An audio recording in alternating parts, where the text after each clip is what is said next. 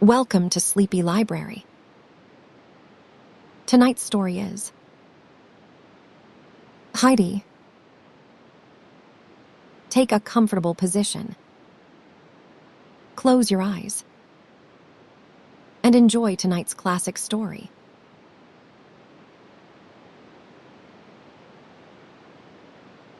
Chapter 1. How many kinds of PRINCIPALITIES there are, and by what means they are acquired all states, all powers that have held and hold rule over men have been, and are either republics or principalities.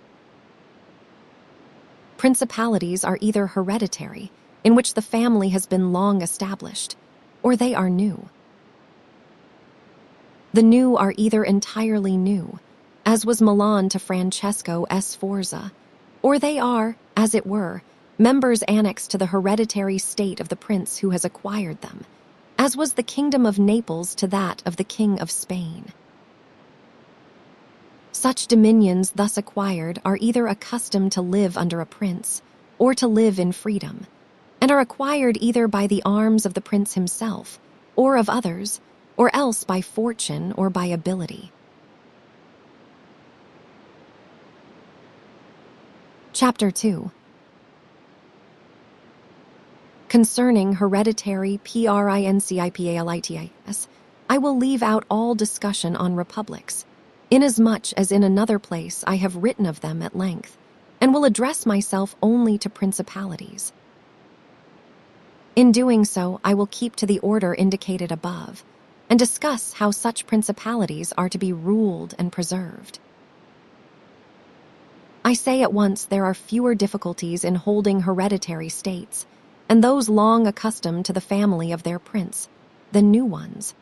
For it is sufficient only not to transgress the customs of his ancestors, and to deal prudently with circumstances as they arise, for a prince of average powers to maintain himself in his state, unless he be deprived of it by some extraordinary and excessive force. And if he should be so deprived of it, whenever anything sinister happens to the usurper, he will regain it.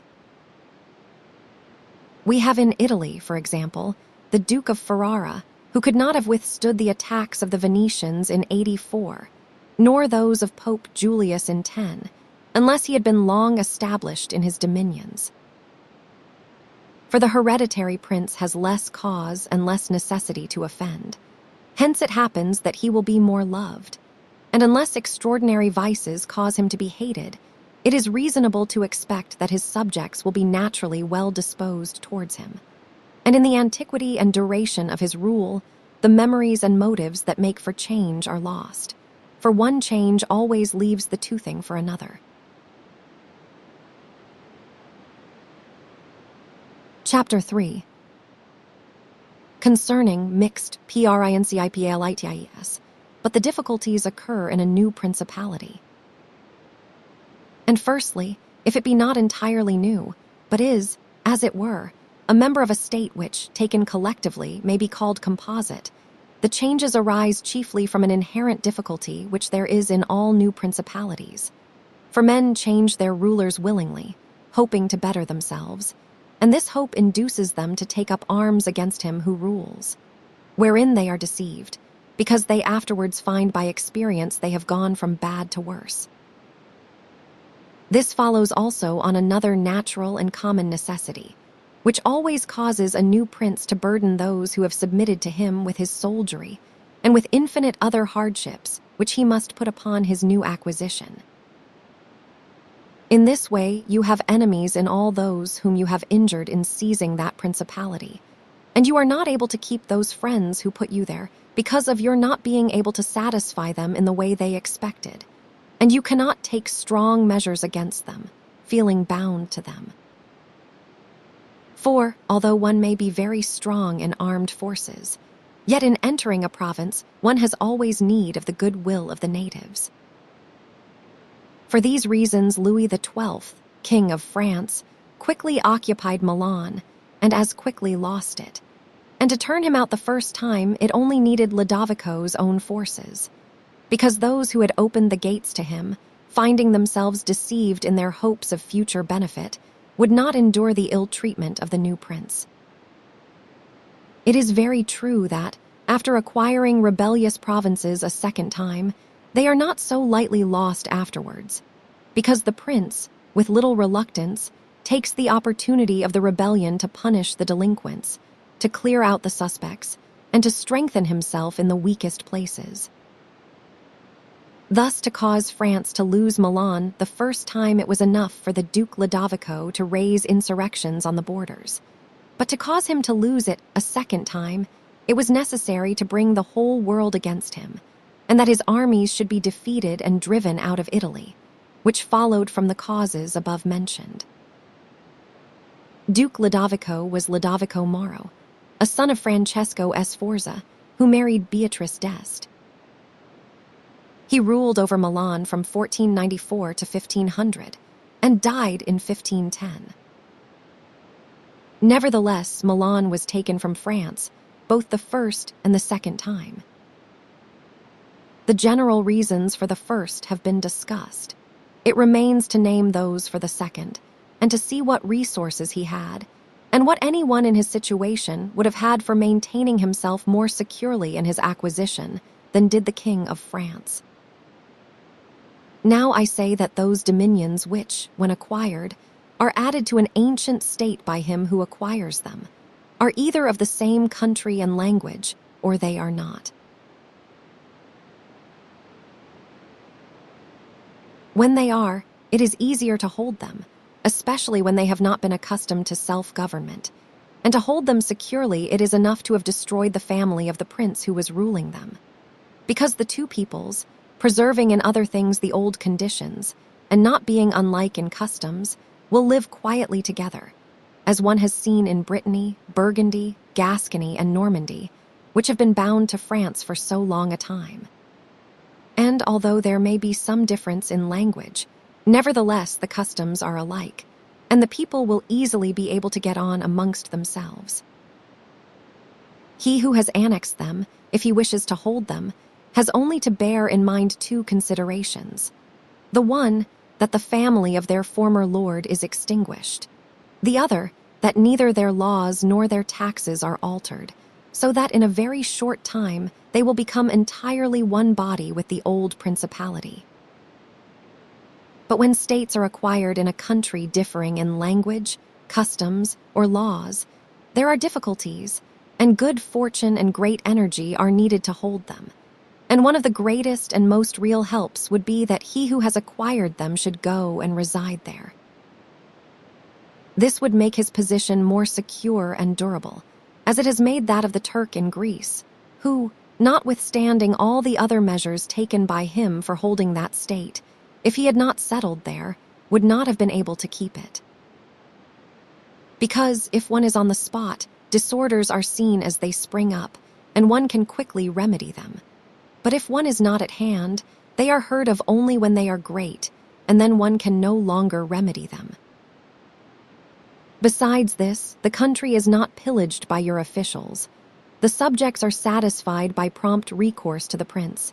Thus, wishing to be good, they have more cause to love him, and wishing to be otherwise, to fear him. He who would attack that state from the outside must have the utmost caution. As long as the prince resides there, it can only be wrested from him with the greatest difficulty. The other and better course is to send colonies to one or two places, which may be as keys to that state. For it is necessary either to do this or else to keep there a great number of cavalry and infantry.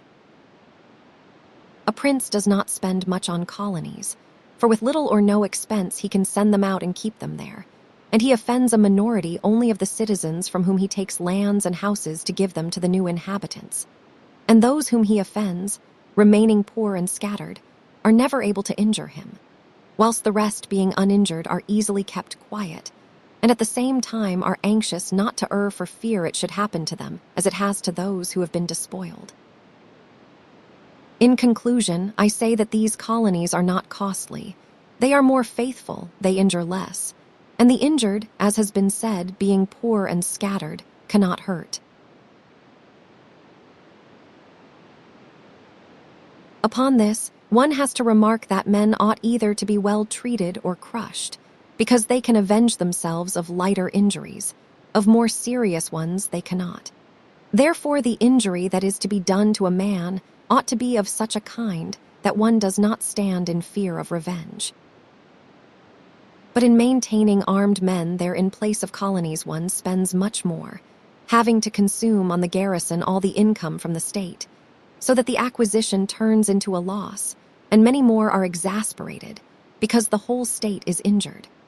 Through the shifting of the garrison up and down, all become acquainted with hardship, and all become hostile, and they are enemies who, whilst beaten on their own ground, are yet able to do hurt. For every reason, therefore, such guards are as useless as a colony is useful. Again, the prince who holds a country differing in the above respects ought to make himself the head and defender of his less powerful neighbors, and to weaken the more powerful amongst them, taking care that no foreigner as powerful as himself shall, by any accident, get a footing there. For it will always happen that such a one will be introduced by those who are discontented, either through excess of ambition or through fear, as one has seen already.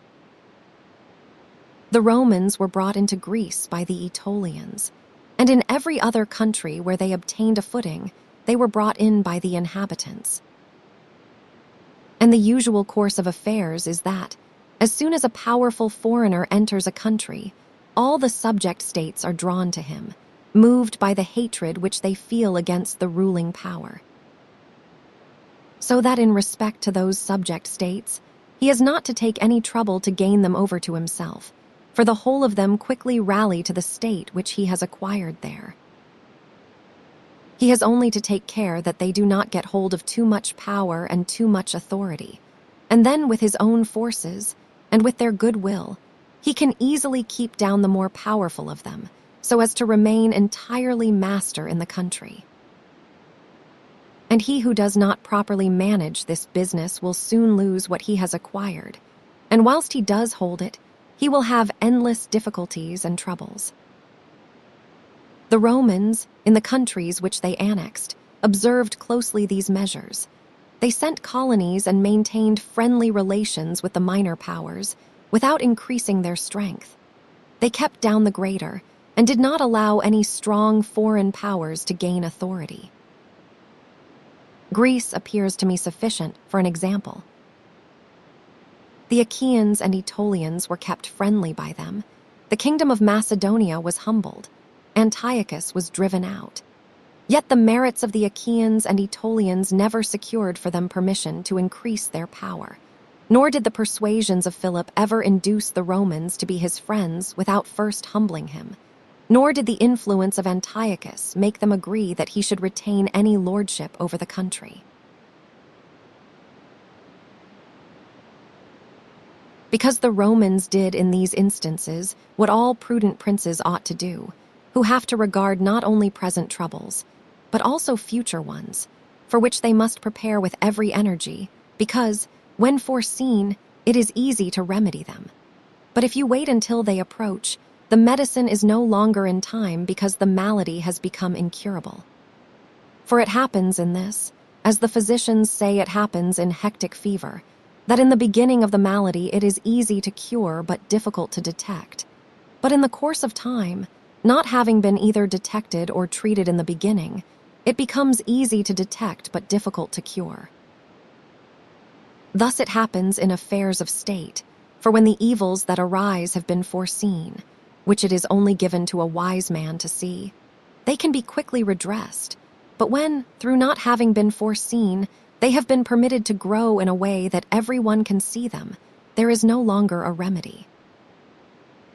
Therefore, the Romans, foreseeing troubles, dealt with them at once, and even to avoid a war would not let them come to a head, for they knew that war is not to be avoided, but is only to be put off to the advantage of others.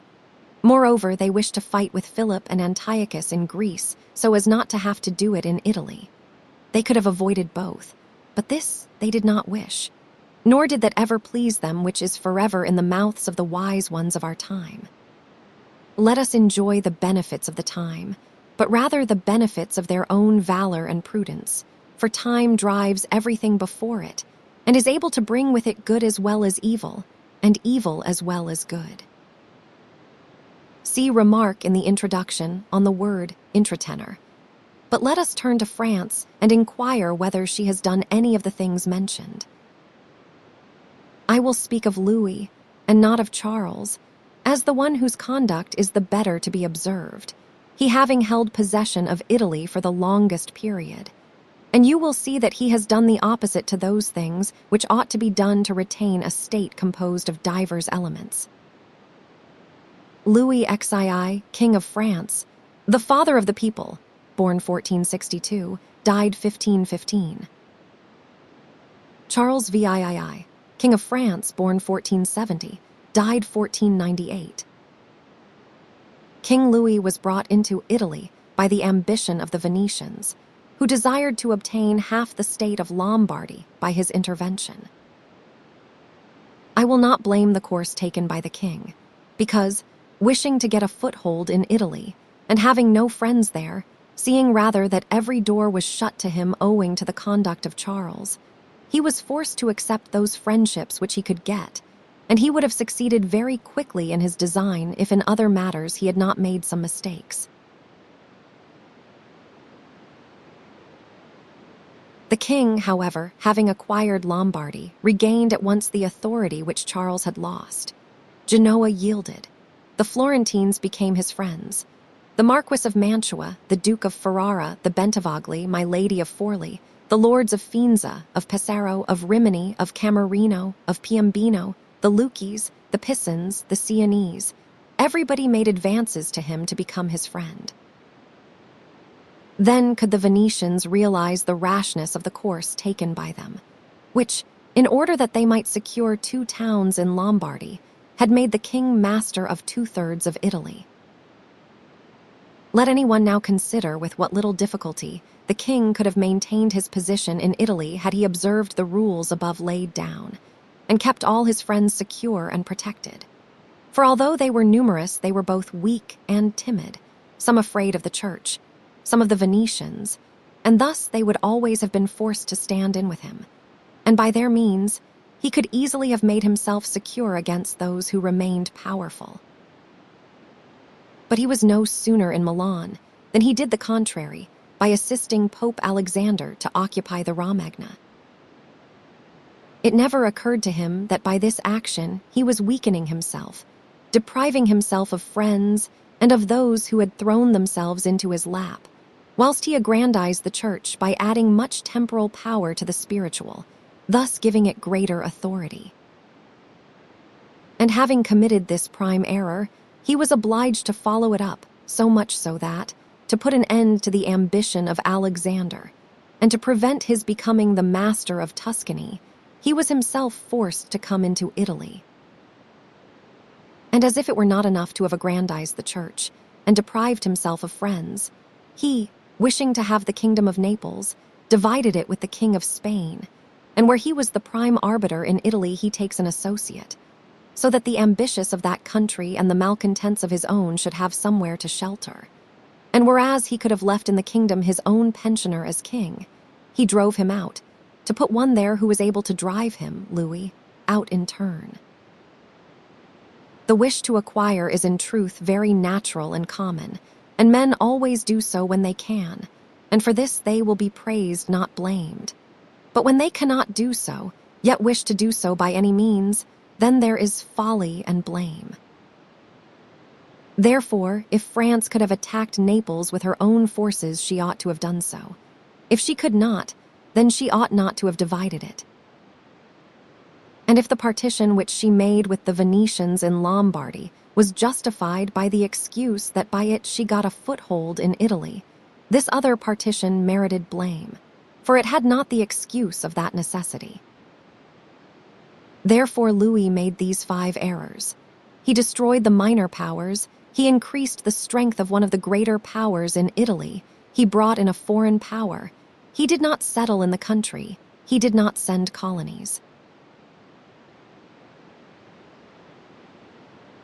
Which errors, had he lived, were not enough to injure him had he not made a sixth by taking away their dominions from the Venetians.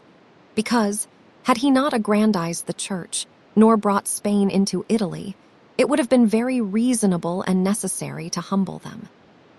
But having first taken these steps, he ought never to have consented to their ruin, for they, being powerful, would always have kept off others from designs on Lombardy, to which the Venetians would never have consented except to become masters themselves there.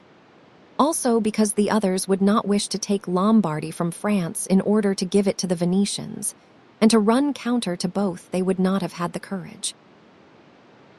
And if anyone should say, King Louis yielded the Romagna to Alexander and the kingdom to Spain to avoid war, I answer for the reasons given above that a blunder ought never to be perpetrated to avoid war, because it is not to be avoided, but is only deferred to your disadvantage.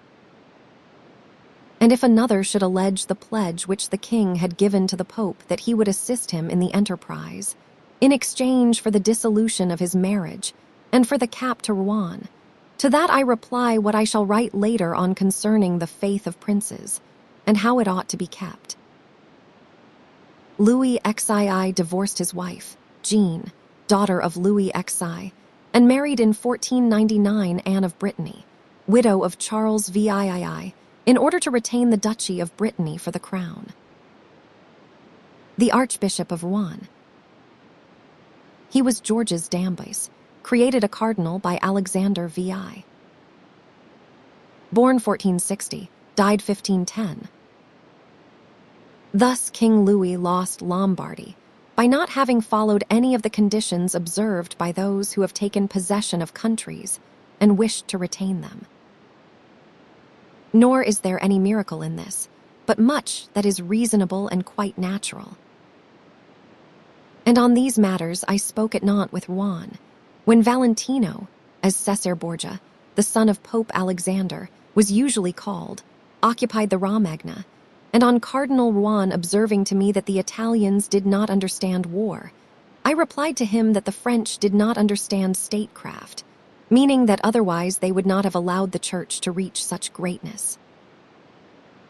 And in fact, it has been seen that the greatness of the Church and of Spain in Italy has been caused by France, and her ruin may be attributed to them.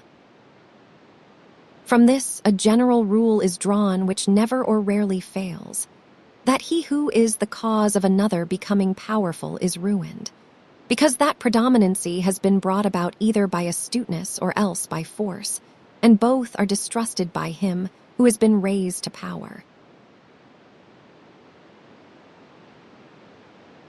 Chapter 4.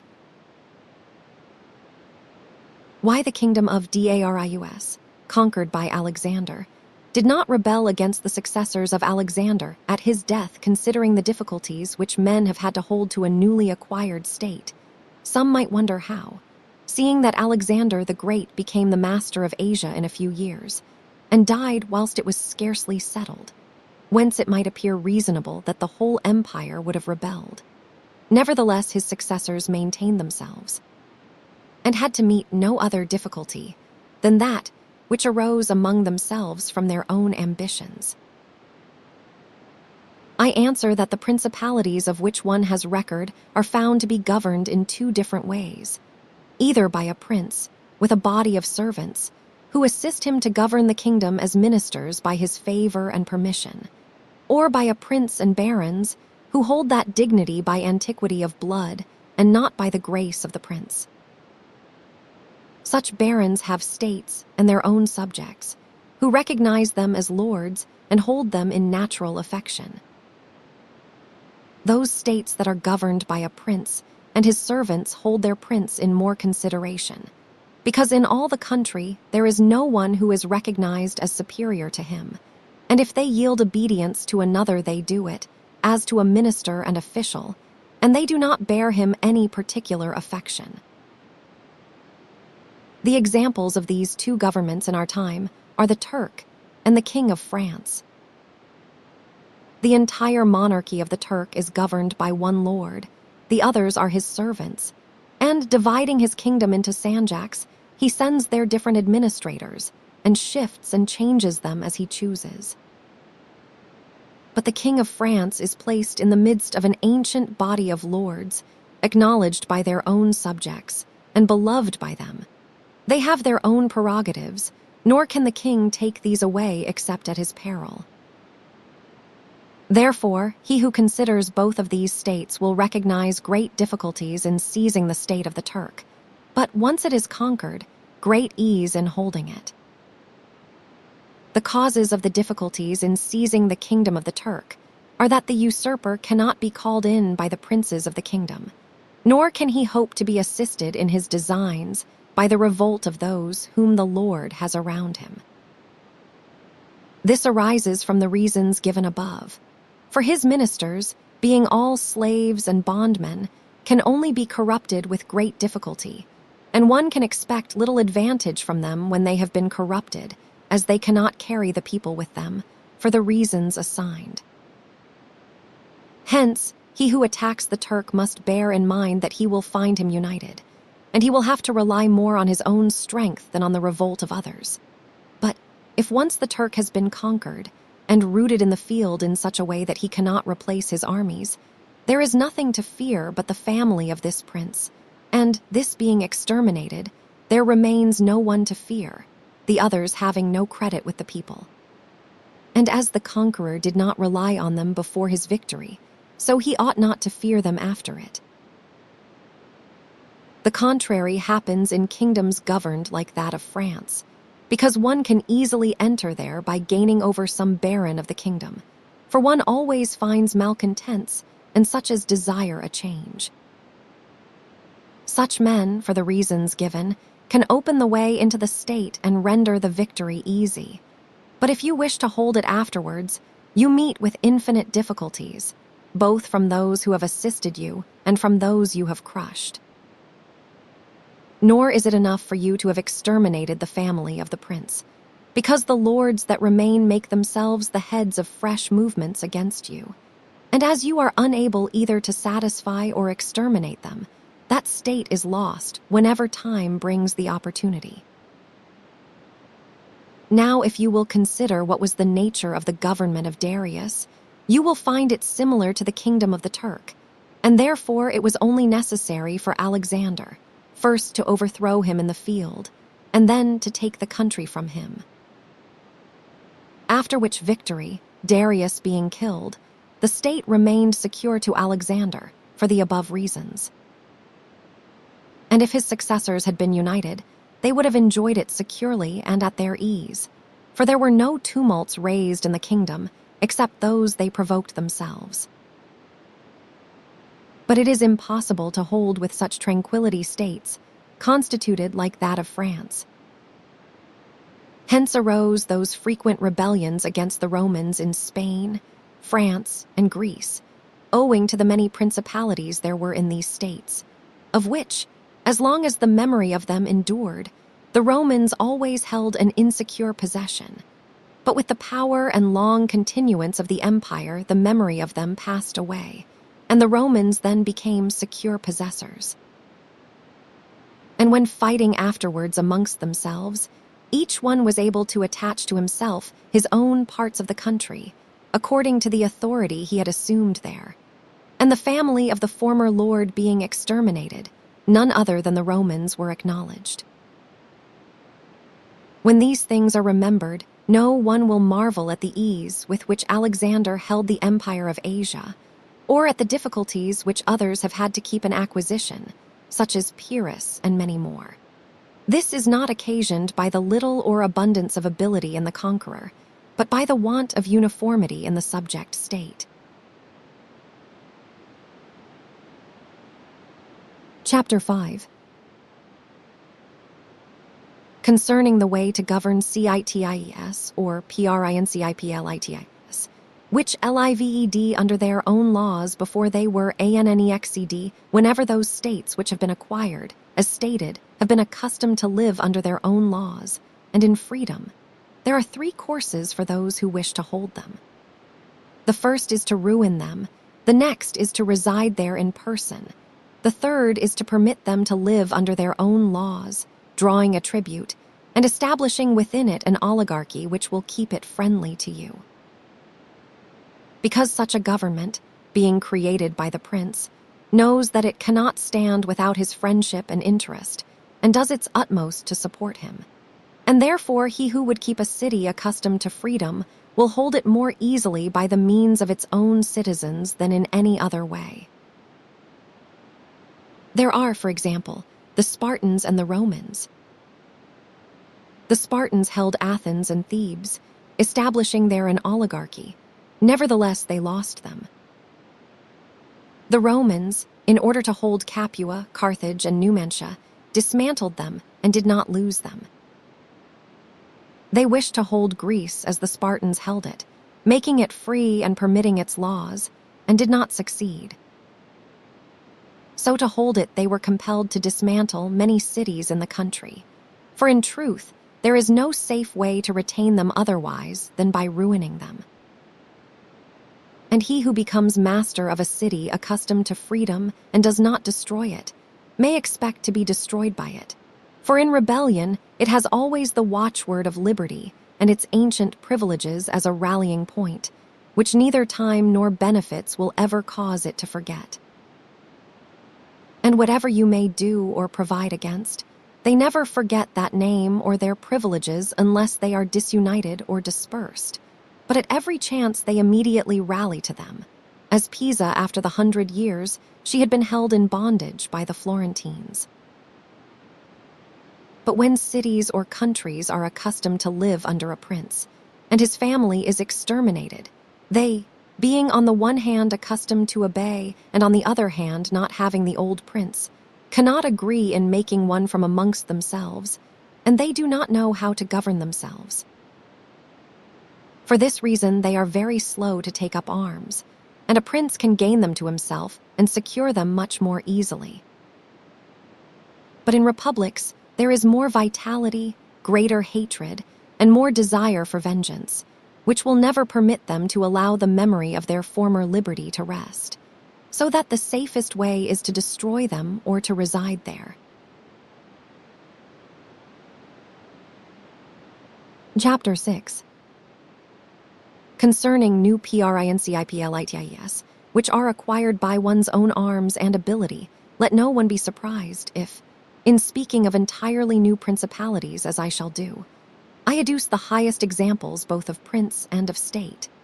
Because men, walking almost always in paths beaten by others, and following by imitation their deeds, are yet unable to keep entirely to the ways of others or attain to the power of those they imitate. A wise man ought always to follow the paths beaten by great men, and to imitate those who have been supreme, so that if his ability does not equal theirs, at least it will savor of it. Let him act like the clever archers who, designing to hit the mark which yet appears too far distant, and knowing the limits to which the strength of their bow attains, take aim much higher than the mark, not to reach by their strength or arrow to so great a height, but to be able with the aid of so high an aim to hit the mark they wish to reach. I say, therefore, that in entirely new principalities, where there is a new prince, more or less difficulty is found in keeping them, accordingly as there is more or less ability in him who has acquired the state. Now, as the fact of becoming a prince from a private station presupposes either ability or fortune, it is clear that one or other of these things will mitigate in some degree many difficulties. Nevertheless, he who has relied least on fortune is established the strongest. Further, it facilitates matters when the prince, having no other state, is compelled to reside there in person. But to come to those who, by their own ability and not through fortune, have risen to be princes, I say that Moses, Cyrus, Romulus, Theseus, and such like are the most excellent examples. And although one may not discuss Moses, he having been a mere executor of the will of God, yet he ought to be admired, if only for that favor which made him worthy to speak with God. But in considering Cyrus and others who have acquired or founded kingdoms, all will be found admirable. And if their particular deeds and conduct shall be considered, they will not be found inferior to those of Moses, although he had so great a preceptor. And in examining their actions and lives, one cannot see that they owed anything to fortune beyond opportunity, which brought them the material to mold into the form which seemed best to them. Without that opportunity, their powers of mind would have been extinguished, and without those powers, the opportunity would have come in vain. It was necessary, therefore, to Moses that he should find the people of Israel in Egypt enslaved and oppressed by the Egyptians, in order that they should be disposed to follow him, so as to be delivered out of bondage. It was necessary that Romulus should not remain in Alba, and that he should be abandoned at his birth, in order that he should become king of Rome and founder of the fatherland. It was necessary that Cyrus should find the Persians discontented with the government of the Medes, and the Medes soft and effeminate through their long peace. Theseus could not have shown his ability had he not found the Athenians dispersed. These opportunities, therefore, made those men fortunate, and their high ability enabled them to recognize the opportunity whereby their country was ennobled and made famous. Those who by valorous ways become princes, like these men, acquire a principality with difficulty, but they keep it with ease. The difficulties they have in acquiring it rise in part from the new rules and methods which they are forced to introduce to establish their government and its security. And it ought to be remembered that there is nothing more difficult to take in hand, more perilous to conduct, or more uncertain in its success, than to take the lead in the introduction of a new order of things, because the innovator has for enemies all those who have done well under the old conditions, and lukewarm defenders in those who may do well under the new. This coolness arises partly from fear of the opponents, who have the laws on their side, and partly from the incredulity of men, who do not readily believe in new things until they have had a long experience of them. Thus it happens that whenever those who are hostile have the opportunity to attack, they do it like partisans, whilst the others defend lukewarmly, in such wise that the prince is endangered along with them. It is necessary, therefore, if we desire to discuss this matter thoroughly, to inquire whether these innovators can rely on themselves or have to depend on others. That is to say, whether, to consummate their enterprise, have they to use prayers or can they use force? In the first instance, they always succeed badly and never compass anything. But when they can rely on themselves and use force, then they are rarely endangered. Hence it is that all armed prophets have conquered, and the unarmed ones have been destroyed. Besides the reasons mentioned, the nature of the people is variable, and whilst it is easy to persuade them, it is difficult to fix them in that persuasion. And thus it is necessary to take such measures that, when they believe no longer, it may be possible to make them believe by force. If Moses, Cyrus, Theseus, and Romulus had been unarmed, they could not have enforced their constitutions for long, as happened in our time to Fra Girolamo Savonarola, who was ruined with his new order of things immediately the multitude believed in him no longer, and he had no means of keeping steadfast those who believed, or of making the unbelievers to believe. Therefore such as these have great difficulties in consummating their enterprise, for all their dangers are in the ascent, yet with ability they will overcome them. But when these are overcome, and those who envied them their success are exterminated, they will begin to be respected, and they will continue afterwards powerful, secure, honored, and happy. To these great examples I wish to add a lesser one. Still it bears some resemblance to them, and I wish it to suffice me for all of a like kind.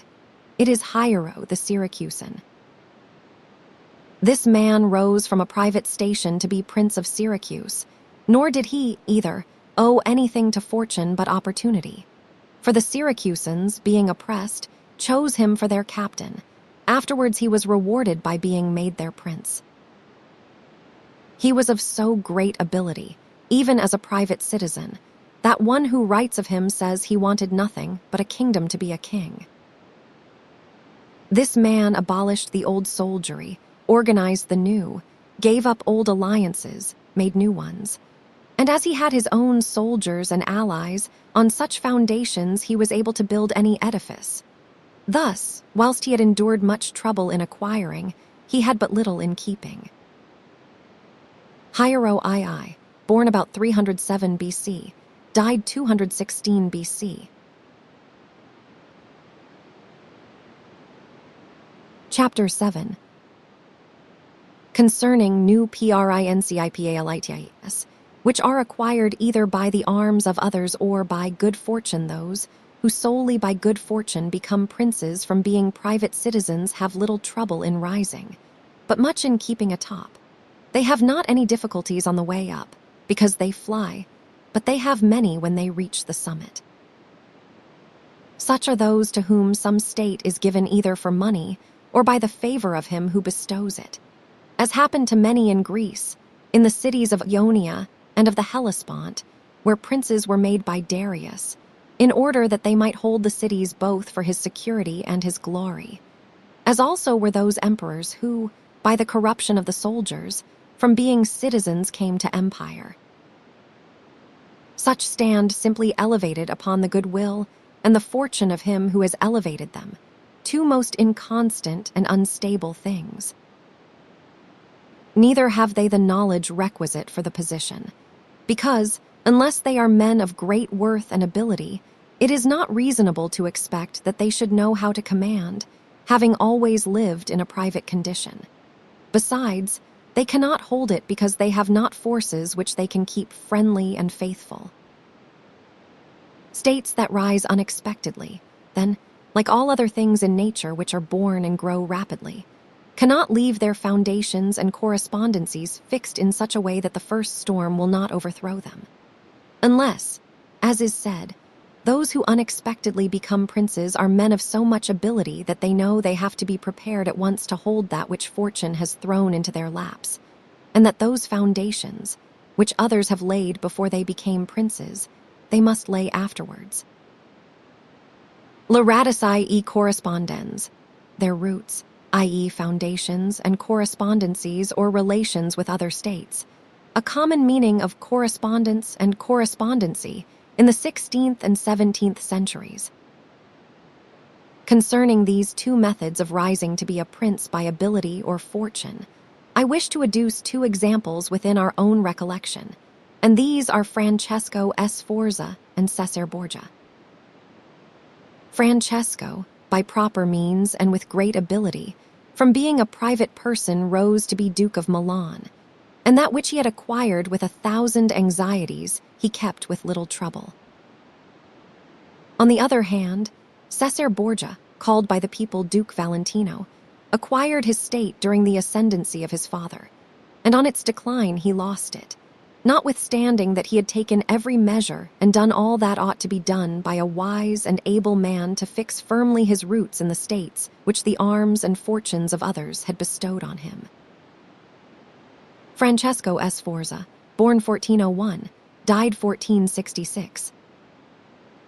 He married Bianca Maria Visconti, a natural daughter of Filippo Visconti, the Duke of Milan, on whose death he procured his own elevation to the duchy. Machiavelli was the accredited agent of the Florentine Republic to Cesare Borgia, 1478-1507, during the transactions which led up to the assassinations of the Orsini and Vitelli at Sinigalia, and along with his letters to his chiefs in Florence, he has left an account, written 10 years before the prince, of the proceedings of the Duke in his Discretion del modo tenuto dal Duca Valentino nello Ammazzare Vitellozzo Vitelli, etc. A translation of which is appended to the present work. Because, as is stated above, he who has not first laid his foundations may be able with great ability to lay them afterwards, but they will be laid with trouble to the architect and danger to the building. If, therefore, all the steps taken by the Duke be considered, it will be seen that he laid solid foundations for his future power, and I do not consider it superfluous to discuss them, because I do not know what better precepts to give a new prince than the example of his actions. And if his dispositions were of no avail, that was not his fault, but the extraordinary and extreme malignity of fortune. Alexander VI, in wishing to aggrandize the Duke, his son, had many immediate and prospective difficulties.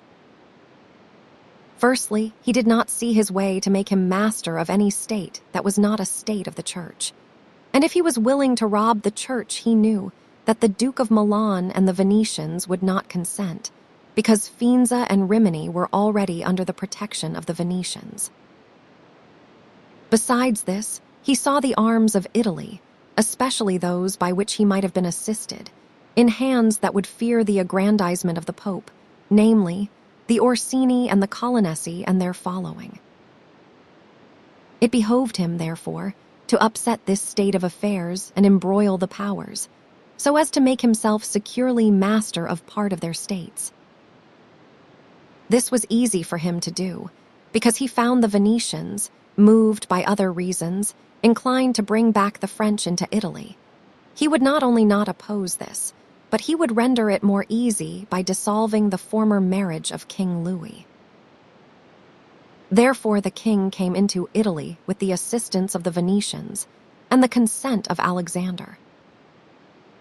He was no sooner in Milan than the Pope had soldiers from him for the attempt on the Romagna, which yielded to him on the reputation of the king. The Duke, therefore, having acquired the Romagna and beaten the Colonnesi, while wishing to hold that and to advance further, was hindered by two things. The one, his forces did not appear loyal to him; the other, the goodwill of France. That is to say, he feared that the forces of the Orsini, which he was using, would not stand to him, that not only might they hinder him from winning more, but might themselves seize what he had won, and that the king might also do the same. Of the Orsini he had a warning when, after taking Faenza and attacking Bologna, he saw them go very unwillingly to that attack.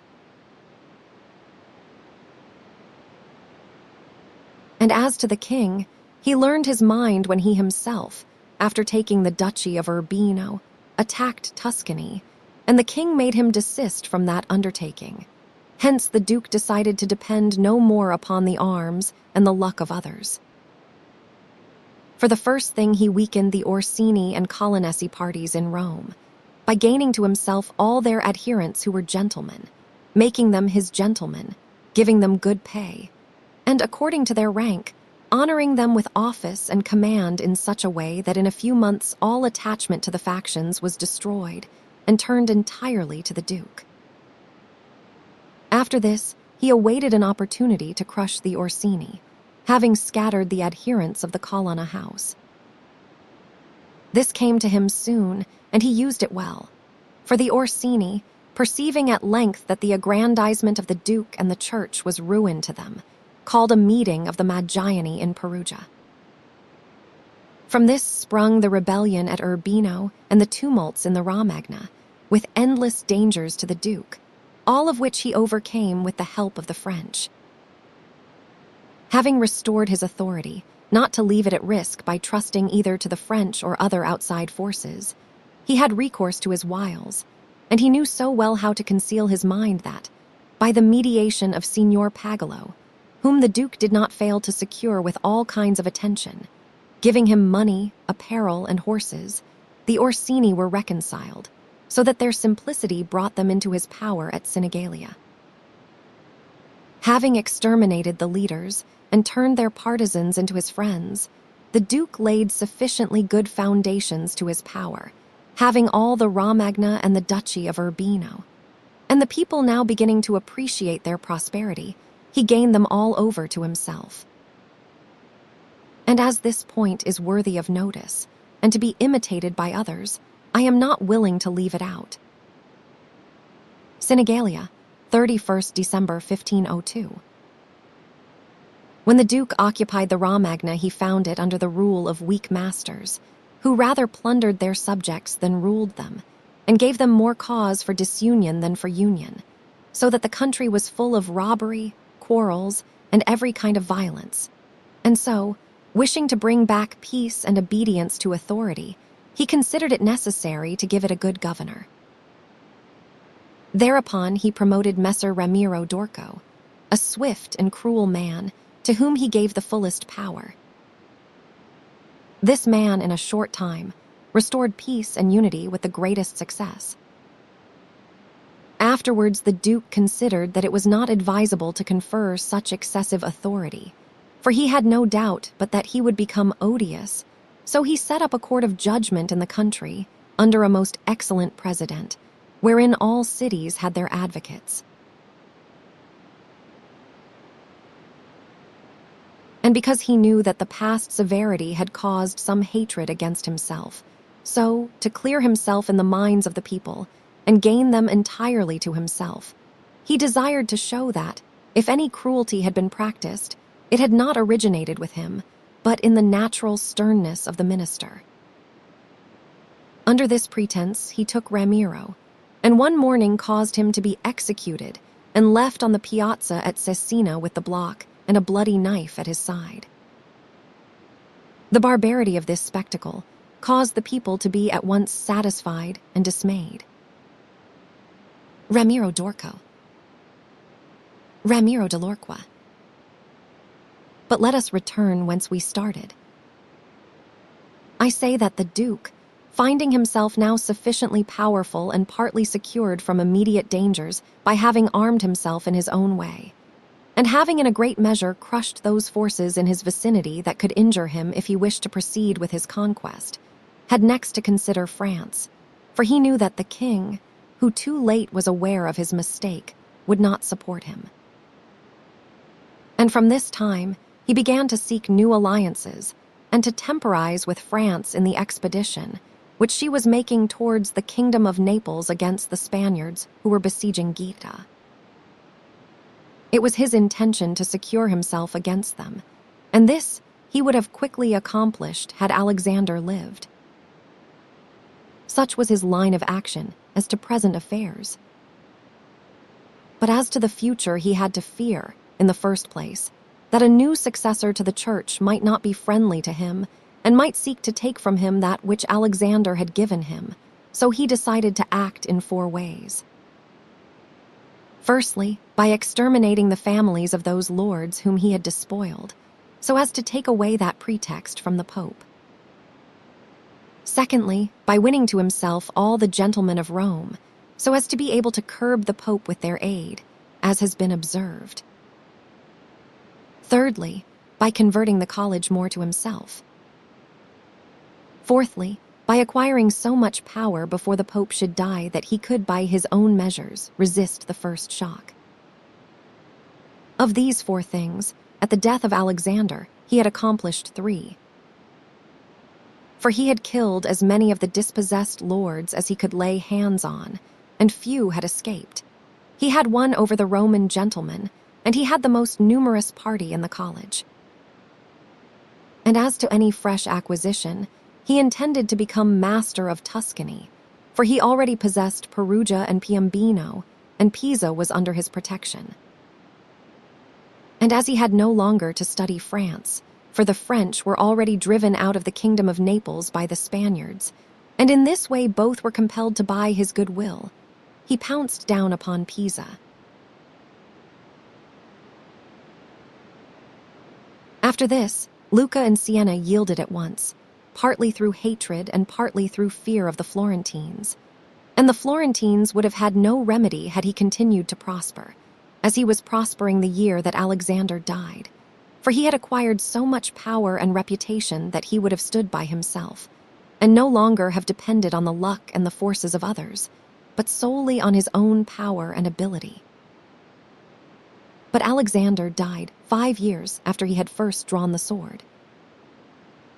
He left the Duke with the state of Romagna alone consolidated, with the rest in the air, between 2 most powerful hostile armies, and sick unto death. Yet there were in the Duke such boldness and ability, and he knew so well how men are to be won or lost, and so firm were the foundations which in so short a time he had laid, that if he had not had those armies on his back, or if he had been in good health, he would have overcome all difficulties. And it is seen that his foundations were good, for the Ram Magna awaited him for more than a month.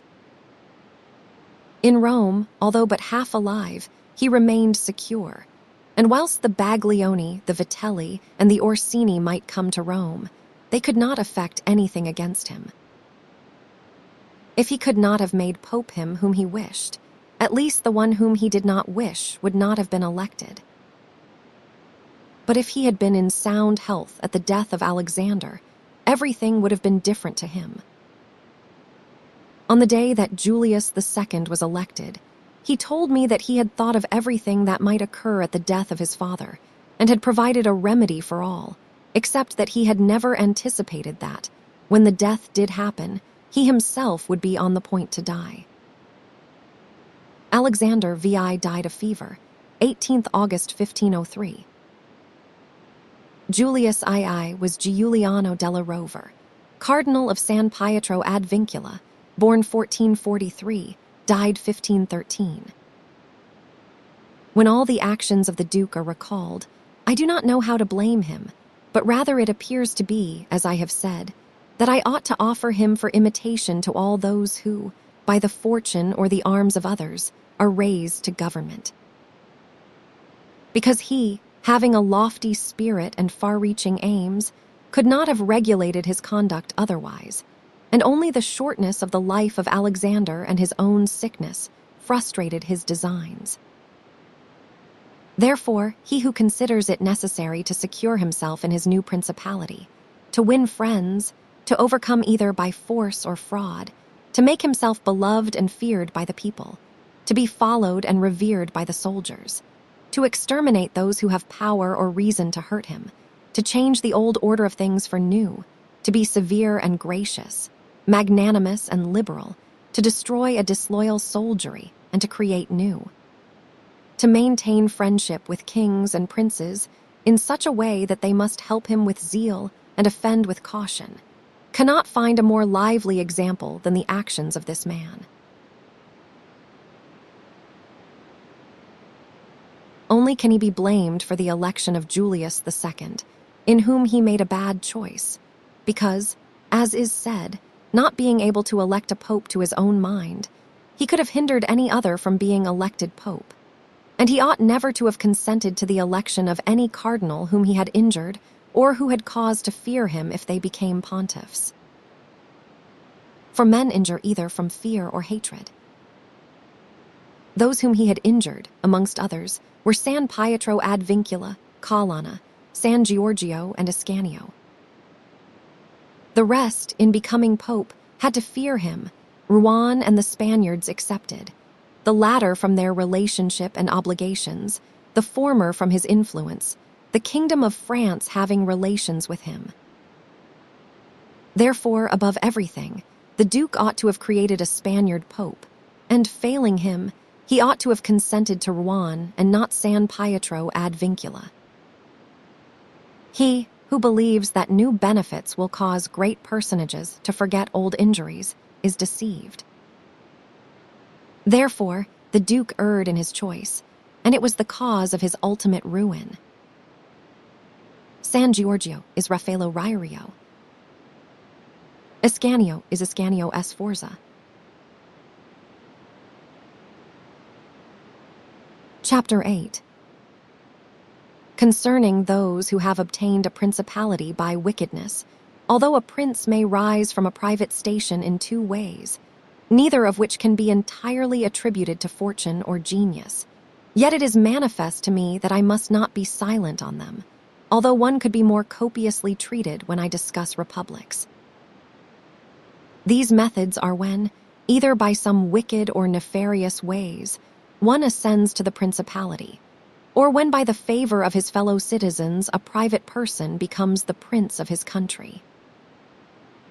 And speaking of the first method, it will be illustrated by two examples, one ancient, the other modern, and without entering further into the subject, I consider these two examples will suffice those who may be compelled to follow them. Agathocles, the Sicilian, became king of Syracuse not only from a private, but from a low and abject position. This man, the son of a potter, through all the changes in his fortunes, always led an infamous life. Nevertheless, he accompanied his infamies with so much ability of mind and body that, having devoted himself to the military profession, he rose through its ranks to be praetor of Syracuse. Being established in that position, and having deliberately resolved to make himself prince and to seize by violence, without obligation to others, that which had been conceded to him by assent, he came to an understanding for this purpose with Amilcar, the Carthaginian, who, with his army, was fighting in Sicily. One morning he assembled the people and the Senate of Syracuse, as if he had to discuss with them things relating to the Republic, and at a given signal the soldiers killed all the senators and the richest of the people. These dead, he seized and held the princedom of that city without any civil commotion. And although he was twice routed by the Carthaginians and ultimately besieged, yet not only was he able to defend his city, but leaving part of his men for its defense, with the others he attacked Africa, and in a short time raised the siege of Syracuse. The Carthaginians, reduced to extreme necessity, were compelled to come to terms with Agathocles, and, leaving Sicily to him, had to be content with the possession of Africa. Agathocles the Sicilian, born 361 BC, died 289 BC. Therefore, he who considers the actions and the genius of this man will see nothing, or little, which can be attributed to fortune, inasmuch as he attained preeminence, as is shown above, not by the favor of anyone, but step by step in the military profession, which steps were gained with 1,000 troubles and perils, and were afterwards boldly held by him with many hazardous dangers.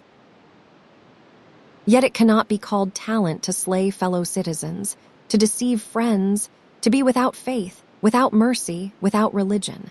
Such methods may gain empire, but not glory. Still, if the courage of Agathocles in entering into and extricating himself from dangers be considered, together with his greatness of mind, in enduring and overcoming hardships, it cannot be seen why he should be esteemed less than the most notable captain.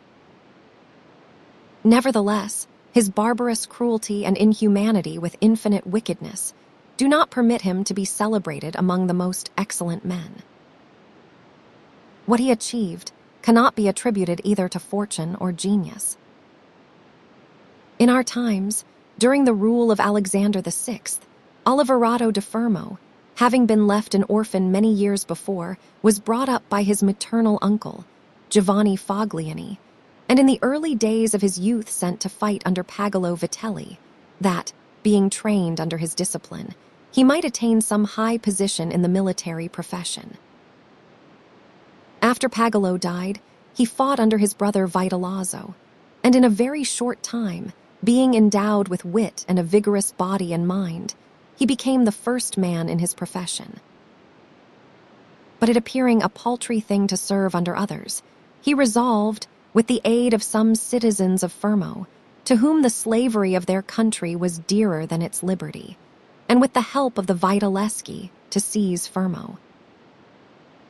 So he wrote to Giovanni Fogliani that, having been away from home for many years, he wished to visit him and his city, and in some measure to look upon his patrimony. And although he had not labored to acquire anything except honor, yet, in order that the citizens should see he had not spent his time in vain, he desired to come honorably, so would be accompanied by 100 horsemen, his friends and retainers. And he entreated Giovanni to arrange that he should be received honorably by the Fermians, all of which would be not only to his honor, but also to that of Giovanni himself, who had brought him up.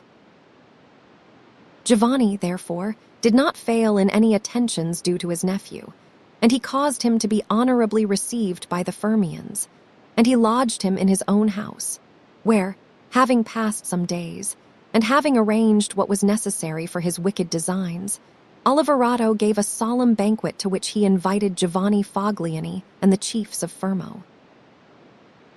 When the viands and all the other entertainments that are usual in such banquets were finished, Oliverado artfully began certain grave discourses, speaking of the greatness of Pope Alexander and his son Cesare, and of their enterprises, to which discourse Giovanni and others answered.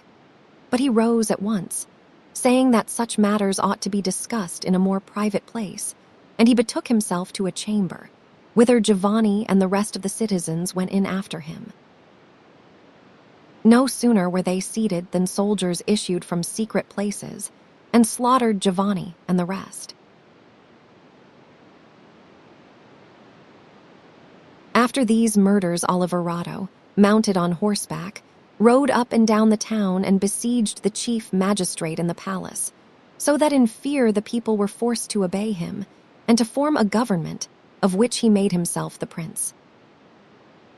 He killed all the malcontents who were able to injure him, and strengthened himself with new civil and military ordinances, in such a way that, in the year during which he held the principality, not only was he secure in the city of Fermo, but he had become formidable to all his neighbors. And his destruction would have been as difficult as that of Agathocles if he had not allowed himself to be overreached by Cesare Borgia, who took him with the Orsini and Vitelli at Sinigalia, as was stated above. Thus, 1 year after he had committed this parricide, he was strangled, together with Vitellozzo, whom he had made his leader in valor and wickedness. Some may wonder how it can happen that Agathocles, and his like, after infinite treacheries and cruelties, should live for long secure in his country, and defend himself from external enemies, and never be conspired against by his own citizens, seeing that many others, by means of cruelty, have never been able even in peaceful times to hold the state, still less in the doubtful times of war. I believe that this follows from severities being badly or properly used. Those may be called properly used, if of evil it is possible to speak well, that are applied at one blow and are necessary to one's security, and that are not persisted in afterwards unless they can be turned to the advantage of the subjects. The badly employed are those which, notwithstanding they may be few in the commencement, multiply with time rather than decrease. Those who practice the first system are able, by aid of God or man, to mitigate in some degree their rule, as Agathocles did. It is impossible for those who follow the other to maintain themselves. Mr. Bird suggests that this word probably comes near the modern equivalent of Machiavelli's thought when he speaks of crudelta than the more obvious cruelties. Hence it is to be remarked that, in seizing a state, the usurper ought to examine closely into all those injuries which it is necessary for him to inflict, and to do them all at one stroke so as not to have to repeat them daily. And thus, by not unsettling men, he will be able to reassure them, and win them to himself by benefits. He who does otherwise, either from timidity or evil advice, is always compelled to keep the knife in his hand.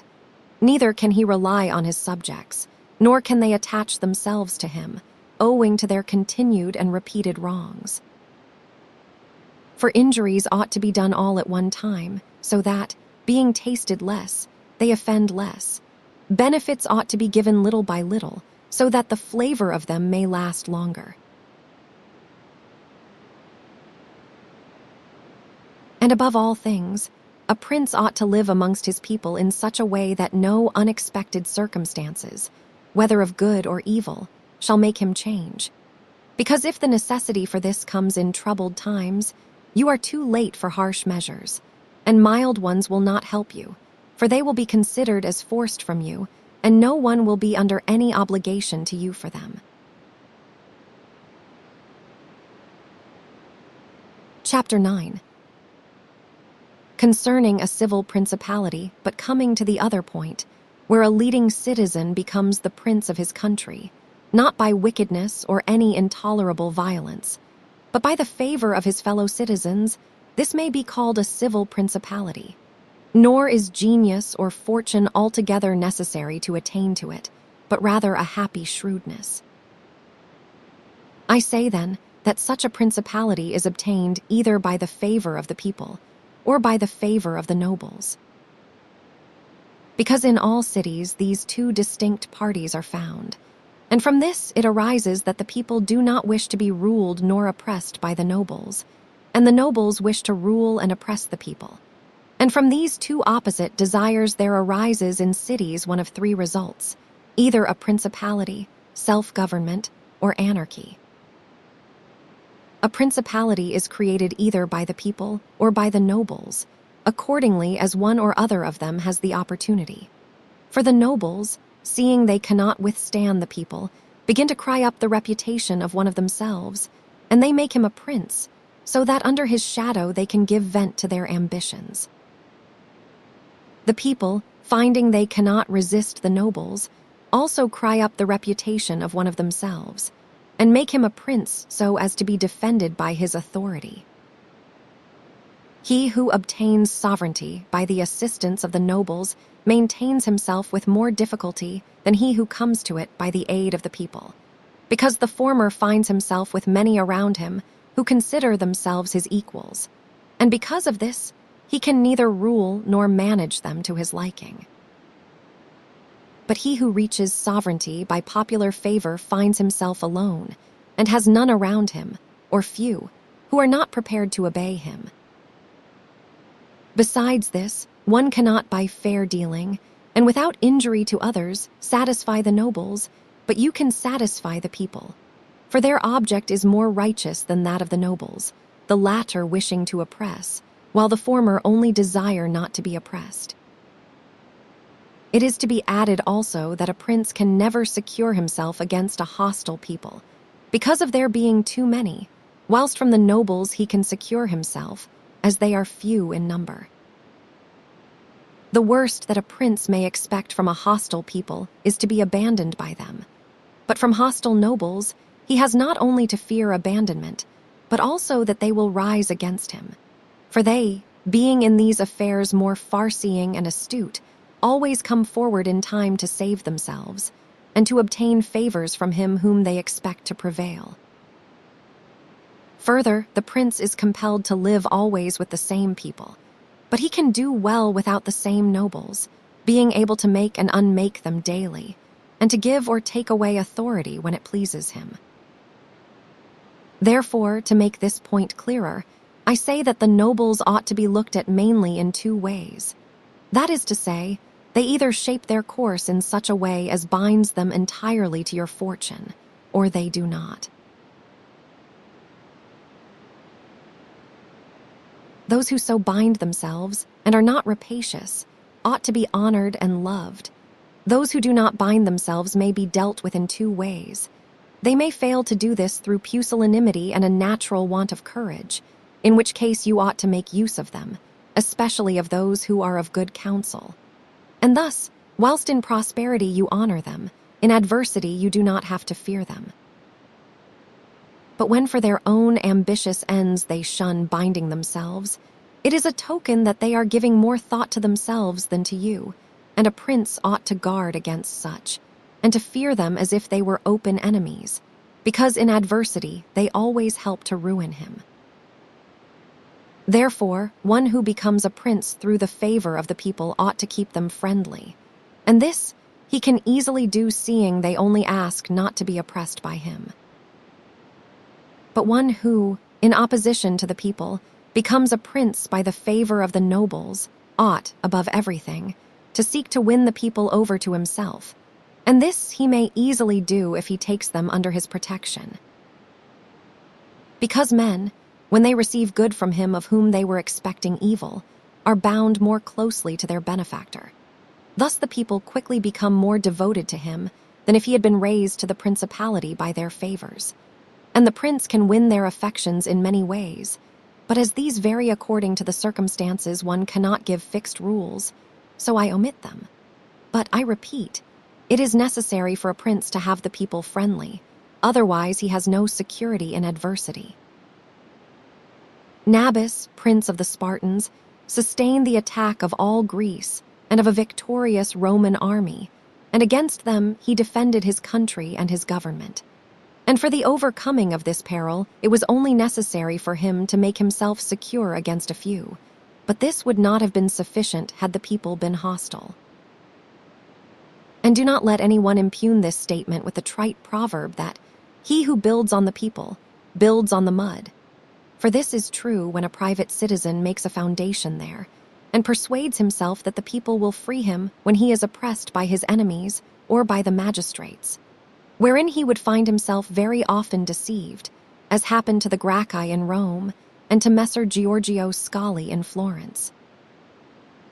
But granted a prince who has established himself as above, who can command, and is a man of courage, undismayed in adversity, who does not fail in other qualifications, and who, by his resolution and energy, keeps the whole people encouraged, such a one will never find himself deceived in them, and it will be shown that he has laid his foundations well. Nabis, tyrant of Sparta, conquered by the Romans under Flamininus in 195 BC, killed 192 BC. Messer Giorgio Scali. This event is to be found in Machiavelli's Florentine History, Book III. These principalities are liable to danger when they are passing from the civil to the absolute order of government, for such princes either rule personally or through magistrates. In the latter case, their government is weaker and more insecure, because it rests entirely on the goodwill of those citizens who are raised to the magistracy, and who, especially in troubled times, can destroy the government with great ease, either by intrigue or open defiance. And the prince has not the chance amid tumults to exercise absolute authority, because the citizens and subjects, accustomed to receive orders from magistrates, are not of a mind to obey him amid these confusions, and there will always be in doubtful times a scarcity of men whom he can trust. For such a prince cannot rely upon what he observes in quiet times, when citizens have need of the state, because then everyone agrees with him. They all promise, and when death is far distant they all wish to die for him. But in troubled times, when the state has need of its citizens, then he finds but few. And so much the more is this experiment dangerous, inasmuch as it can only be tried once. Therefore, a wise prince ought to adopt such a course that his citizens will always, in every sort and kind of circumstance, have need of the state and of him, and then he will always find them faithful. Chapter 10. Concerning the way in which the strength of all PRINCIPALITIES ought to be measured, it is necessary to consider another point in examining the character of these principalities. That is, whether a prince has such power that, in case of need, he can support himself with his own resources, or whether he has always need of the assistance of others. And to make this quite clear, I say that I consider those who are able to support themselves by their own resources who can, either by abundance of men or money, raise a sufficient army to join battle against anyone who comes to attack them. And I consider those always to have need of others who cannot show themselves against the enemy in the field, but are forced to defend themselves by sheltering behind walls. The first case has been discussed, but we will speak of it again should it recur.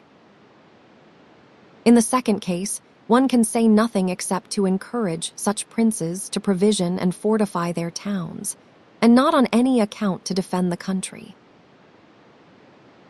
And whoever shall fortify his town well, and shall have managed the other concerns of his subjects in the way stated above, and to be often repeated, will never be attacked without great caution. For men are always adverse to enterprises where difficulties can be seen, and it will be seen not to be an easy thing to attack one who has his town well fortified, and is not hated by his people. The cities of Germany are absolutely free. They own but little country around them, and they yield obedience to the emperor when it suits them, nor do they fear this or any other power they may have near them, because they are fortified in such a way that everyone thinks the taking of them by assault would be tedious and difficult, seeing they have proper ditches and walls. They have sufficient artillery, and they always keep in public depots enough for 1 year's eating, drinking, and firing. And beyond this, to keep the people quiet and without loss to the state, they always have the means of giving work to the community in those labors that are the life and strength of the city, and on the pursuit of which the people are supported. They also hold military exercises in repute, and moreover have many ordinances to uphold them. Therefore, a prince who has a strong city and had not made himself odious will not be attacked, or if anyone should attack, he will only be driven off with disgrace. Again, because that the affairs of this world are so changeable, it is almost impossible to keep an army a whole year in the field without being interfered with. And whoever should reply, if the people have property outside the city and see it burnt, they will not remain patient, and the long siege and self-interest will make them forget their prince. To this, I answer that a powerful and courageous prince will overcome all such difficulties by giving at one time hope to his subjects that the evil will not be for long, at another time fear of the cruelty of the enemy, then preserving himself adroitly from those subjects who seem to him to be too bold. Further, the enemy would naturally, on his arrival, at once burn and ruin the country at the time when the spirits of the people are still hot and ready for the defense. And therefore, so much the less ought the prince to hesitate, because after a time, when spirits have cooled, the damage is already done, the ills are incurred, and there is no longer any remedy. And therefore they are so much the more ready to unite with their prince, he appearing to be under obligations to them, now that their houses have been burnt and their possessions ruined in his defense. For it is the nature of men to be bound by the benefits they confer as much as by those they receive. Therefore, if everything is well considered, it will not be difficult for a wise prince to keep the minds of his citizens steadfast from first to last, when he does not fail to support and defend them. Chapter 11. Concerning ecclesiastical PRINCIPALITIES, it only remains now to speak of ecclesiastical principalities, touching which all difficulties are prior to getting possession, because they are acquired either by capacity or good fortune, and they can be held without either. For they are sustained by the ancient ordinances of religion, which are so all-powerful, and of such a character that the principalities may be held no matter how their princes behave and live. These princes alone have states and do not defend them, and they have subjects and do not rule them. And the states, although unguarded, are not taken from them, and the subjects, although not ruled, do not care, and they have neither the desire nor the ability to alienate themselves. Such principalities only are secure and happy. But being upheld by powers to which the human mind cannot reach, I shall speak no more of them, because, being exalted and maintained by God, it would be the act of a presumptuous and rash man to discuss them. Nevertheless, if anyone should ask of me how comes it that the Church has attained such greatness in temporal power, seeing that from Alexander backwards the Italian potentates, not only those who have been called potentates, but every baron and lord, though the smallest, have valued the temporal power very slightly, yet now a king of France trembles before it, and it has been able to drive him from Italy, and to ruin the Venetians, although this may be very manifest. It does not appear to me superfluous to recall it in some measure to memory. Before Charles, King of France, passed into Italy, this country was under the dominion of the Pope, the Venetians, the King of Naples, the Duke of Milan, and the Florentines. These potentates had two principal anxieties. The one, that no foreigner should enter Italy under arms. The other, that none of themselves should seize more territory. Those about whom there was the most anxiety were the Pope and the Venetians. To restrain the Venetians, the union of all the others was necessary, as it was for the defense of Ferrara. And to keep down the Pope they made use of the barons of Rome, who, being divided into two factions, Orsini and Colonnesi, had always a pretext for disorder, and standing with arms in their hands under the eyes of the pontiff, kept the pontificate weak and powerless. And although there might arise sometimes a courageous pope, such as Sixtus, yet neither fortune nor wisdom could rid him of these annoyances. And the short life of a pope is also a cause of weakness. For in the 10 years, which is the average life of a pope, he can with difficulty lower one of the factions. And if, so to speak, one people should almost destroy the Colonnesi, another would arise hostile to the Orsini, who would support their opponents, and yet would not have time to ruin the Orsini. This was the reason why the temporal powers of the Pope were little esteemed in Italy. Charles VII invaded Italy in 1494. Alexander VI arose afterwards, who of all the pontiffs that have ever been showed how a pope with both money and arms was able to prevail, and through the instrumentality of the Duke Valentino, and by reason of the entry of the French, he brought about all those things which I have discussed above in the actions of the Duke. And although his intention was not to aggrandize the Church, but the Duke, nevertheless, what he did contributed to the greatness of the Church, which, after his death and the ruin of the Duke, became the heir to all his labors. Pope Julius came afterwards and found the Church strong, possessing all the Romagna, the barons of Rome reduced to impotence, and through the chastisements of Alexander, the factions wiped out. He also found the way open to accumulate money in a manner such as had never been practiced before Alexander's time. Such things Julius not only followed, but improved upon, and he intended to gain Bologna, to ruin the Venetians, and to drive the French out of Italy. All of these enterprises prospered with him, and so much the more to his credit, inasmuch as he did everything to strengthen the Church and not any private person. He kept also the Orsini and Colonnesi factions within the bounds in which he found them, and although there was among them some mind to make disturbance, nevertheless he held two things firm. The one, the greatness of the Church, with which he terrified them, and the other, not allowing them to have their own cardinals, who caused the disorders among them. For whenever these factions have their cardinals, they do not remain quiet for long, because cardinals foster the factions in Rome and out of it, and the barons are compelled to support them. And thus from the ambitions of prelates arise disorders and tumults among the barons.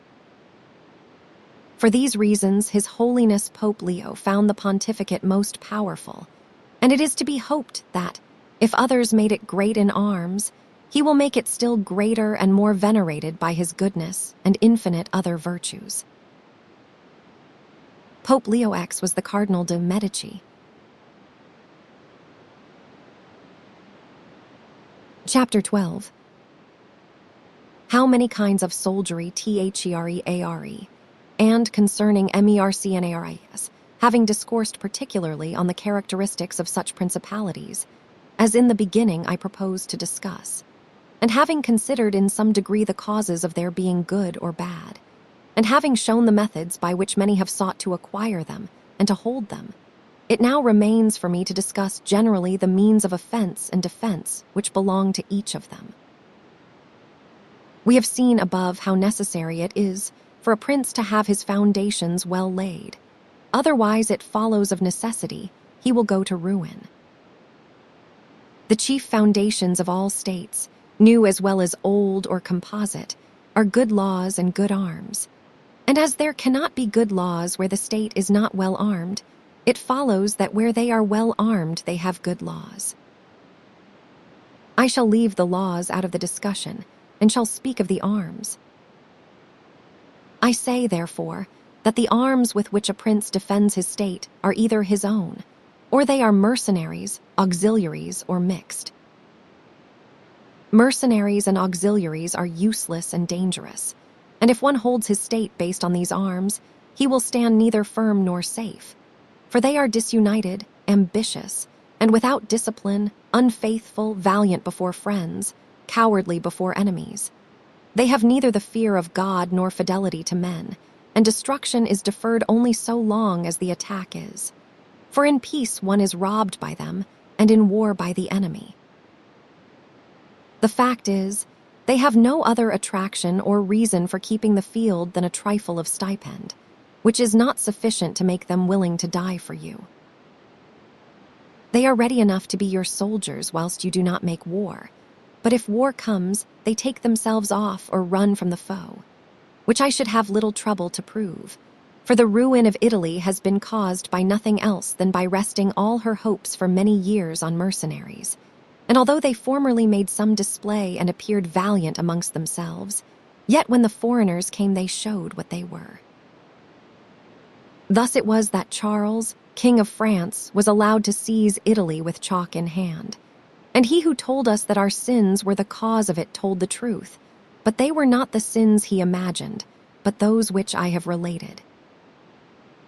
And as they were the sins of princes, it is the princes who have also suffered the penalty. With chalk in hand, called gesso. This is one of the bons mots of Alexander VI, and refers to the ease with which Charles VII seized Italy, implying that it was only necessary for him to send his quartermasters to chalk up the billets for his soldiers to conquer the country. Cf. The History of Henry VII, by Lord Bacon. King Charles had conquered the realm of Naples and lost it again in a kind of a felicity of a dream. He passed the whole length of Italy without resistance, so that it was true what Pope Alexander was wont to say, that the Frenchmen came into Italy with chalk in their hands to mark up their lodgings, rather than with swords to fight. I wish to demonstrate further the infelicity of these arms. The mercenary captains are either capable men or they are not. If they are, you cannot trust them, because they always aspire to their own greatness, either by oppressing you, who are their master, or others contrary to your intentions. But if the captain is not skillful, you are ruined in the usual way. And if it be urged that whoever is armed will act in the same way, whether mercenary or not, I reply that when arms have to be resorted to, either by a prince or a republic, then the prince ought to go in person and perform the duty of a captain. The republic has to send its citizens, and when one is sent who does not turn out satisfactorily, it ought to recall him, and when one is worthy, to hold him by the laws so that he does not leave the command. And experience has shown princes and republics, single-handed, making the greatest progress, and mercenaries doing nothing except damage. And it is more difficult to bring a republic, armed with its own arms, under the sway of one of its citizens than it is to bring one armed with foreign arms. Rome and Sparta stood for many ages armed and free. The Switzers are completely armed and quite free.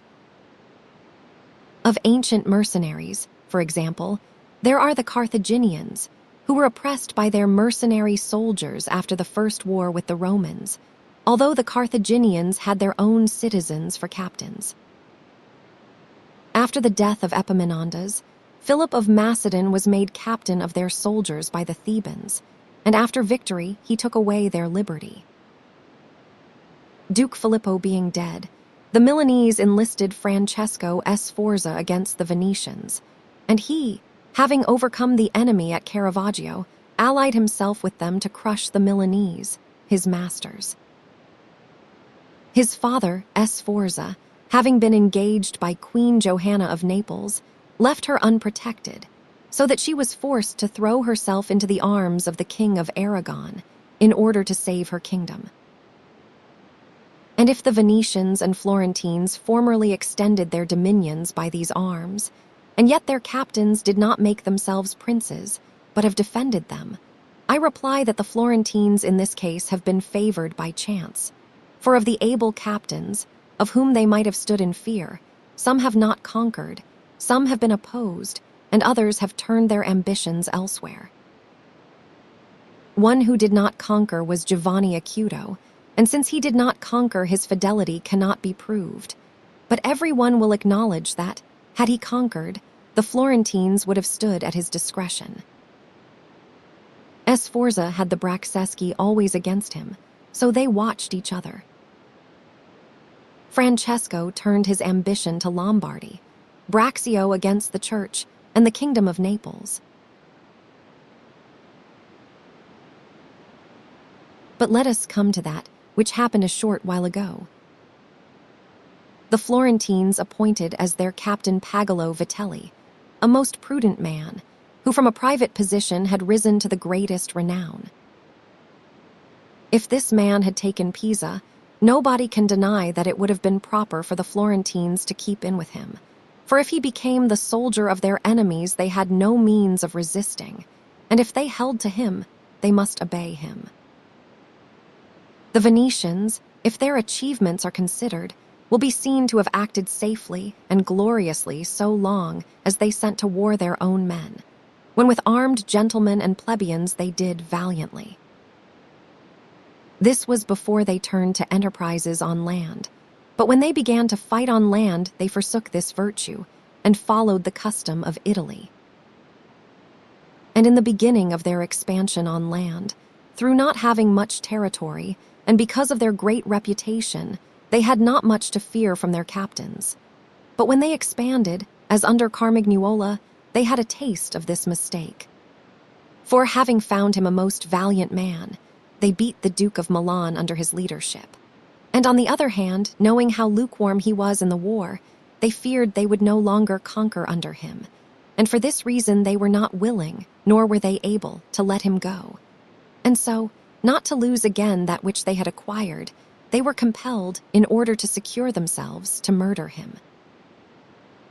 They had afterwards for their captains Bartolomeo de Bergamo, Roberto de San Severino, the Count of Pitigliano, and the like, under whom they had to dread loss and not gain, as happened afterwards at Vela, where in one battle they lost that which in 800 years they had acquired with so much trouble.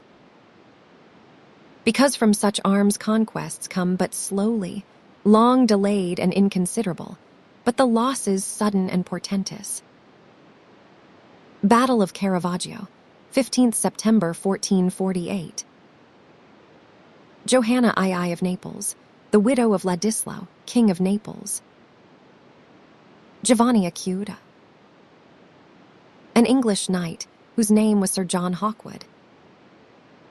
He fought in the English wars in France and was knighted by Edward III. Afterwards, he collected a body of troops and went into Italy. These became the famous White Company. He took part in many wars and died in Florence in 1394. He was born about 1320 at Sibyl Hedingham, a village in Essex. He married Domnia, a daughter of Bernabo Visconti. Carmignuola. Francesco Busone, born at Carmignola about 1390, executed at Venice, 5th May 1432. Bartolomeo Colleoni of Bergamo, died 1457. Roberto of San Severino, died fighting for Venice against Sigismund, Duke of Austria, in 1487. Primo Capitano in Italia, Machiavelli. Count of Pitigliano, Niccolo Orsini, born 1442, died 1510. Battle of Vela in 1509. And as with these examples I have reached Italy, which has been ruled for many years by mercenaries, I wish to discuss them more seriously, in order that, having seen their rise and progress, one may be better prepared to counteract them. You must understand that the empire has recently come to be repudiated in Italy, that the Pope has acquired more temporal power, and that Italy has been divided up into more states, for the reason that many of the great cities took up arms against their nobles, who, formerly favored by the emperor, were oppressing them, whilst the church was favoring them so as to gain authority in temporal power. In many others, their citizens became princes.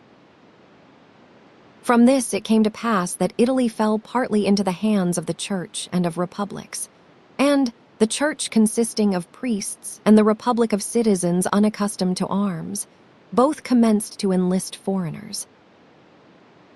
The first who gave renown to this soldiery was Alberigo de Canio, the Romagnian. From the school of this man sprang, among others, Braccio and Sforza, who in their time were the arbiters of Italy. After these came all the other captains who, till now, have directed the arms of Italy. And the end of all their valor has been that she has been overrun by Charles, robbed by Louis, ravaged by Ferdinand, and insulted by the Switzers. The principle that has guided them has been, first, to lower the credit of infantry so that they might increase their own.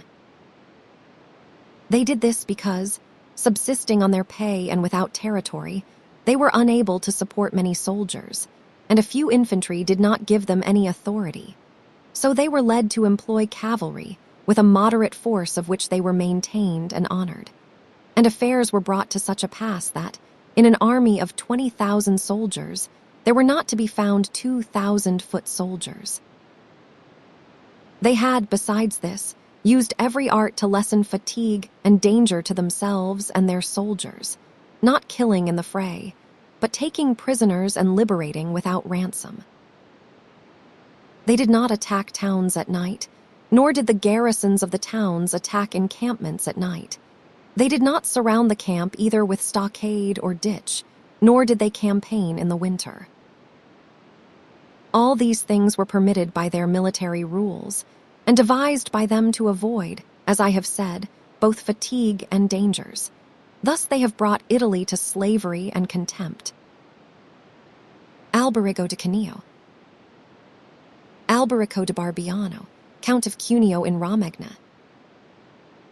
He was the leader of the famous Company of St. George, composed entirely of Italian soldiers. He died in 1409. Chapter 13. Concerning auxiliaries, mixed soldiery, and one's own auxiliaries, which are the other useless arm, are employed when a prince is called in with his forces to aid and defend, as was done by Pope Julius in the most recent times. For he, having in the enterprise against Ferrara had poor proof of his mercenaries, turned to auxiliaries and stipulated with Ferdinand, King of Spain, for his assistance with men and arms. These arms may be useful and good in themselves, but for him who calls them in they are always disadvantageous. For losing, one is undone, and winning, one is their captive. Ferdinand v. F. II of Aragon and Sicily, F. III of Naples, surnamed the Catholic, born 1452, died 1516. And although ancient histories may be full of examples, I do not wish to leave this recent one of Pope Julius II, the peril of which cannot fail to be perceived. For he, wishing to get Ferrara, threw himself entirely into the hands of the foreigner. But his good fortune brought about a third event, so that he did not reap the fruit of his rash choice. Because, having his auxiliaries rooted at Ravenna, and the Switzers having risen and driven out the conquerors, against all expectation, both his and others, it so came to pass that he did not become prisoner to his enemies, they having fled, nor to his auxiliaries, he having conquered by other arms than theirs. The Florentines, being entirely without arms, sent 10,000 Frenchmen to take Pisa, whereby they ran more danger than at any other time of their troubles. The Emperor of Constantinople, to oppose his neighbors, sent 10,000 Turks into Greece, who, on the war being finished, were not willing to quit. This was the beginning of the servitude of Greece to the infidels. Johannes Cantacuzenus, born 1300, died 1383. Therefore, let him who has no desire to conquer make use of these arms, for they are much more hazardous than mercenaries, because with them the ruin is ready-made. They are all united, all yield obedience to others. But with mercenaries, when they have conquered, more time and better opportunities are needed to injure you. They are not all of one community. They are found and paid by you, and a third party, which you have made their head, is not able all at once to assume enough authority to injure you. In conclusion, in mercenaries, dastardy is most dangerous. In auxiliaries, valor. The wise prince, therefore, has always avoided these arms and turned to his own, and has been willing rather to lose with them than to conquer with the others, not deeming that a real victory which is gained with the arms of others. I shall never hesitate to cite Cesare Borgia and his actions. This duke entered the Romagna with auxiliaries, taking their only French soldiers, and with them he captured Imola and Forli. But afterwards, such forces not appearing to him reliable, he turned to mercenaries, discerning less danger in them, and enlisted the Orsini and Vitelli, whom presently, on handling and finding them doubtful, unfaithful, and dangerous, he destroyed and turned to his own men. And the difference between one and the other of these forces can easily be seen when one considers the difference there was in the reputation of the Duke, when he had the French, when he had the Orsini and Vitelli, and when he relied on his own soldiers, on whose fidelity he could always count and found it ever increasing. He was never esteemed more highly than when everyone saw that he was complete master of his own forces. I was not intending to go beyond Italian and recent examples, but I am unwilling to leave out Hiero, the Syracusan, he being one of those I have named above. This man, as I have said, made head of the army by the Syracusans, soon found out that a mercenary soldiery, constituted like our Italian condottieri, was of no use, and it appearing to him that he could neither keep them nor let them go, he had them all cut to pieces, and afterwards made war with his own forces and not with aliens. I wish also to recall to memory an instance from the Old Testament applicable to this subject. David offered himself to Saul to fight with Goliath, the Philistine champion, and to give him courage, Saul armed him with his own weapons, which David rejected as soon as he had them on his back, saying he could make no use of them, and that he wished to meet the enemy with his sling and his knife. In conclusion, the arms of others either fall from your back, or they weigh you down, or they bind you fast. Charles VII, the father of King Louis XI, having by good fortune and valor liberated France from the English, recognized the necessity of being armed with forces of his own, and he established in his kingdom ordinances concerning men-at-arms and infantry. Afterwards his son, King Louis, abolished the infantry and began to enlist the Switzers, which mistake, followed by others, is, as is now seen, a source of peril to that kingdom, because, having raised the reputation of the Switzers, he has entirely diminished the value of his own arms, for he has destroyed the infantry altogether, and his men-at-arms he has subordinated to others, for, being as they are so accustomed to fight along with Switzers, it does not appear that they can now conquer without them. Hence it arises that the French cannot stand against the Switzers, and without the Switzers, they do not come off well against others. The armies of the French have thus become mixed, partly mercenary and partly national, both of which arms together are much better than mercenaries alone or auxiliaries alone, but much inferior to one's own forces.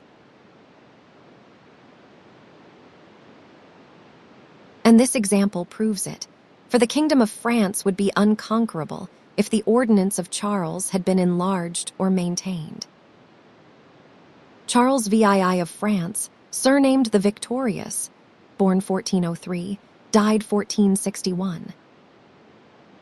Louis XI, son of the above, born 1423, died 1483. But the scanty wisdom of man, on entering into an affair which looks well at first, cannot discern the poison that is hidden in it, as I have said above of hectic fevers.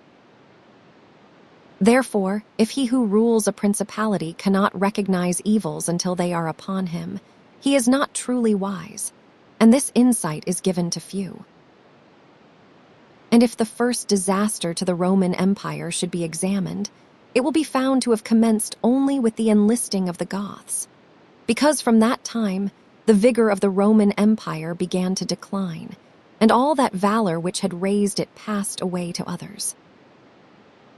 Many speakers to the House, the other night in the debate on the reduction of armaments, seemed to show a most lamentable ignorance of the conditions under which the British Empire maintains its existence. When Mr. Balfour replied to the allegations that the Roman Empire sank under the weight of its military obligations, he said that this was wholly unhistorical. He might well have added that the Roman power was at its zenith when every citizen acknowledged his liability to fight for the state, but that it began to decline as soon as this obligation was no longer recognized. Pall Mall Gazette, 15th May 1906. I conclude, therefore, that no principality is secure without having its own forces. On the contrary, it is entirely dependent on good fortune, not having the valor which in adversity would defend it.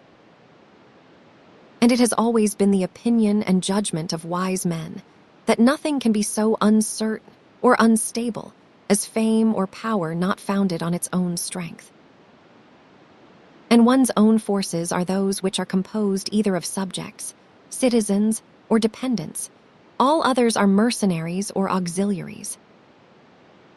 And the way to make ready one's own forces will be easily found if the rules suggested by me shall be reflected upon, and if one will consider how Philip, the father of Alexander the Great, and many republics and princes have armed and organized themselves, to which rules I entirely commit myself. Chapter 14.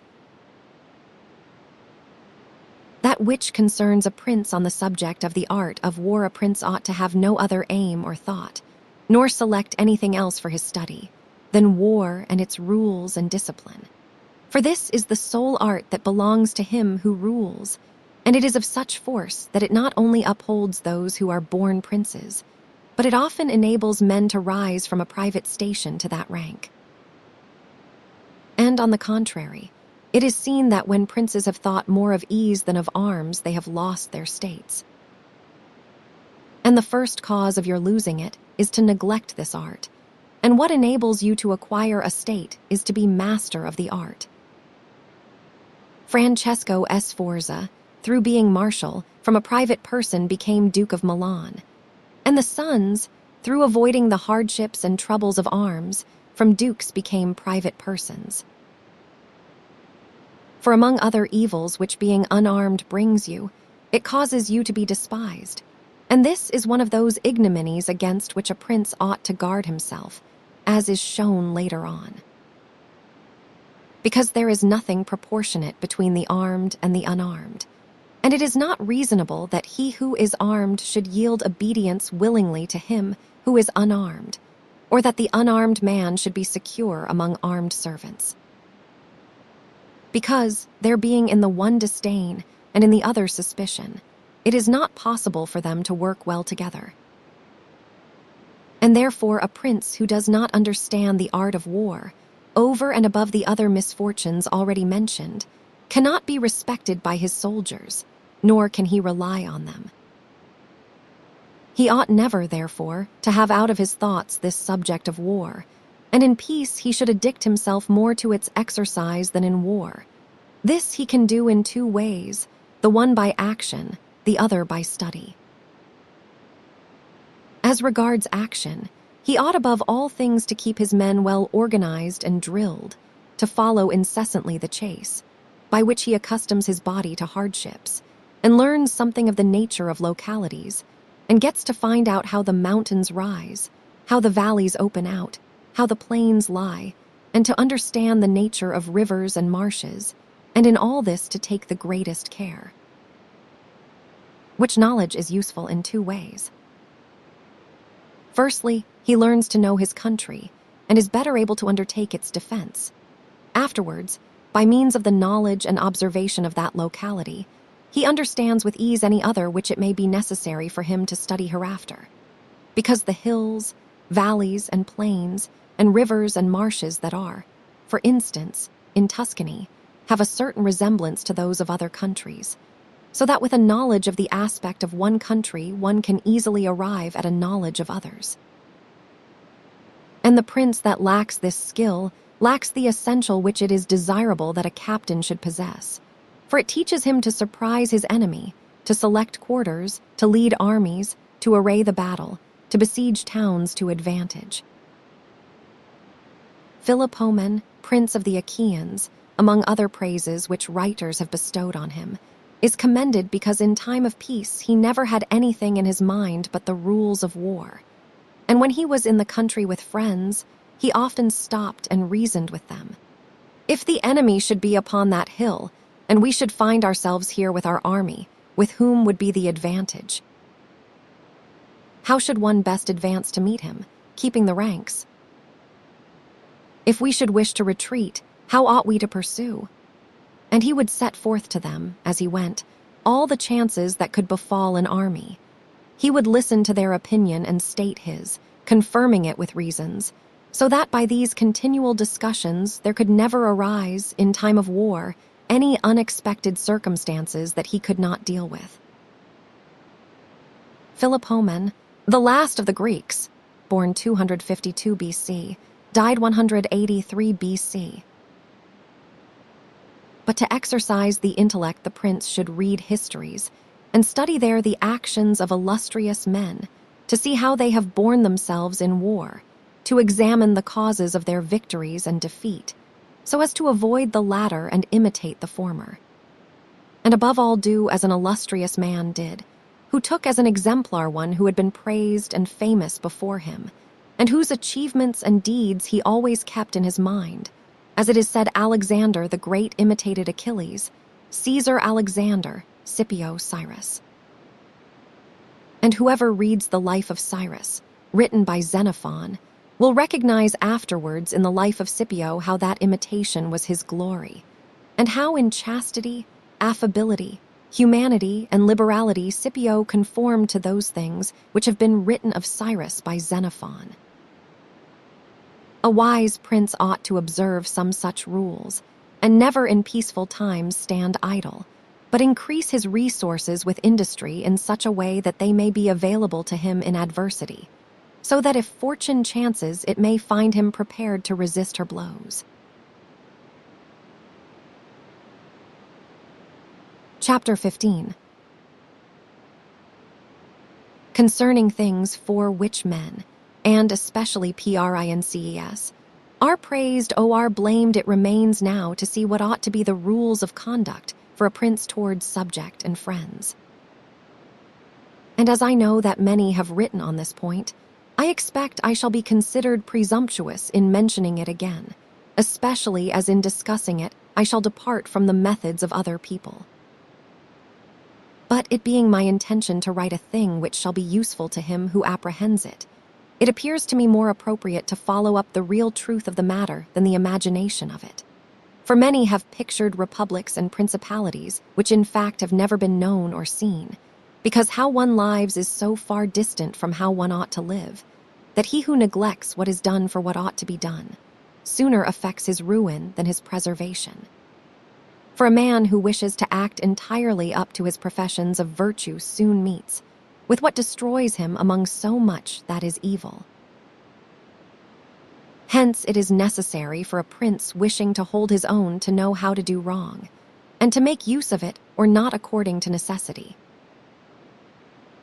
Therefore, putting on one side imaginary things concerning a prince, and discussing those which are real, I say that all men when they are spoken of, and chiefly princes for being more highly placed, are remarkable for some of those qualities which bring them either blame or praise.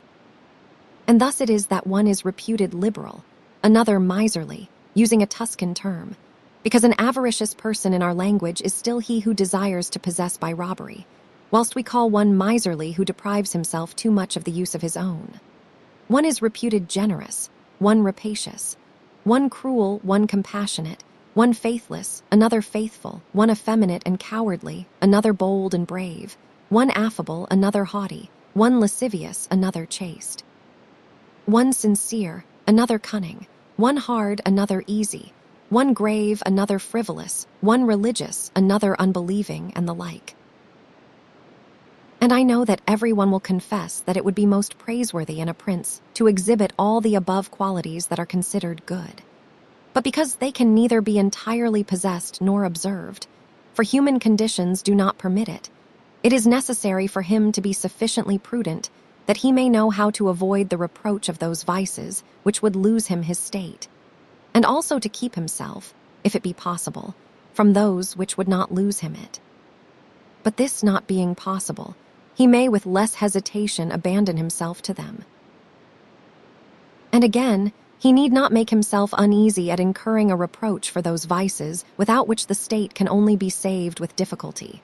For if everything is considered carefully, it will be found that something which looks like virtue, if followed, would be his ruin, whilst something else, which looks like vice, yet followed brings him security and prosperity. Chapter 16. Concerning liberality and meanness, commencing then with the first of the above-named characteristics, I say that it would be well to be reputed liberal. Nevertheless, liberality exercised in a way that does not bring you the reputation for it injures you. For if one exercises it honestly and as it should be exercised, it may not become known, and you will not avoid the reproach of its opposite. Therefore, anyone wishing to maintain among men the name of liberal is obliged to avoid no attribute of magnificence, so that a prince thus inclined will consume in such acts all his property, and will be compelled in the end, if he wish to maintain the name of liberal, to unduly weigh down his people, and tax them, and do everything he can to get money. This will soon make him odious to his subjects, and becoming poor he will be little valued by anyone. Thus, with his liberality, having offended many and rewarded few, he is affected by the very first trouble and imperiled by whatever may be the first danger. Recognizing this himself, and wishing to draw back from it, he runs at once into the reproach of being miserly.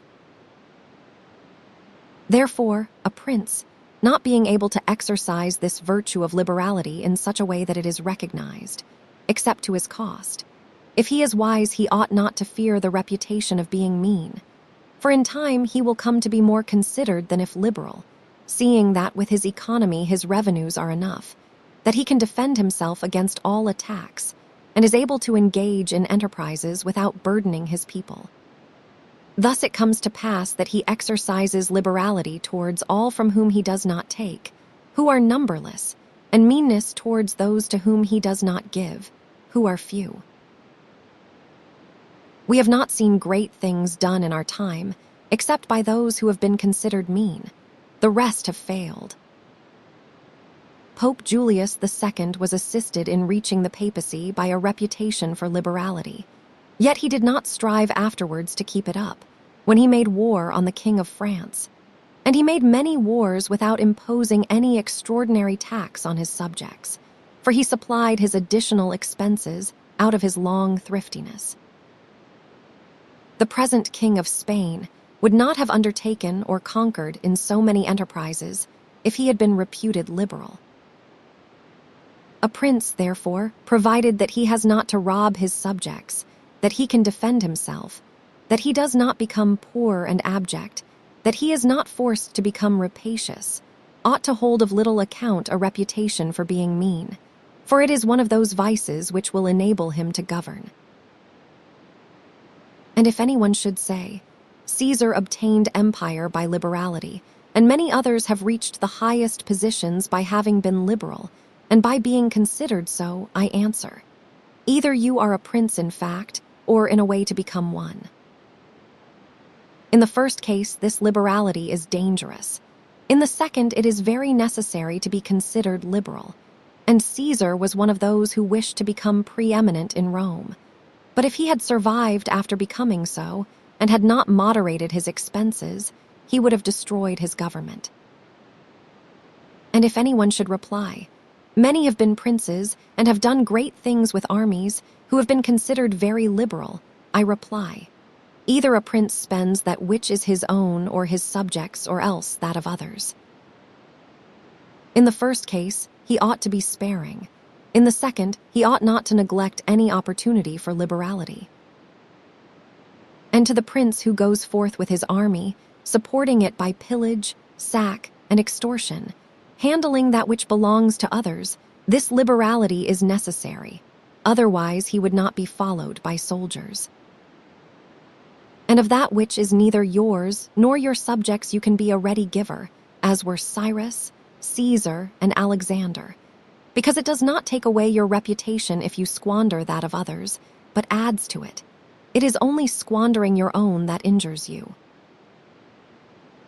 And there is nothing wastes so rapidly as liberality, for even whilst you exercise it, you lose the power to do so, and so become either poor or despised, or else, in avoiding poverty, rapacious and hated. And a prince should guard himself, above all things, against being despised and hated, and liberality leads you to both. Therefore, it is wiser to have a reputation for meanness, which brings reproach without hatred, than to be compelled through seeking a reputation for liberality to incur a name for rapacity, which begets reproach with hatred. Chapter 17. Concerning cruelty and clemency, and whether it is better to be loved than feared, coming now to the other qualities mentioned above, I say that every prince ought to desire to be considered clement and not cruel. Nevertheless, he ought to take care not to misuse this clemency. Cesare Borgia was considered cruel. Notwithstanding, his cruelty reconciled the Romagna, unified it, and restored it to peace and loyalty. And if this be rightly considered, he will be seen to have been much more merciful than the Florentine people, who, to avoid a reputation for cruelty, permitted Pistia to be destroyed. Therefore, a prince, so long as he keeps his subjects united and loyal, ought not to mind the reproach of cruelty, because with a few examples he will be more merciful than those who, through too much mercy, allow disorders to arise, from which follow murders or robberies. For these are wont to injure the whole people, whilst those executions which originate with a prince offend the individual only. During the rioting between the Cancellieri and Panciatici factions, in 1502 and 1503. And of all princes, it is impossible for the new prince to avoid the imputation of cruelty, owing to new states being full of dangers. Hence Virgil, through the mouth of Dido, excuses the inhumanity of her reign owing to its being new, saying, Res dura, et regni navitas me talia cagunt maliri, et late fines custod turi. Nevertheless, he ought to be slow to believe and to act, nor should he himself show fear, but proceed in a temperate manner with prudence and humanity, so that too much confidence may not make him incautious, and too much distrust render him intolerable. Against my will, my fate a throne unsettled, and an infant state, bid me defend my realms with all my powers, and guard with these severities my shores. Christopher Pitt. Upon this, a question arises, whether it be better to be loved than feared or feared than loved. It may be answered that one should wish to be both, but because it is difficult to unite them in one person, it is much safer to be feared than loved, when of the two, either must be dispensed with. Because this is to be asserted in general of men, that they are ungrateful, fickle, false, cowardly, covetous, and as long as you succeed they are yours entirely. They will offer you their blood, property, life, and children, as is said above, when the need is far distant, but when it approaches they turn against you. And that prince who, relying entirely on their promises, has neglected other precautions, is ruined, because friendships that are obtained by payments, and not by greatness or nobility of mind, may indeed be earned, but they are not secured, and in time of need cannot be relied upon. And men have less scruple in offending one who is beloved than one who is feared. For love is preserved by the link of obligation which, owing to the baseness of men, is broken at every opportunity for their advantage. But fear preserves you by a dread of punishment which never fails. Nevertheless, a prince ought to inspire fear in such a way that, if he does not win love, he avoids hatred, because he can endure very well being feared whilst he is not hated, which will always be as long as he abstains from the property of his citizens and subjects, and from their women. But when it is necessary for him to proceed against the life of someone, he must do it on proper justification and for manifest cause. But above all things, he must keep his hands off the property of others, because men more quickly forget the death of their father than the loss of their patrimony. Besides, pretexts for taking away the property are never wanting, for he who has once begun to live by robbery will always find pretexts for seizing what belongs to others. But reasons for taking life, on the contrary, are more difficult to find and sooner lapse. But when a prince is with his army, and has under control a multitude of soldiers, then it is quite necessary for him to disregard the reputation of cruelty, for without it he would never hold his army united or disposed to its duties. Among the wonderful deeds of Hannibal, this one is enumerated: that having led an enormous army, composed of many various races of men, to fight in foreign lands, no dissensions arose either among them or against the prince, whether in his bad or in his good fortune. This arose from nothing else than his inhuman cruelty, which, with his boundless valor, made him revered and terrible in the sight of his soldiers. But without that cruelty, his other virtues were not sufficient to produce this effect. And short-sighted writers admire his deeds from one point of view, and from another condemn the principal cause of them. That it is true his other virtues would not have been sufficient for him may be proved by the case of Scipio, that most excellent man, not only of his own times but within the memory of man, against whom, nevertheless, his army rebelled in Spain. This arose from nothing but his too great forbearance, which gave his soldiers more license than is consistent with military discipline. For this he was upbraided in the Senate by Fabius Maximus, and called the corrupter of the Roman soldiery. The Locrians were laid waste by a legate of Scipio, yet they were not avenged by him, nor was the insolence of the legate punished, owing entirely to his easy nature. Insomuch that someone in the Senate, wishing to excuse him, said there were many men who knew much better how not to err than to correct the errors of others. This disposition, if he had been continued in the command, would have destroyed in time the fame and glory of Scipio. But he being under the control of the Senate, this injurious characteristic not only concealed itself, but contributed to his glory. Returning to the question of being feared or loved, I come to the conclusion that, men loving according to their own will and fearing according to that of the prince, a wise prince should establish himself on that which is in his own control, and not in that of others. He must endeavor only to avoid hatred, as is noted. Chapter 18. Concerning the way in which princes should keep faith, the present chapter has given greater offense than any other portion of Machiavelli's writings. Bird, Il Principe, p. 297. Everyone admits how praiseworthy it is in a prince to keep faith, and to live with integrity and not with craft.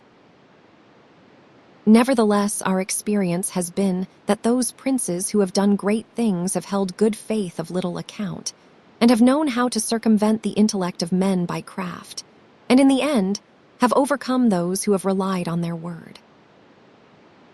You must know there are two ways of contesting, the one by the law, the other by force.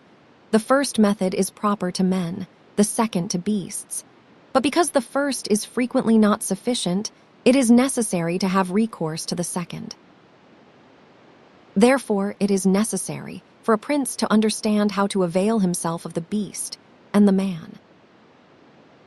This has been figuratively taught to princes by ancient writers, who describe how Achilles and many other princes of old were given to the centaur Chiron to nurse, who brought them up in his discipline, which means solely that, as they had for a teacher one who was half beast and half man, so it is necessary for a prince to know how to make use of both natures, and that one without the other is not durable. A prince, therefore, being compelled knowingly to adopt the beast, ought to choose the fox and the lion, because the lion cannot defend himself against snares, and the fox cannot defend himself against wolves. Therefore, it is necessary to be a fox to discover the snares, and a lion to terrify the wolves. Those who rely simply on the lion do not understand what they are about. Therefore, a wise lord cannot, nor ought he to, keep faith when such observance may be turned against him, and when the reasons that caused him to pledge it exist no longer. If men were entirely good, this precept would not hold, but because they are bad and will not keep faith with you, you too are not bound to observe it with them. Nor will there ever be wanting to a prince legitimate reasons to excuse this non-observance. Of this endless modern examples could be given, showing how many treaties and engagements have been made void and of no effect through the faithlessness of princes. And he who has known best how to employ the fox has succeeded best. Contesting, i.e., striving for mastery. Mr. Bird points out that this passage is imitated directly from Cicero's De Officiis. Nam cum sint duo genera dissertandi, unum per dissertationem alterum per vim, cumc illud proprium sit homines, hoc belluarum, confugendum est ad posterius, si iudi non licet superior. But it is necessary to know well how to disguise this characteristic, and to be a great pretender and dissembler. And men are so simple and so subject to present necessities that he who seeks to deceive will always find someone who will allow himself to be deceived. One recent example I cannot pass over in silence. Alexander VI did nothing else but deceive men, nor ever thought of doing otherwise, and he always found victims. For there never was a man who had greater power in asserting, or who with greater oaths would affirm a thing, yet would observe it less. Nevertheless, his deceits always succeeded according to his wishes, because he well understood this side of mankind. Non demanco sempre glai succederono glai ingani, ad vatum. The words ad vatum are omitted in the Testina edition, 1550. Alexander never did what he said, Caesar never said what he did. Italian proverb. Therefore, it is unnecessary for a prince to have all the good qualities I have enumerated, but it is very necessary to appear to have them. And I shall dare to say this also, that to have them and always to observe them is injurious, and that to appear to have them is useful. To appear merciful, faithful, humane, religious, upright, and to be so, but with a mind so framed that should you require not to be so, you may be able and know how to change to the opposite. And you have to understand this, that a prince, especially a new one, cannot observe all those things for which men are esteemed, being often forced, in order to maintain the state, to act contrary to fidelity, friendship, humanity, and religion. Therefore, it is necessary for him to have a mind ready to turn itself accordingly as the winds and variations of fortune force it. Yet, as I have said above, not to diverge from the good if he can avoid doing so, but if compelled, then to know how to set about it. Contrary to fidelity or faith, contro alla fide and tutto fide, altogether faithful in the next paragraph.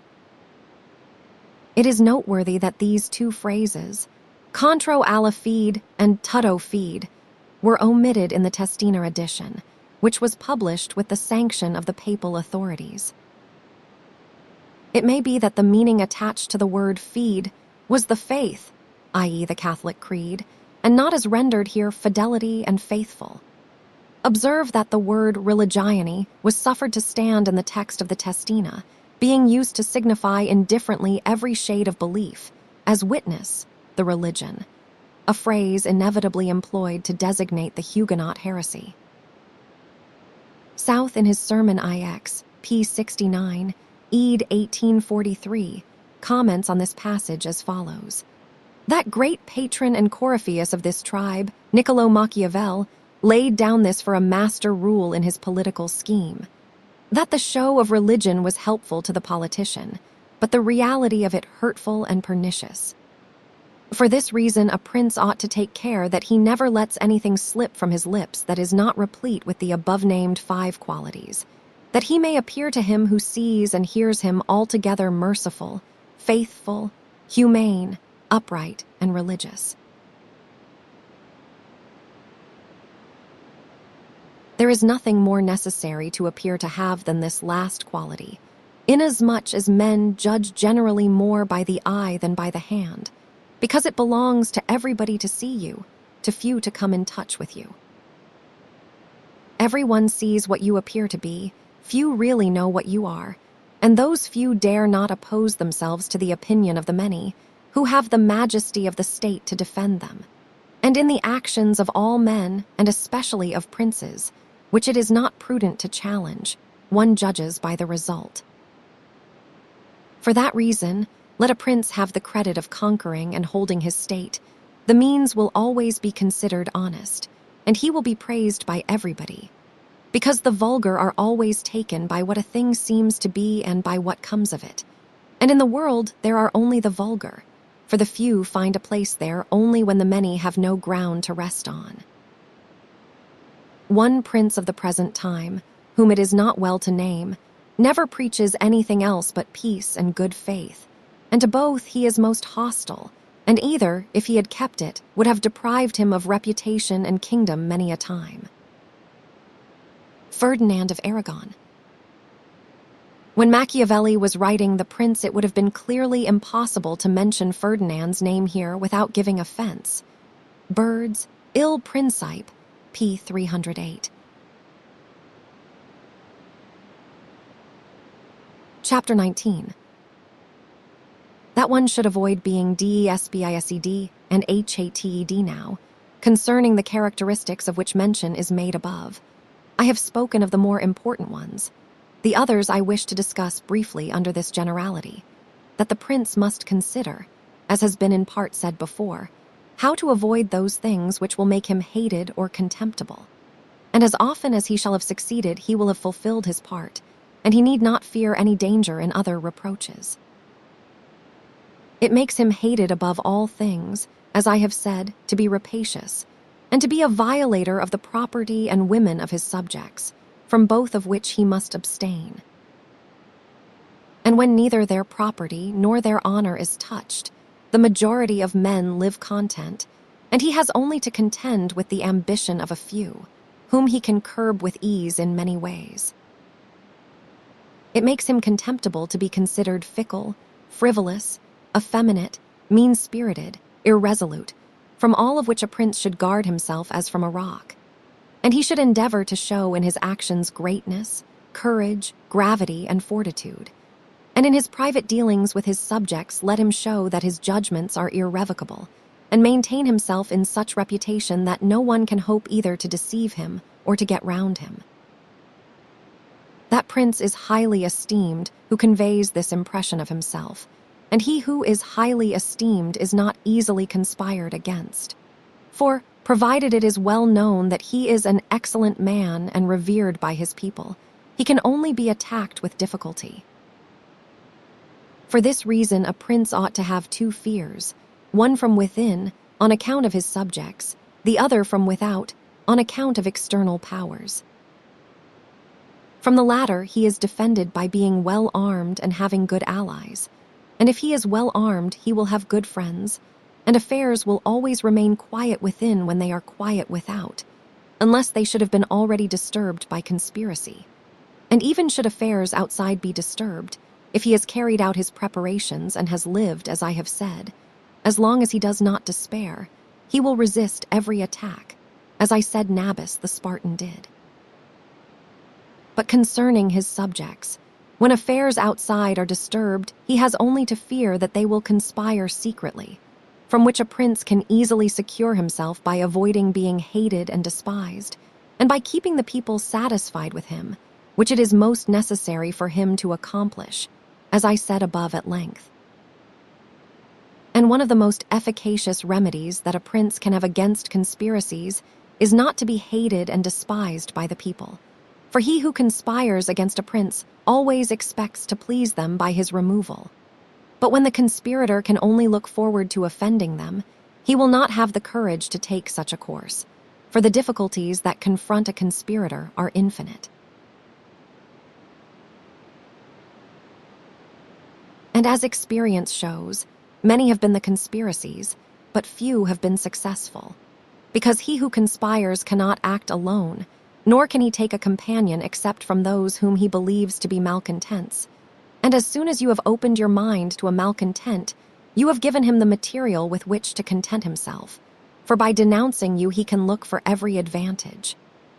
So that, seeing the gain from this course to be assured, and seeing the other to be doubtful and full of dangers, he must be a very rare friend or a thoroughly obstinate enemy of the prince to keep faith with you.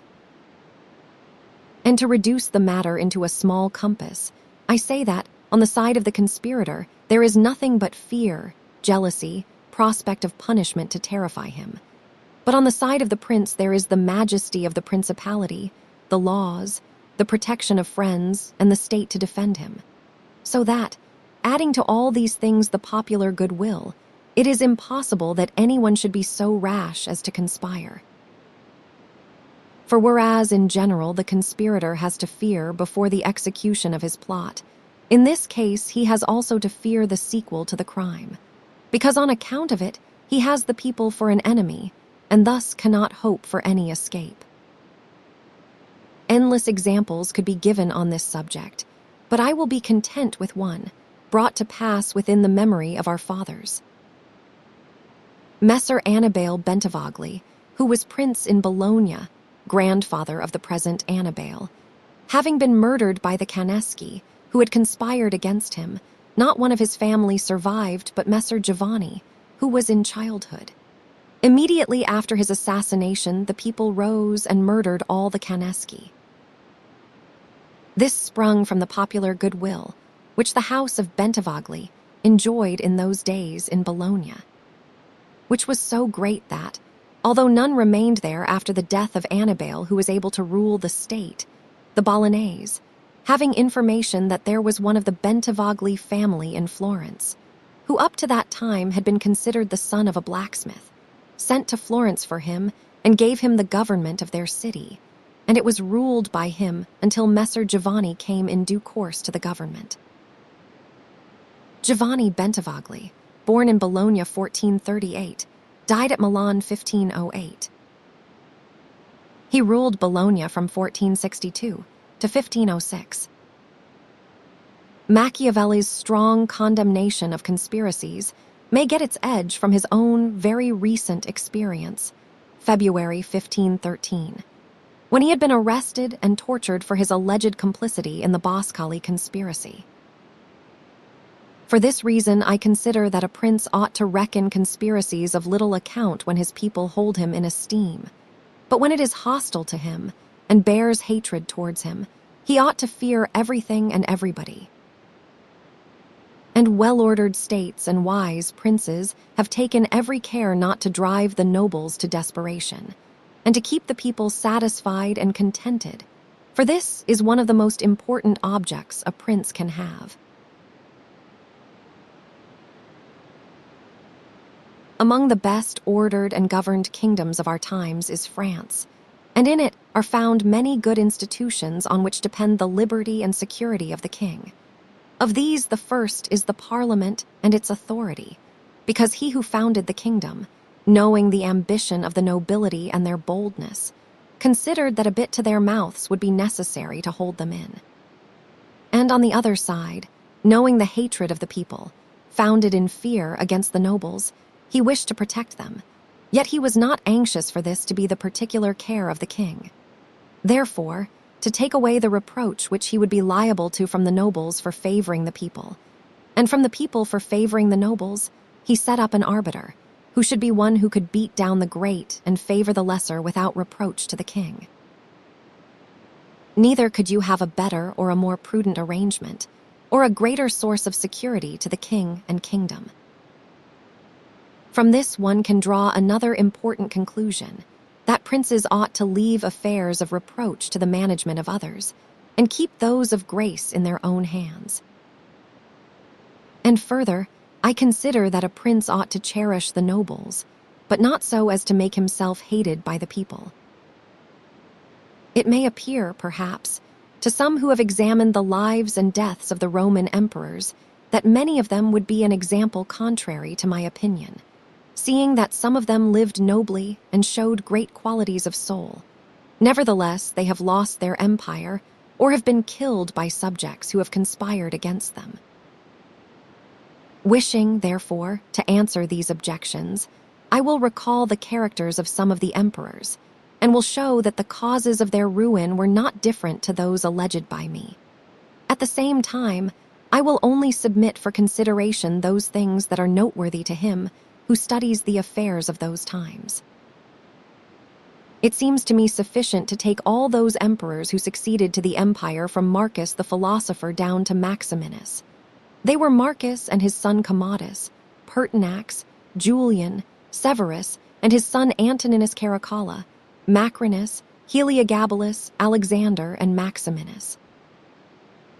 There is first to note that, whereas in other principalities the ambition of the nobles and the insolence of the people only have to be contended with, the Roman emperors had a third difficulty in having to put up with the cruelty and avarice of their soldiers, a matter so beset with difficulties that it was the ruin of many.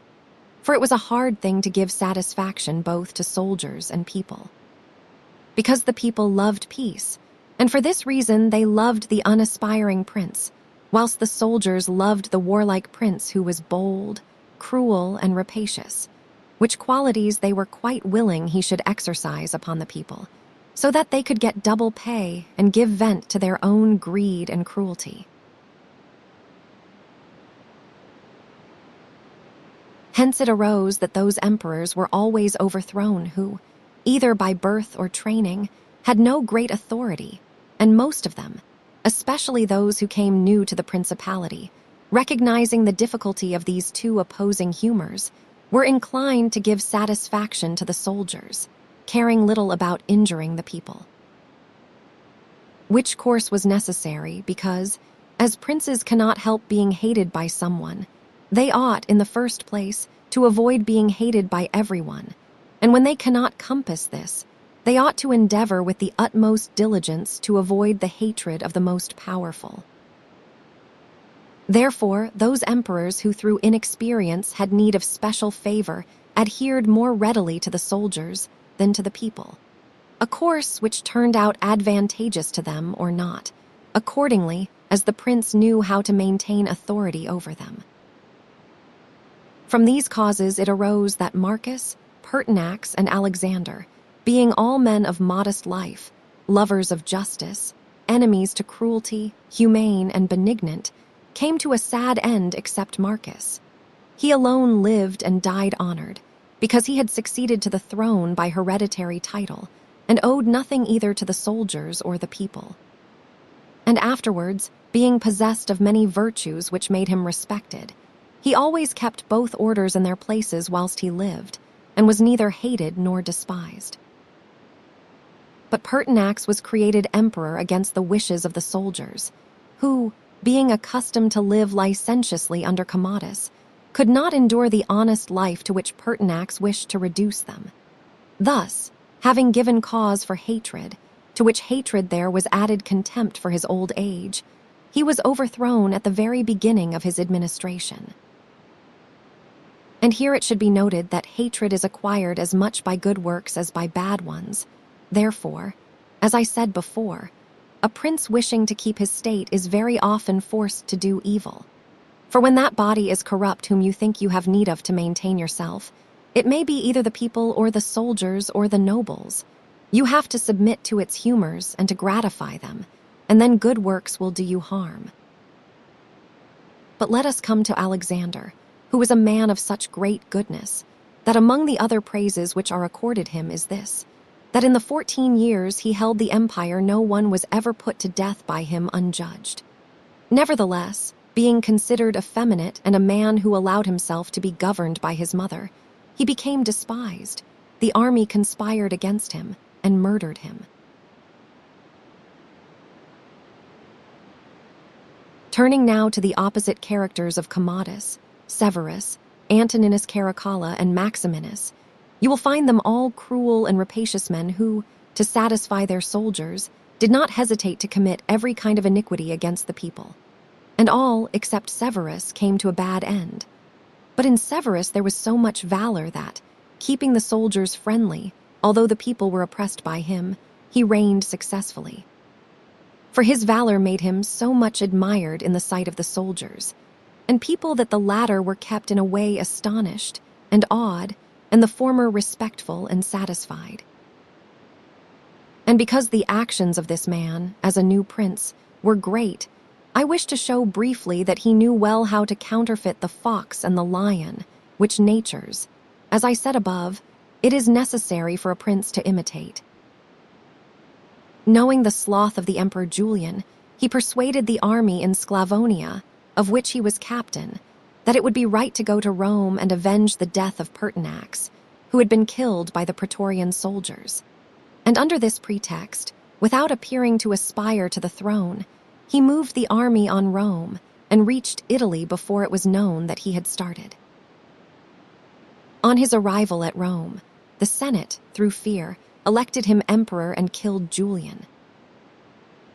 After this there remained for Severus, who wished to make himself master of the whole empire, 2 difficulties. One in Asia, where Niger, head of the Asiatic army, had caused himself to be proclaimed emperor. The other in the west, where Albinus was, who also aspired to the throne.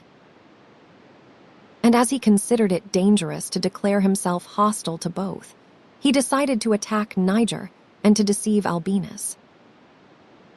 To the latter he wrote that, being elected emperor by the Senate, he was willing to share that dignity with him and sent him the title of Caesar, and moreover that the Senate had made Albinus his colleague, which things were accepted by Albinus as true. But after Severus had conquered and killed Niger and settled Oriental affairs, he returned to Rome and complained to the Senate that Albinus, little recognizing the benefits that he had received from him, had by treachery sought to murder him, and for this ingratitude he was compelled to punish him. Afterwards he sought him out in France, and took from him his government and life. He who will, therefore, carefully examine the actions of this man will find him a most valiant lion and a most cunning fox. He will find him feared and respected by everyone, and not hated by the army. And it need not be wondered at that he, a new man, was able to hold the empire so well, because his supreme renown always protected him from that hatred, which the people might have conceived against him for his violence. But his son Antoninus was a most eminent man, and had very excellent qualities, which made him admirable in the sight of the people and acceptable to the soldiers. For he was a warlike man, most enduring of fatigue, a despiser of all delicate food and other luxuries, which caused him to be beloved by the armies. Nevertheless, his ferocity and cruelties were so great and so unheard of that, after endless single murders, he killed a large number of the people of Rome and all those of Alexandria. He became hated by the whole world, and also feared by those he had around him, to such an extent that he was murdered in the midst of his army by a centurion. And here it must be noted that such like deaths, which are deliberately inflicted with a resolved and desperate courage, cannot be avoided by princes, because anyone who does not fear to die can inflict them. But a prince may fear them the less because they are very rare. He has only to be careful not to do any grave injury to those whom he employs or has around him in the service of the state. Antoninus had not taken this care, but had contumeliously killed a brother of that centurion, whom also he daily threatened, yet retained in his bodyguard, which, as it turned out, was a rash thing to do and proved the emperor's ruin. But let us come to Commodus, to whom it should have been very easy to hold the empire, for, being the son of Marcus, he had inherited it, and he had only to follow in the footsteps of his father to please his people and soldiers. But, being by nature cruel and brutal, he gave himself up to amusing the soldiers and corrupting them, so that he might indulge his rapacity upon the people. On the other hand, not maintaining his dignity, often descending to the theater to compete with gladiators, and doing other vile things, little worthy of the imperial majesty, he fell into contempt with the soldiers, and being hated by one party and despised by the other, he was conspired against and was killed. It remains to discuss the character of Maximinus. He was a very warlike man, and the armies, being disgusted with the effeminacy of Alexander, of whom I have already spoken, killed him and elected Maximinus to the throne. This he did not possess for long, for two things made him hated and despised. The one, his having kept sheep in Thrace, which brought him into contempt, it being well known to all, and considered a great indignity by everyone. And the other, his having at the accession to his dominions deferred going to Rome and taking possession of the imperial seat. He had also gained a reputation for the utmost ferocity by having, through his prefects in Rome and elsewhere in the empire, practiced many cruelties, so that the whole world was moved to anger at the meanness of his birth and to fear at his barbarity. First Africa rebelled, then the Senate with all the people of Rome, and all Italy conspired against him, to which may be added his own army. This latter, besieging Aquileia and meeting with difficulties in taking it, were disgusted with his cruelties, and fearing him less when they found so many against him, murdered him. I do not wish to discuss Heliogabalus, Macrinus, or Julian, who, being thoroughly contemptible, were quickly wiped out. But I will bring this discourse to a conclusion by saying that princes in our times have this difficulty of giving inordinate satisfaction to their soldiers in a far less degree, because, notwithstanding one has to give them some indulgence, that is soon done. None of these princes have armies that are veterans in the governance and administration of provinces, as were the armies of the Roman Empire. And whereas it was then more necessary to give satisfaction to the soldiers than to the people, it is now more necessary to all princes, except the Turk and the Soldan, to satisfy the people rather the soldiers, because the people are the more powerful. From the above I have accepted the Turk, who always keeps round him 12,000 infantry and 15,000 cavalry on which depend the security and strength of the kingdom, and it is necessary that, putting aside every consideration for the people, he should keep them his friends. The kingdom of the Soldan is similar. Being entirely in the hands of soldiers, it follows again that, without regard to the people, he must keep them his friends. But you must note that the state of the Soldan is unlike all other principalities, for the reason that it is like the Christian pontificate, which cannot be called either an hereditary or a newly formed principality, because the sons of the old prince are not the heirs, but he who is elected to that position by those who have authority, and the sons remain only noblemen. And this being an ancient custom, it cannot be called a new principality, because there are none of those difficulties in it that are met with in new ones.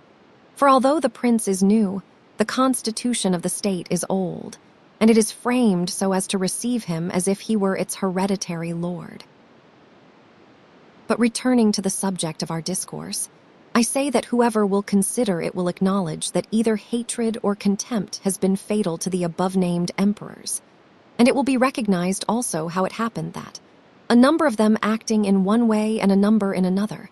Only one in each way came to a happy end, and the rest to unhappy ones. Because it would have been useless and dangerous for Pertinax and Alexander, being new princes, to imitate Marcus, who was heir to the principality. And likewise, it would have been utterly destructive to Caracalla, Commodus, and Maximinus to have imitated Severus, they not having sufficient valor to enable them to tread in his footsteps. Therefore, a prince, new to the principality, cannot imitate the actions of Marcus, nor, again, is it necessary to follow those of Severus.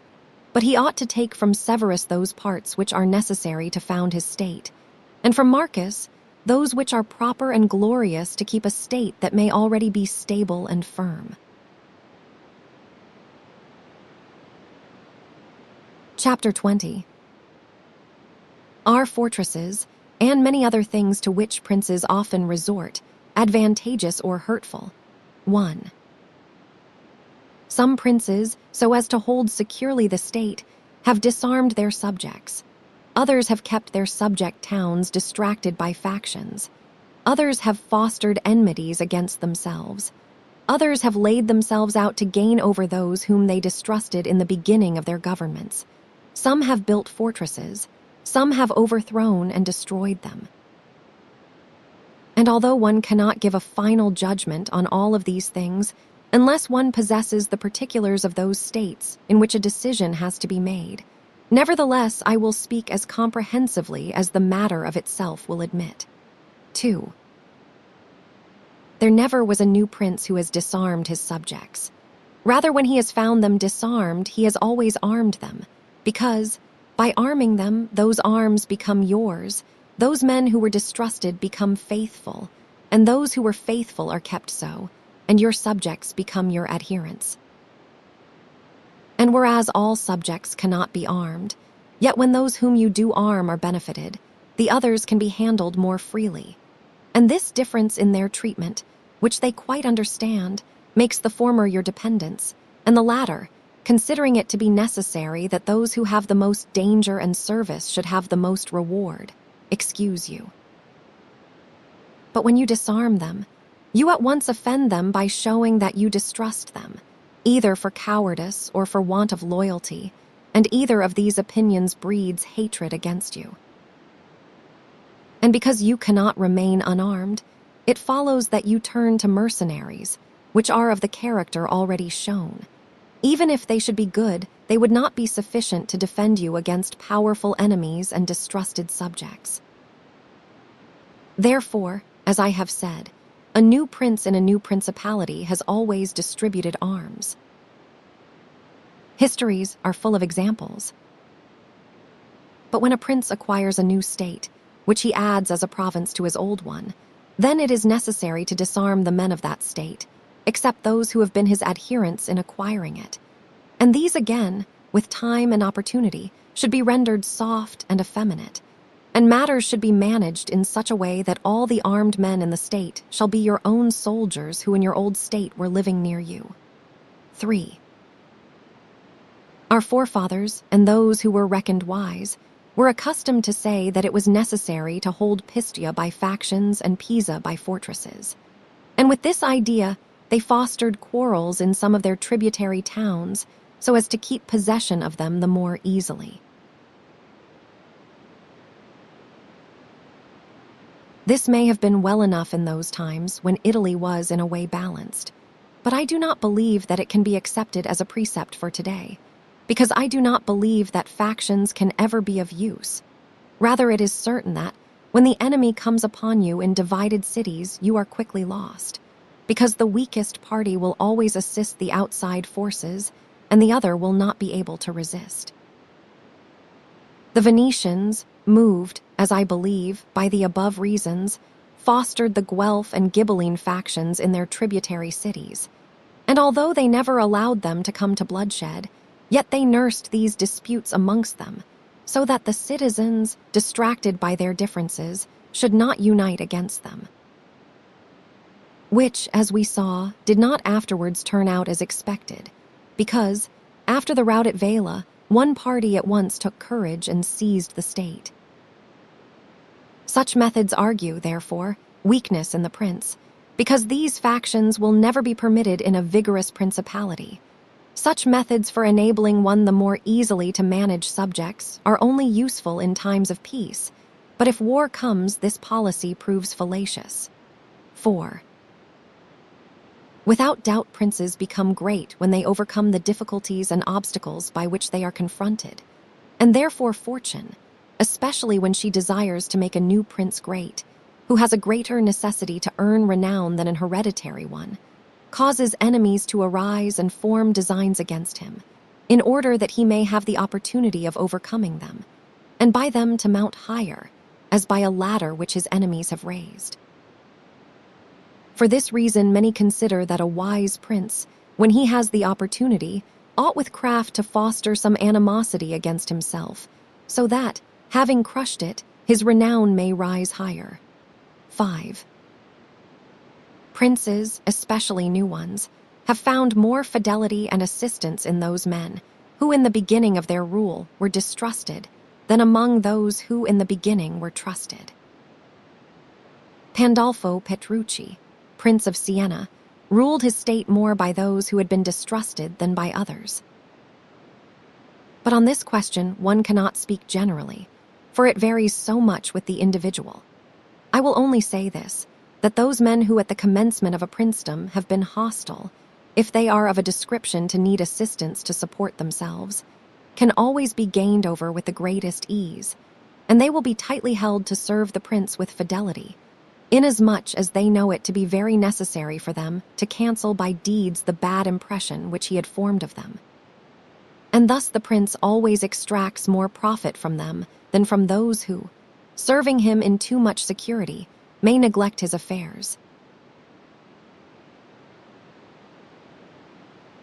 And since the matter demands it, I must not fail to warn a prince, who by means of secret favors has acquired a new state, that he must well consider the reasons which induced those to favor him who did so.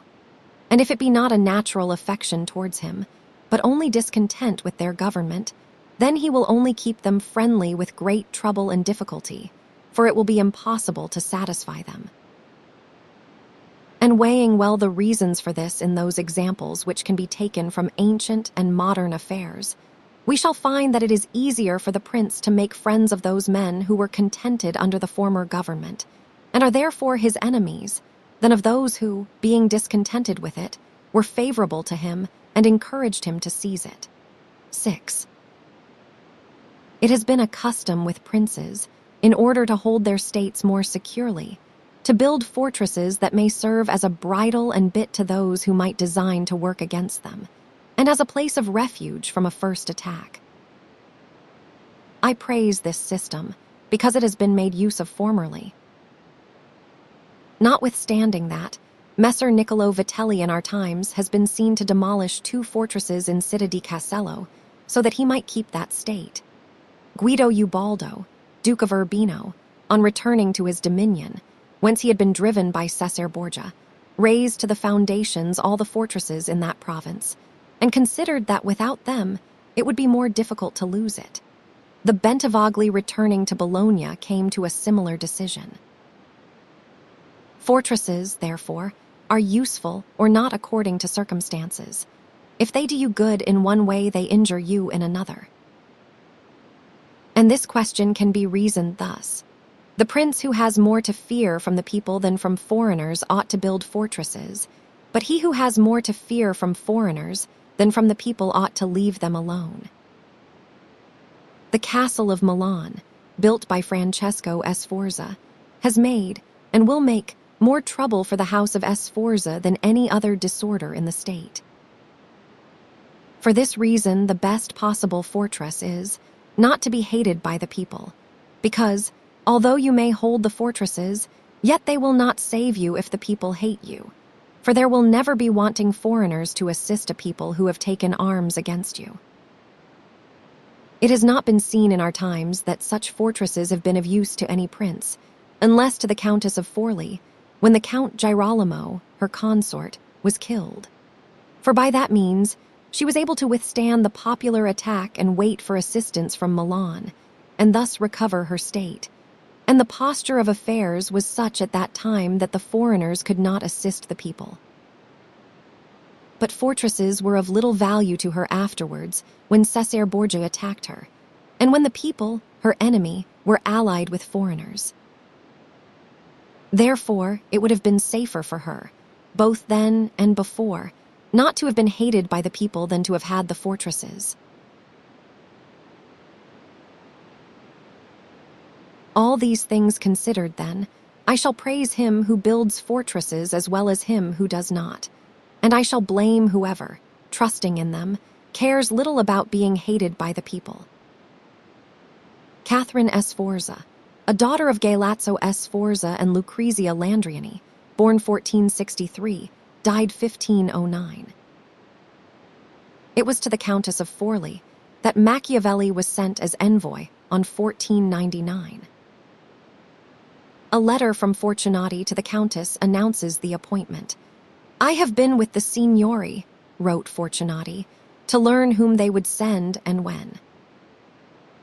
They tell me that Niccolo Machiavelli, a learned young Florentine noble, secretary to my lords of the Ten, is to leave with me at once. Cf. Catherine Sforza, by Count Pasolini, translated by P. Sylvester, 1898. Chapter 21. How a prince should conduct himself so as to gain renown.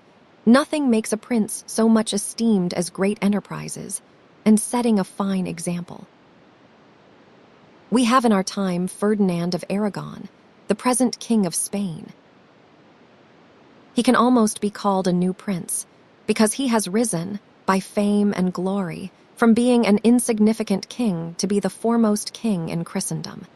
And if you will consider his deeds, you will find them all great and some of them extraordinary. In the beginning of his reign, he attacked Granada, and this enterprise was the foundation of his dominions. He did this quietly at first and without any fear of hindrance, for he held the minds of the barons of Castile occupied in thinking of the war and not anticipating any innovations. Thus they did not perceive that by these means he was acquiring power and authority over them. He was able, with the money of the church and of the people, to sustain his armies, and by that long war to lay the foundation for the military skill which has since distinguished him. Further, always using religion as a plea, so as to undertake greater schemes, he devoted himself with pious cruelty to driving out and clearing his kingdom of the Moors. Nor could there be a more admirable example, nor one more rare. Under this same cloak he assailed Africa, he came down on Italy, he has finally attacked France, and thus his achievements and designs have always been great, and have kept the minds of his people in suspense and admiration and occupied with the issue of them. And his actions have arisen in such a way, one out of the other, that men have never been given time to work steadily against him. Again, it much assists a prince to set unusual examples in internal affairs, similar to those which are related of Messer Bernabo de Milano, who, when he had the opportunity, by anyone in civil life doing some extraordinary thing, either good or bad, would take some method of rewarding or punishing him, which would be much spoken about. And a prince ought, above all things, always endeavor in every action to gain for himself the reputation of being a great and remarkable man. A prince is also respected when he is either a true friend or a downright enemy, that is to say, when, without any reservation, he declares himself in favor of one party against the other, which course will always be more advantageous than standing neutral. Because if two of your powerful neighbors come to blows, they are of such a character that, if one of them conquers, you have either to fear him or not. In either case, it will always be more advantageous for you to declare yourself and to make war strenuously. Because, in the first case, if you do not declare yourself, You will invariably fall a prey to the conqueror, to the pleasure and satisfaction of him who has been conquered, and you will have no reasons to offer, nor anything to protect or to shelter you. Because he who conquers does not want doubtful friends who will not aid him in the time of trial, and he who loses will not harbor you because you did not willingly, sword in hand, court his fate. Antiochus went into Greece, being sent for by the Aetolians to drive out the Romans. He sent envoys to the Achaeans, who were friends of the Romans, exhorting them to remain neutral, and on the other hand, the Romans urged them to take up arms. This question came to be discussed in the Council of the Achaeans, where the legate of Antiochus urged them to stand neutral. To this the Roman legate answered, "As for that which has been said, that it is better and more advantageous for your state not to interfere in our war, nothing can be more erroneous, because by not interfering you will be left, without favor or consideration, the guerdon of the conqueror. Thus it will always happen that he who is not your friend will demand your neutrality, whilst he who is your friend will entreat you to declare yourself with arms. And irresolute princes, to avoid present dangers, generally follow the neutral path and are generally ruined. But when a prince declares himself gallantly in favor of one side, if the party with whom he allies himself conquers, although the victor may be powerful and may have him at his mercy, yet he is indebted to him, and there is established a bond of amity, and men are never so shameless as to become a monument of ingratitude by oppressing you. Victories, after all, are never so complete that the victor must not show some regard, especially to justice. But if he with whom you ally yourself loses, you may be sheltered by him, and whilst he is able he may aid you, and you become companions on a fortune that may rise again.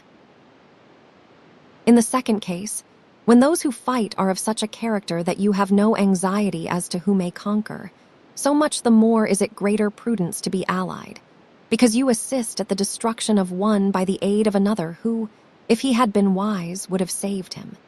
And conquering, as it is impossible that he should not do with your assistance, he remains at your discretion. And here it is to be noted that a prince ought to take care never to make an alliance with one more powerful than himself for the purposes of attacking others, unless necessity compels him, as is said above. Because if he conquers, you are at his discretion, and princes ought to avoid as much as possible being at the discretion of anyone. The Venetians joined with France against the Duke of Milan, and this alliance, which caused their ruin, could have been avoided. But when it cannot be avoided, as happened to the Florentines when the Pope in Spain sent armies to attack Lombardy, then in such a case, for the above reasons, the prince ought to favor one of the parties.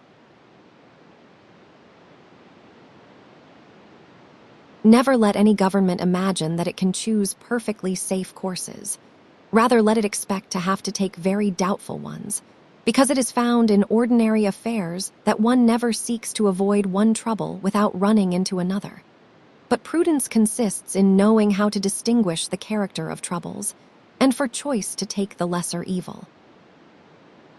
A prince ought also to show himself a patron of ability, and to honor the proficient in every art. At the same time, he should encourage his citizens to practice their callings peaceably, both in commerce and agriculture, and in every other following, so that the one should not be deterred from improving his possessions for fear, lest they be taken away from him, or another from opening up trade for fear of taxes. But the prince ought to offer rewards to whoever wishes to do these things and designs in any way to honor his city or state. Further, he ought to entertain the people with festivals and spectacles at convenient seasons of the year. And as every city is divided into guilds or into societies, he ought to hold such bodies in esteem and associate with them sometimes, and show himself an example of courtesy and liberality. Nevertheless, always maintaining the majesty of his rank. For this he must never consent to abate in anything. Guilds or societies, in RDO and Tribu. Arti were craft or trade guilds, cf. Florio, art, a whole company of any trade in any city or corporation town. The guilds of Florence are most admirably described by Mr. Edgecombe Staley in his work on the subject, Methuen, 1906. Institutions of a somewhat similar character, called artel, exist in Russia today, cf. Sir Mackenzie Wallace's Russia, Ed 1905. The sons were always during the working season members of an artel. In some of the larger towns, there are artels of a much more complex kind, permanent associations, possessing large capital, and pecuniarily responsible for the acts of the individual members. The word artel, despite its apparent similarity, has, Mr. Aylmer Maude assures me, no connection with ars or art. Its root is that of the verb rotasia, to bind oneself by an oath, and it is generally admitted to be only another form of rota, which now signifies a regimental company. In both words, the underlying idea is that of a body of men united by an oath. Tribu were possibly Gentile groups, united by common descent, and included individuals connected by marriage. Perhaps our words sex or clans would be most appropriate. Chapter 22. Concerning the secretaris of PRINCES, the choice of servants is of no little importance to a prince, and they are good or not according to the discrimination of the prince. And the first opinion which one forms of a prince and of his understanding is by observing the men he has around him, and when they are capable and faithful, he may always be considered wise, because he has known how to recognize the capable and to keep them faithful. But when they are otherwise, one cannot form a good opinion of him, for the prime error which he made was in choosing them. There were none who knew Messer Antonio de Venafro as the servant of Pandolfo Petrucci, Prince of Siena, who would not consider Pandolfo to be a very clever man in having Venafro for his servant. Because there are three classes of intellects, one which comprehends by itself, another which appreciates what others comprehended, and a third which neither comprehends by itself nor by the showing of others. The first is the most excellent, the second is good, the third is useless. Therefore, it follows necessarily that, if Pandolfo was not in the first rank, he was in the second, for whenever one has judgment to know good and bad when it is said and done, although he himself may not have the initiative, yet he can recognize the good and the bad in his servant, and the one he can praise and the other correct. Thus the servant cannot hope to deceive him, and is kept honest. But to enable a prince to form an opinion of his servant, there is one test which never fails. When you see the servant thinking more of his own interests than of yours, and seeking inwardly his own profit in everything, such a man will never make a good servant, nor will you ever be able to trust him. Because he who has the state of another in his hands ought never to think of himself, but always of his prince, and never pay any attention to matters in which the prince is not concerned. On the other hand, to keep his servant honest, the prince ought to study him, honoring him, enriching him, doing him kindnesses, sharing with him the honors and cares, and at the same time let him see that he cannot stand alone, so that many honors may not make him desire more, many riches make him wish for more, and that many cares may make him dread chances. When, therefore, servants and princes towards servants are thus disposed, they can trust each other, but when it is otherwise, the end will always be disastrous for either one or the other. Chapter 23. How flatterers should be avoided. I do not wish to leave out an important branch of this subject, for it is a danger from which princes are with difficulty preserved, unless they are very careful and discriminating. It is that of flatterers, of whom courts are full, because men are so self-complacent in their own affairs, and in a way so deceived in them, that they are preserved with difficulty from this pest. And if they wish to defend themselves, they run the danger of falling into contempt. Because there is no other way of guarding oneself from flatterers, except letting men understand that to tell you the truth does not offend you. But when everyone may tell you the truth, respect for you abates.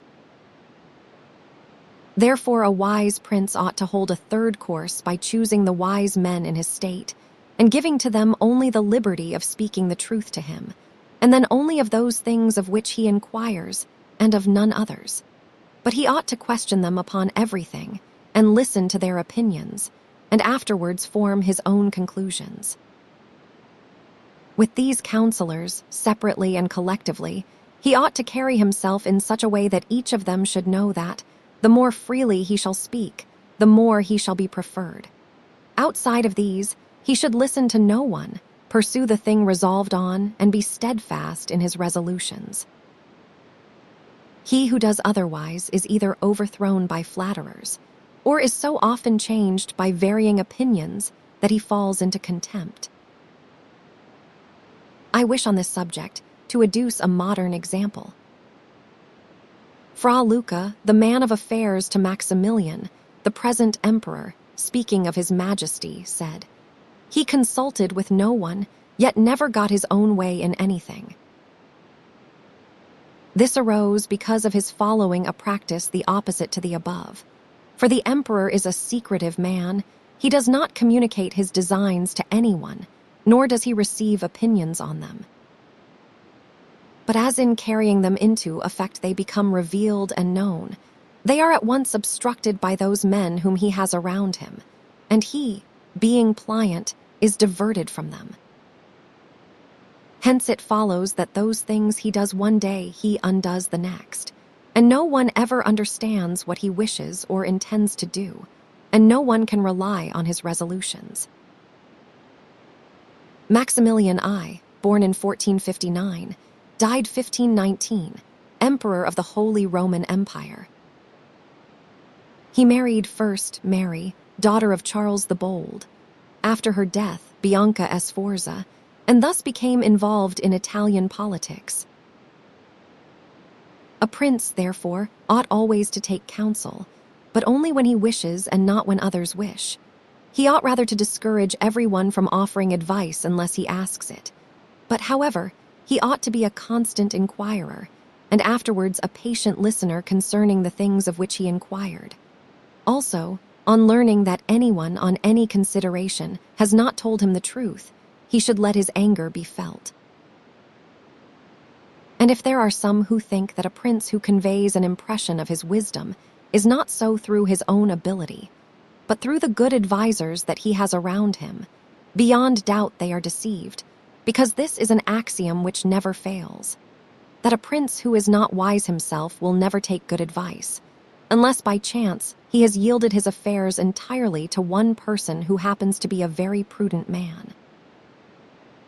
In this case, indeed, he may be well governed, but it would not be for long, because such a governor would in a short time take away his state from him.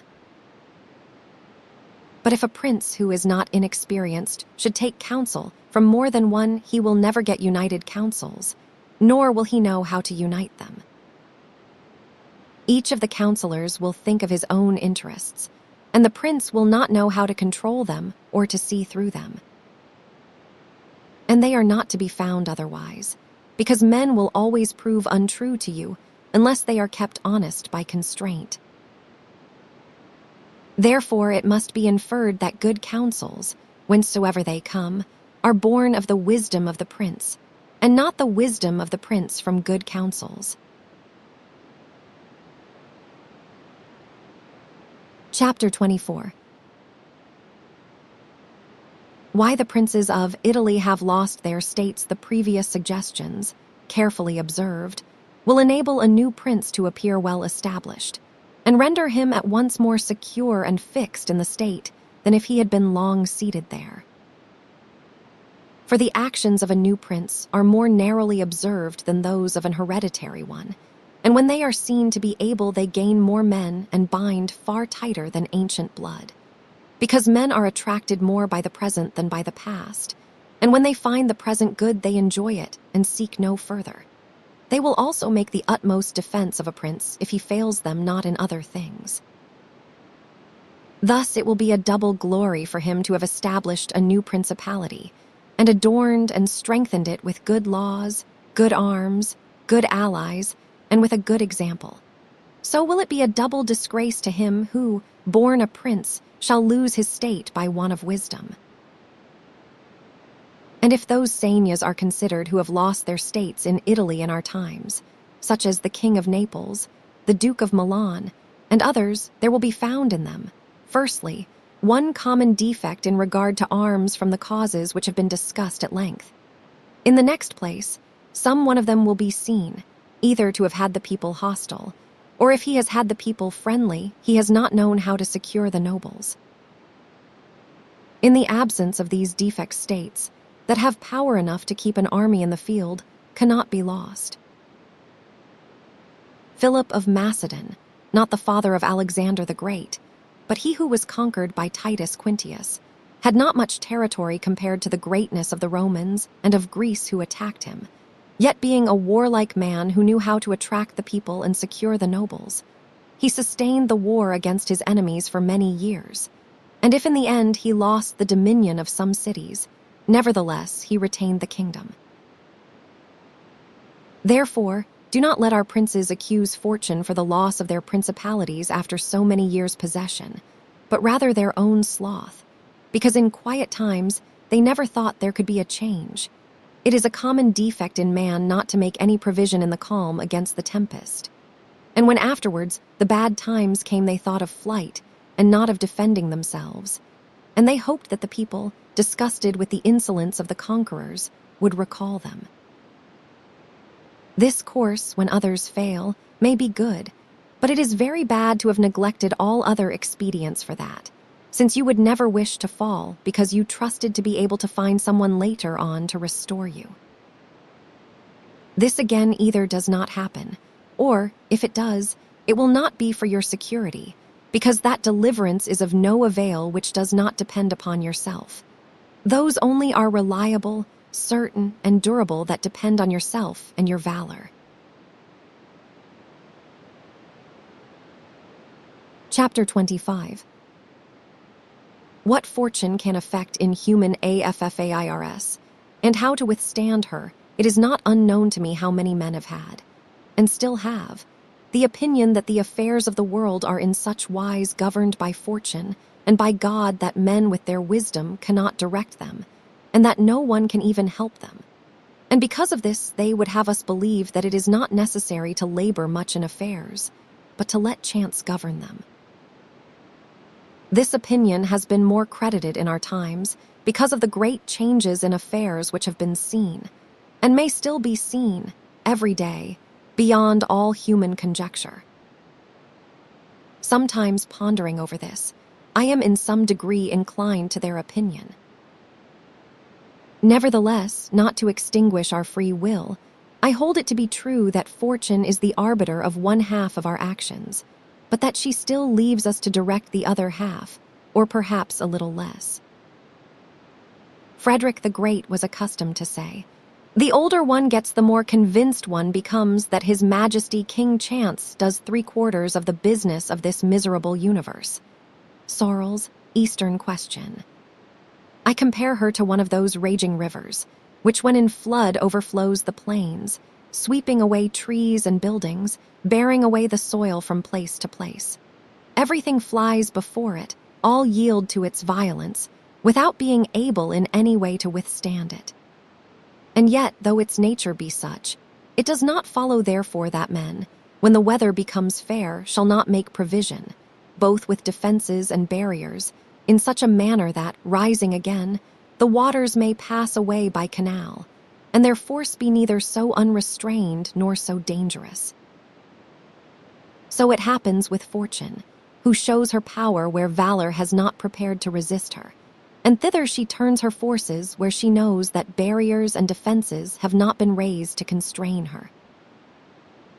And if you will consider Italy, which is the seat of these changes, and which has given to them their impulse, you will see it to be an open country without barriers and without any defense. For if it had been defended by proper valor, as are Germany, Spain, and France, either this invasion would not have made the great changes it has made, or it would not have come at all. And this I consider enough to say concerning resistance to fortune in general. But confining myself more to the particular, I say that a prince may be seen happy today and ruined tomorrow without having shown any change of disposition or character. This, I believe, arises firstly from causes that have already been discussed at length, namely, that the prince who relies entirely on fortune is lost when it changes. I believe also that he will be successful who directs his actions according to the spirit of the times, and that he whose actions do not accord with the times will not be successful. Because men are seen, in affairs that lead to the end which every man has before him, namely, glory and riches, to get there by various methods, one with caution, another with haste, one by force, another by skill, one by patience, another by its opposite, and each one succeeds in reaching the goal by a different method. One can also see of two cautious men the one attain his end, the other fail. And similarly, two men by different observances are equally successful, the one being cautious, the other impetuous. All this arises from nothing else than whether or not they conform in their methods to the spirit of the times. This follows from what I have said, that two men working differently bring about the same effect, and of two working similarly, one attains his object and the other does not. Changes in a state also issue from this. For if, to one who governs himself with caution and patience, times and affairs converge in such a way that his administration is successful, his fortune is made. But if times and affairs change, he is ruined if he does not change his course of action. But a man is not often found sufficiently circumspect to know how to accommodate himself to the change, both because he cannot deviate from what nature inclines him to do, and also because, having always prospered by acting in one way, he cannot be persuaded that it is well to leave it. And therefore, the cautious man, when it is time to turn adventurous, does not know how to do it, hence he is ruined. But had he changed his conduct with the times, fortune would not have changed. Pope Julius II went to work impetuously in all his affairs, and found the times and circumstances conform so well to that line of action that he always met with success. Consider his first enterprise against Bologna, Messer Giovanni Bentivogli being still alive. The Venetians were not agreeable to it, nor was the King of Spain, and he had the enterprise still under discussion with the King of France. Nevertheless, he personally entered upon the expedition with his accustomed boldness and energy, a move which made Spain and the Venetians stand irresolute and passive, the latter from fear, the former from desire to recover the kingdom of Naples. On the other hand, he drew after him the King of France, because that king, having observed the movement and desiring to make the Pope his friend so as to humble the Venetians, found it impossible to refuse him. Therefore Julius, with his impetuous action, accomplished what no other pontiff with simple human wisdom could have done. For if he had waited in Rome until he could get away, with his plans arranged and everything fixed, as any other pontiff would have done, he would never have succeeded. Because the King of France would have made 1,000 excuses, and the others would have raised 1,000 fears. I will leave his other actions alone, as they were all alike, and they all succeeded, for the shortness of his life did not let him experience the contrary. But if circumstances had arisen which required him to go cautiously, his ruin would have followed, because he would never have deviated from those ways to which nature inclined him. I conclude, therefore, that, fortune being changeful and mankind steadfast in their ways, So long as the two are in agreement, men are successful, but unsuccessful when they fall out. For my part, I consider that it is better to be adventurous than cautious, because fortune is a woman, and if you wish to keep her under it, is necessary to beat and ill-use her. And it is seen that she allows herself to be mastered by the adventurous rather than by those who go to work more coldly. She is, therefore, always, womanlike, a lover of young men because they are less cautious, more violent, and with more audacity command her. Chapter 26. An exhortation to liberate Italy from the barbarians, having carefully considered the subject of the above discourses, and wondering within myself whether the present times were propitious to a new prince, and whether there were elements that would give an opportunity to a wise and virtuous one to introduce a new order of things which would do honor to him and good to the people of this country. It appears to me that so many things concur to favor a new prince that I never knew a time more fit than the present. And if, as I said, it was necessary that the people of Israel should be captive so as to make manifest the ability of Moses, that the Persians should be oppressed by the Medes so as to discover the greatness of the soul of Cyrus, and that the Athenians should be dispersed to illustrate the capabilities of Theseus. Then at the present time, in order to discover the virtue of an Italian spirit, it was necessary that Italy should be reduced to the extremity that she is now in, that she should be more enslaved than the Hebrews, more oppressed than the Persians, more scattered than the Athenians, without head, without order, beaten, despoiled, torn, overrun, and to have endured every kind of desolation. Although lately some spark may have been shown by one, which made us think he was ordained by God for our redemption, nevertheless it was afterwards seen, in the height of his career, that fortune rejected him, so that Italy, left as without life, waits for him who shall yet heal her wounds and put an end to the ravaging and plundering of Lombardy, to the swindling and taxing of the kingdom and of Tuscany, and cleanse those sores that for long have festered. It is seen how she entreats God to send someone who shall deliver her from these wrongs and barbarous insolencies. It is seen also that she is ready and willing to follow a banner, if only someone will raise it. Nor is there to be seen at present one in whom she can place more hope than in your illustrious house, with its valor and fortune, favored by God and by the church of which it is now the chief, and which could be made the head of this redemption. This will not be difficult if you will recall to yourself the actions and lives of the men I have named. And although they were great and wonderful men, yet they were men, and each one of them had no more opportunity than the present offers, for their enterprises were neither more just nor easier than this, nor was God more their friend than he is yours. Giuliano de' Medici. He had just been created a cardinal by Leo X. In 1523, Giuliano was elected pope and took the title of Clement VII. With us there is great justice, because that war is just which is necessary, and arms are hallowed when there is no other hope but in them. Here there is the greatest willingness, and where the willingness is great, the difficulties cannot be great if you will only follow those men to whom I have directed your attention. Further than this, how extraordinarily the ways of God have been manifested beyond example. The sea is divided, a cloud has led the way, the rock has poured forth water, it has rained manna, everything has contributed to your greatness. You ought to do the rest. God is not willing to do everything, and thus take away our free will and that share of glory which belongs to us.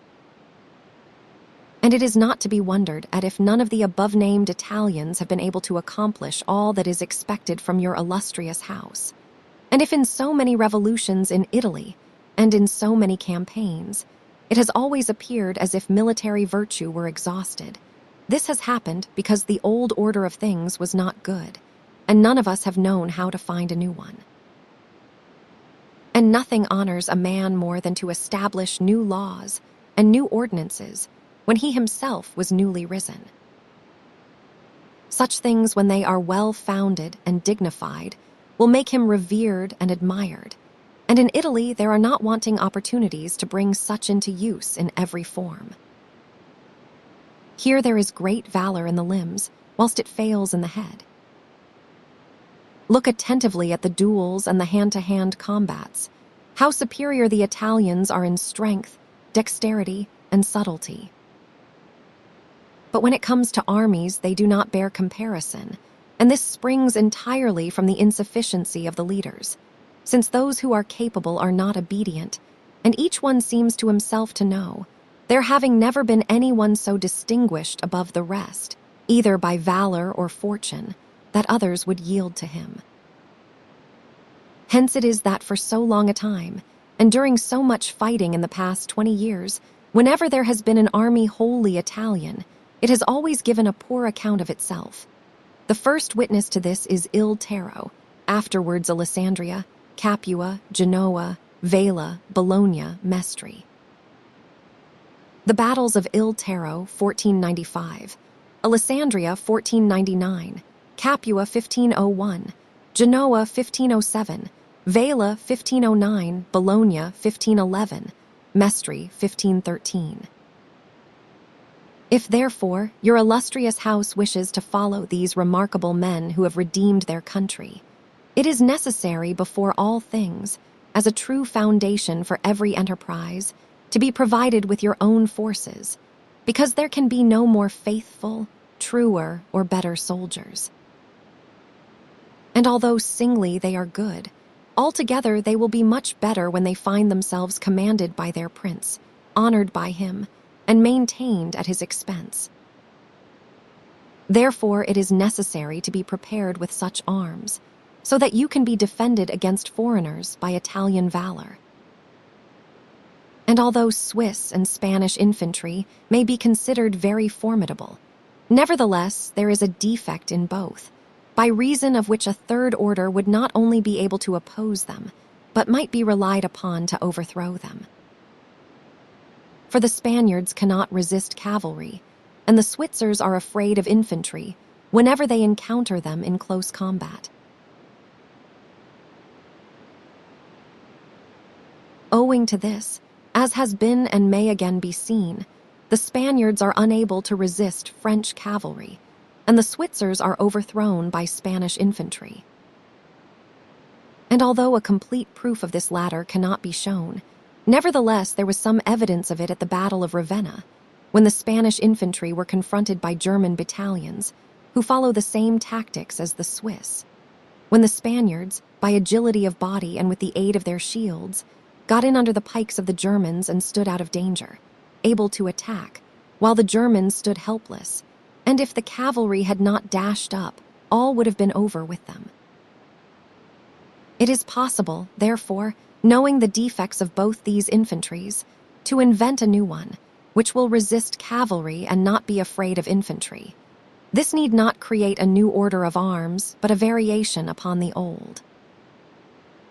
And these are the kind of improvements which confer reputation and power upon a new prince. This opportunity, therefore, ought not to be allowed to pass for letting Italy at last see her liberator appear. Nor can one express the love with which he would be received in all those provinces which have suffered so much from these foreign scourings, with what thirst for revenge, with what stubborn faith, with what devotion, with what tears. What door would be closed to him? Who would refuse obedience to him? What envy would hinder him? What Italian would refuse him homage? To all of us this barbarous dominion stinks. Let, therefore, your illustrious house take up this charge with that courage and hope with which all just enterprises are undertaken, so that under its standard our native country may be ennobled, and under its auspices may be verified that saying of Petrarch, Virtu contro al furori prendere elarm, e fia il combater corto. Ci Atlantico valor negli Italis quor non e anchor morto. Virtue against fury shall advance the fight, and at ith combat soon shall put to flight. For the old Roman valor is not dead, nor in Italians' breasts extinguished. Edward Dacre, 1640. Description of the methods adopted by the Duke Vialientiano when murdering Vitlllozizio Vitlli. Olivrotttoda Fermo, the Signor Piagiolo, and the Duke Digravina Orsini by Nicolo, Machiavlli, the Duke Valentino had returned from Lombardy, where he had been to clear himself with the King of France from the calumnies which had been raised against him by the Florentines concerning the rebellion of Arezzo and other towns in the Val di Chiana, and had arrived at Imola, whence he intended with his army to enter upon the campaign against Giovanni Bentivogli, the tyrant of Bologna, for he intended to bring that city under his domination and to make it the head of his Romagnian duchy. These matters coming to the knowledge of the Vitelli and Orsini and their following, it appeared to them that the Duke would become too powerful, and it was feared that, having seized Bologna, he would seek to destroy them in order that he might become supreme in Italy. Upon this, a meeting was called at Maggiani in the district of Perugia, to which came the Cardinal, Pagolo, and the Duke di Gravina Orsini, Vitellozzo Vitelli, Oliverato de Fermo, Gianpagolo Baglioni, the tyrant of Perugia, and Messer Antonio de Venafro, sent by Pandolfo Petrucci, the Prince of Siena. Here were discussed the power and courage of the Duke, and the necessity of curbing his ambitions, which might otherwise bring danger to the rest of being ruined. And they decided not to abandon the Bentivogli, but to strive to win over the Florentines, and they sent their men to one place and another, promising to one party assistance and to another encouragement to unite with them against the common enemy. This meeting was at once reported throughout all Italy, and those who were discontented under the Duke, among whom were the people of Urbino, took hope of effecting a revolution. Thus it arose that, men's minds being thus unsettled, it was decided by certain men of Urbino to seize the fortress of San Leo, which was held for the Duke, and which they captured by the following means. The Castellan was fortifying the rock and causing timber to be taken there. So the conspirators watched, and when certain beams which were being carried to the rock were upon the bridge, so that it was prevented from being drawn up by those inside, they took the opportunity of leaping upon the bridge and thence into the fortress. Upon this capture being effected, the whole state rebelled and recalled the old Duke, being encouraged in this, not so much by the capture of the fort, as by the Diet at Maggiani, from whom they expected to get assistance. Those who heard of the rebellion at Urbino thought they would not lose the opportunity, and at once assembled their men so as to take any town, should any remain in the hands of the Duke in that state. And they sent again to Florence to beg that republic to join with them in destroying the common firebrand, showing that the risk was lessened, and that they ought not to wait for another opportunity.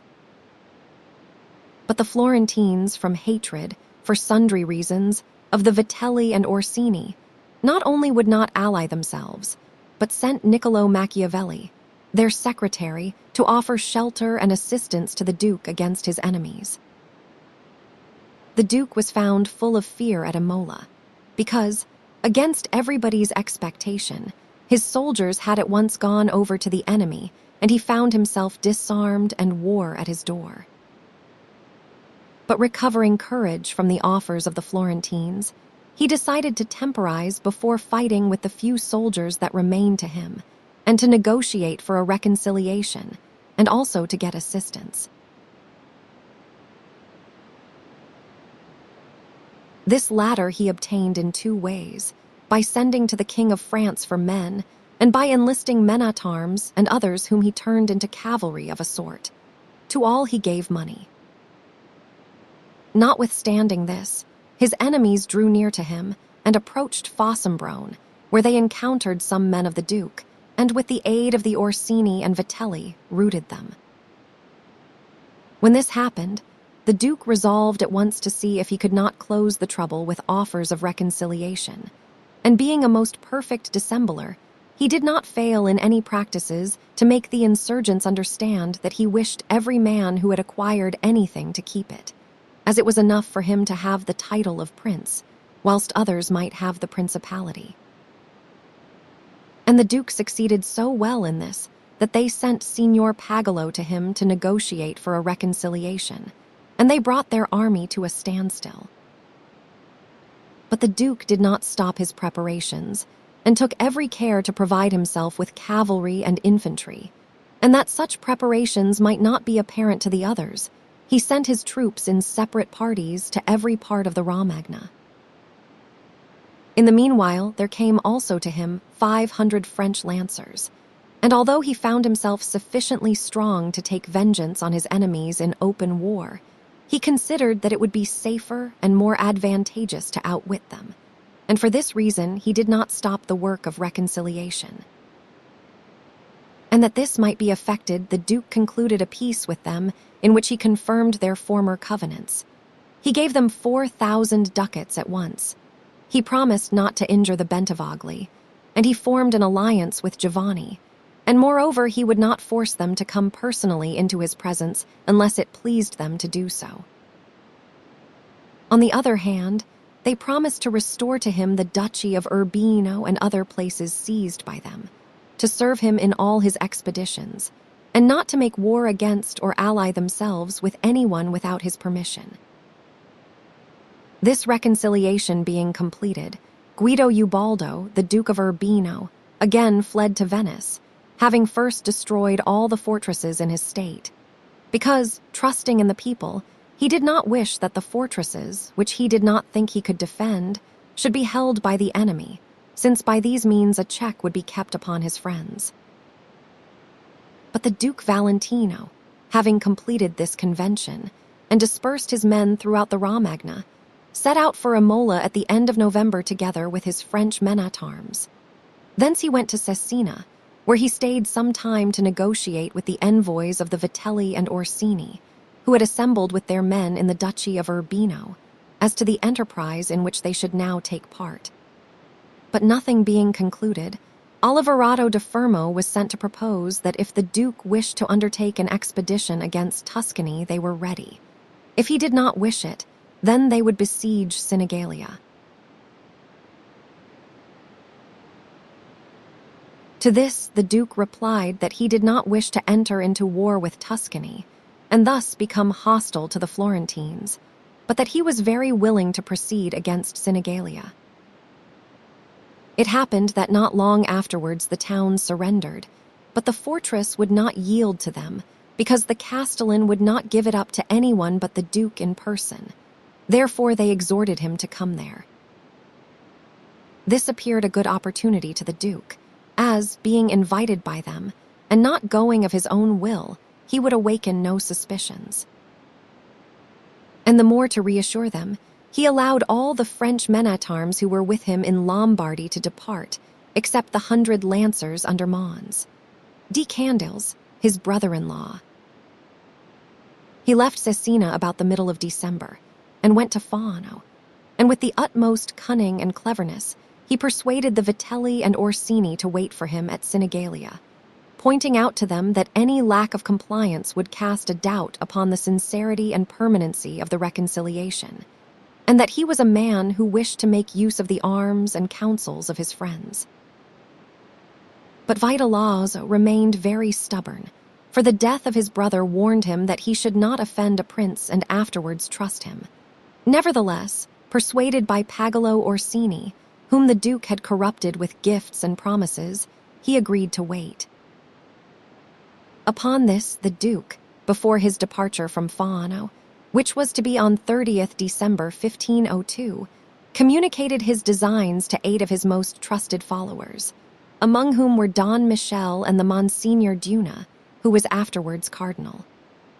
And he ordered that, as soon as Vitellozzo, Pagolo Orsini, the Duke di Gravina, and Oliverado should arrive, his followers in pairs should take them one by one, entrusting certain men to certain pairs, who should entertain them until they reached Sinigalia. Nor should they be permitted to leave until they came to the Duke's quarters, where they should be seized. The Duke afterwards ordered all his horsemen and infantry, of which there were more than 2,000 cavalry and 10,000 footmen, to assemble by daybreak at the Metauro, a river 5 miles distant from Fano, and await him there. He found himself, therefore, on the last day of December at the Metauro with his men, and having sent a cavalcade of about 200 horsemen before him, he then moved forward the infantry, whom he accompanied with the rest of the men-at-arms. Fano and Sinigalia are 2 cities of La Marca situated on the shore of the Adriatic Sea, 15 miles distant from each other, so that he who goes towards Sinigalia has the mountains on his right hand, the bases of which are touched by the sea in some places.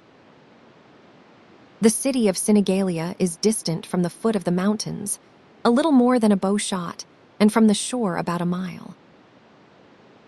On the side opposite to the city runs a little river which bathes that part of the walls looking towards Fano, facing the high road.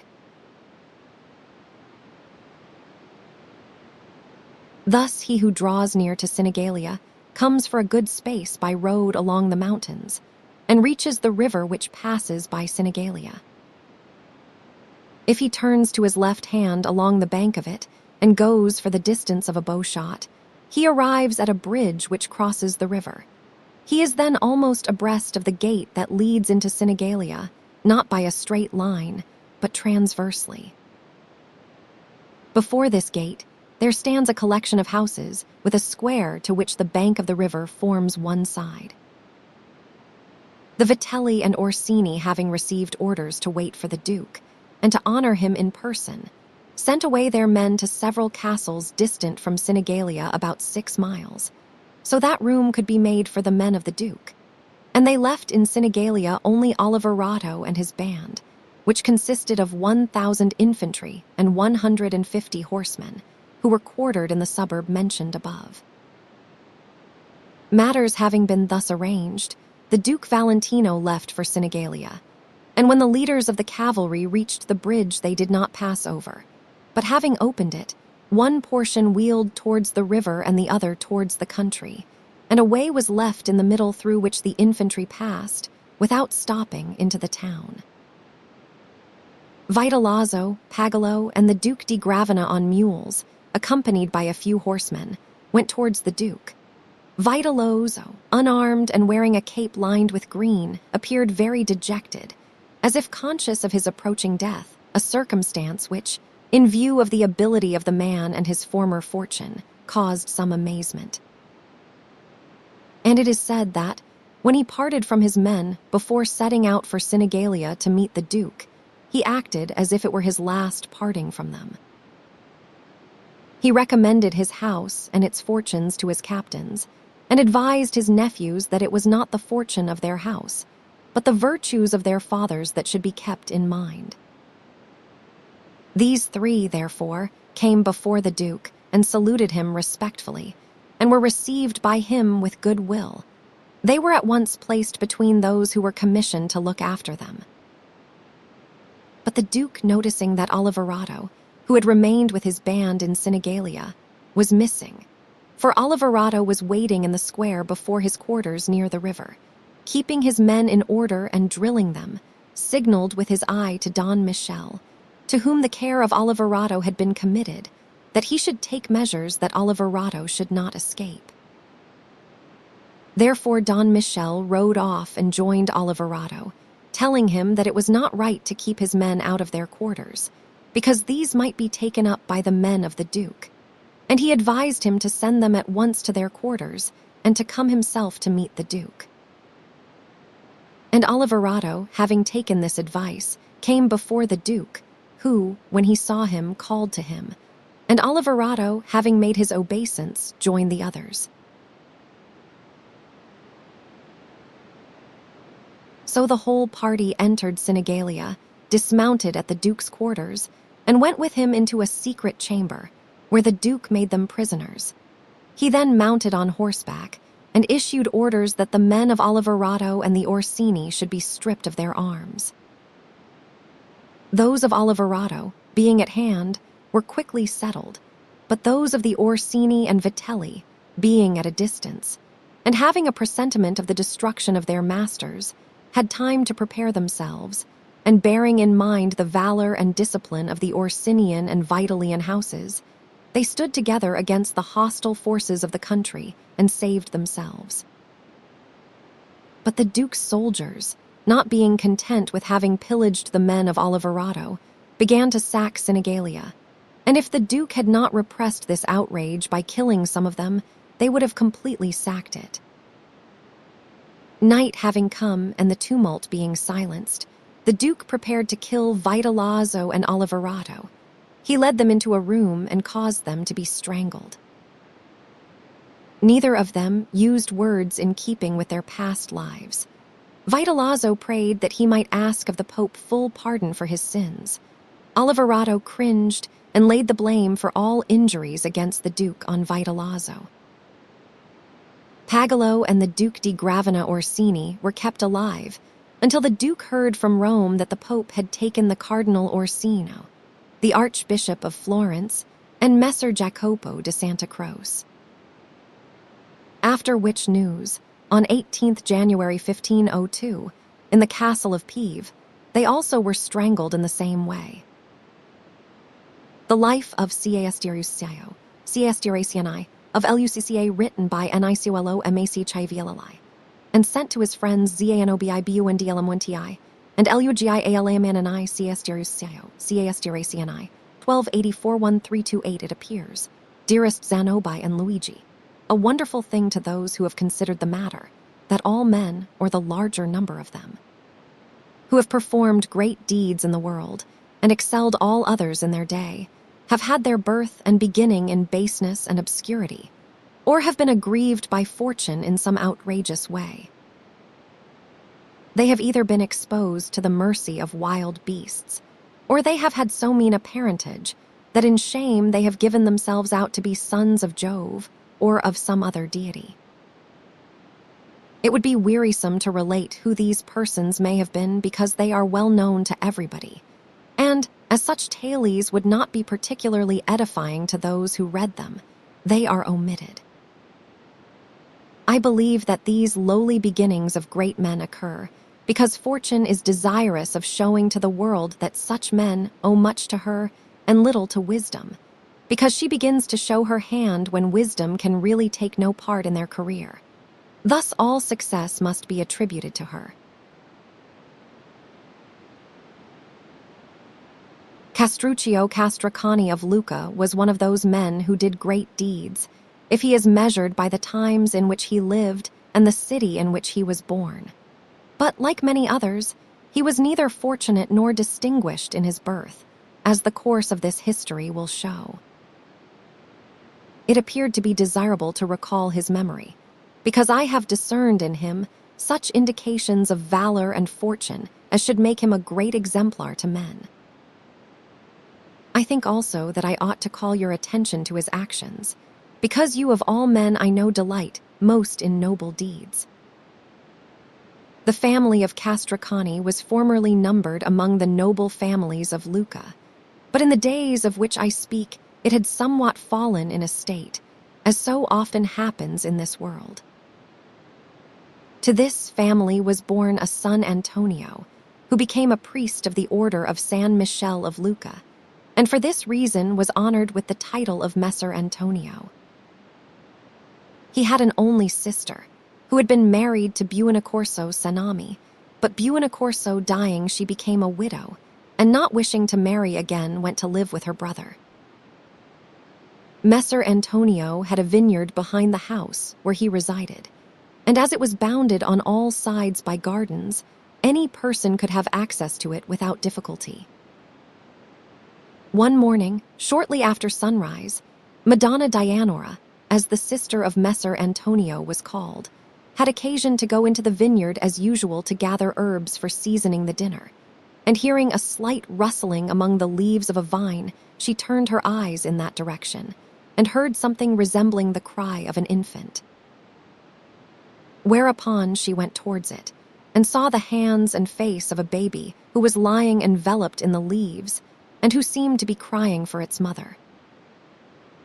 Partly wondering and partly fearing, yet full of compassion, she lifted it up and carried it to the house, where she washed it and clothed it with clean linen as is customary, and showed it to Messer Antonio when he returned home. When he heard what had happened, and saw the child, he was not less surprised or compassionate than his sister. They discussed between themselves what should be done, and seeing that he was priest and that she had no children, they finally determined to bring it up. They had a nurse for it, and it was reared and loved as if it were their own child.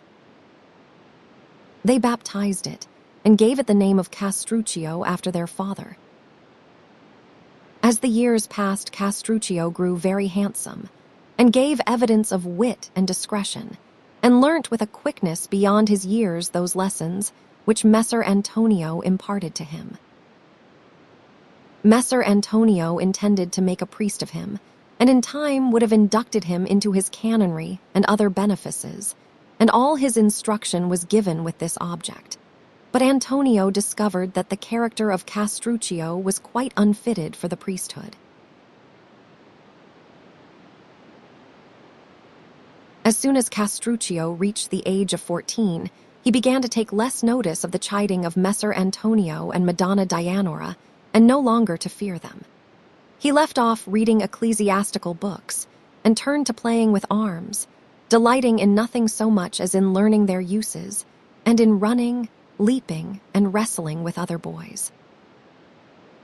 In all exercises, he far excelled his companions in courage and bodily strength, and if at any time he did turn to books, only those pleased him which told of wars and the mighty deeds of men.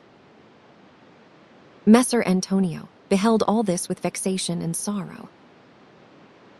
There lived in the city of Lucca a gentleman of the Guinigi family, named Messer Francesco, whose profession was arms, and who in riches, bodily strength, and valor excelled all other men in Lucca. He had often fought under the command of the Visconti of Milan, and as a Ghibelline was the valued leader of that party in Lucca.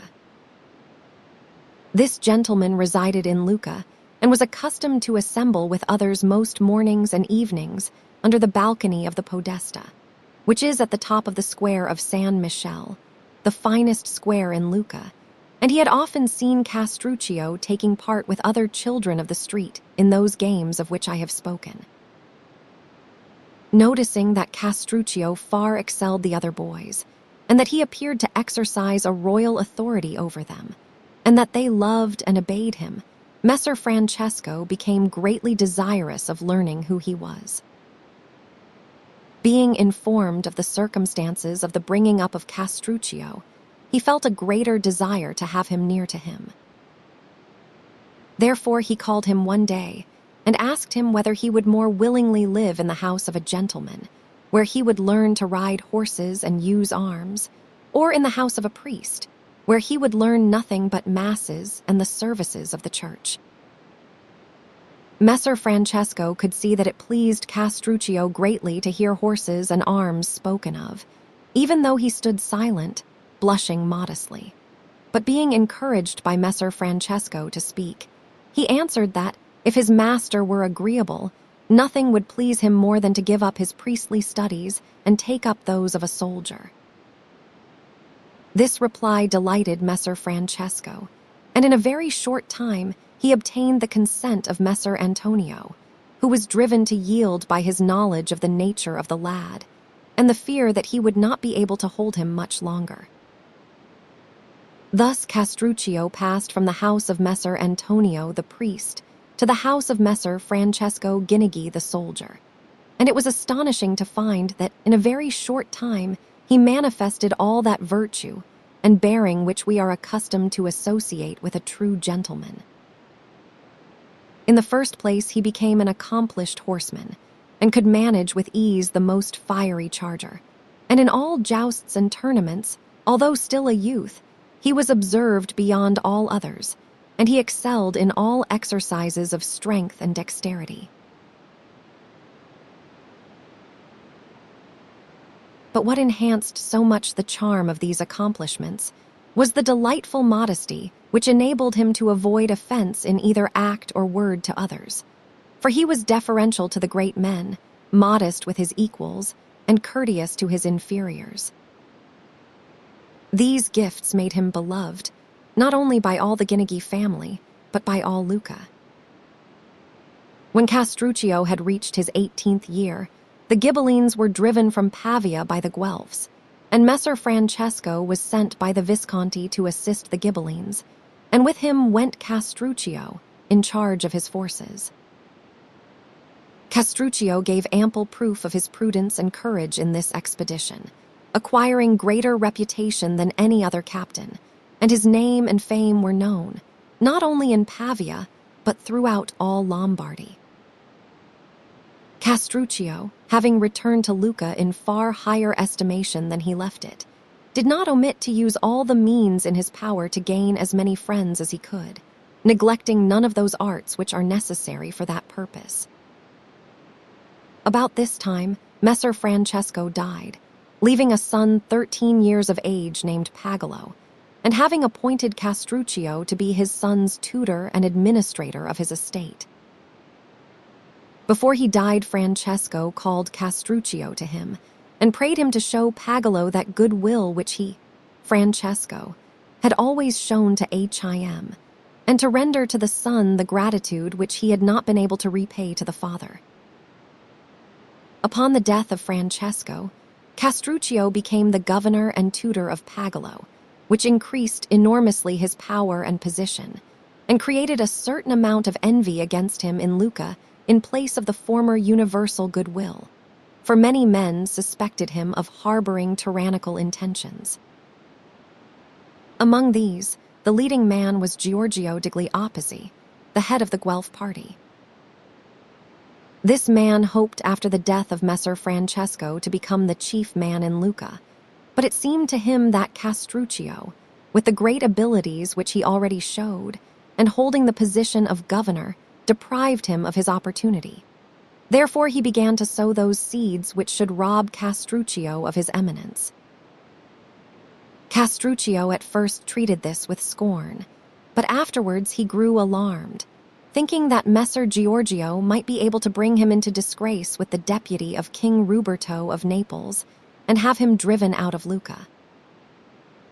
The lord of Pisa at that time was Uguccione of the Fagiuola of Arezzo, who being in the first place elected their captain afterwards, became their lord.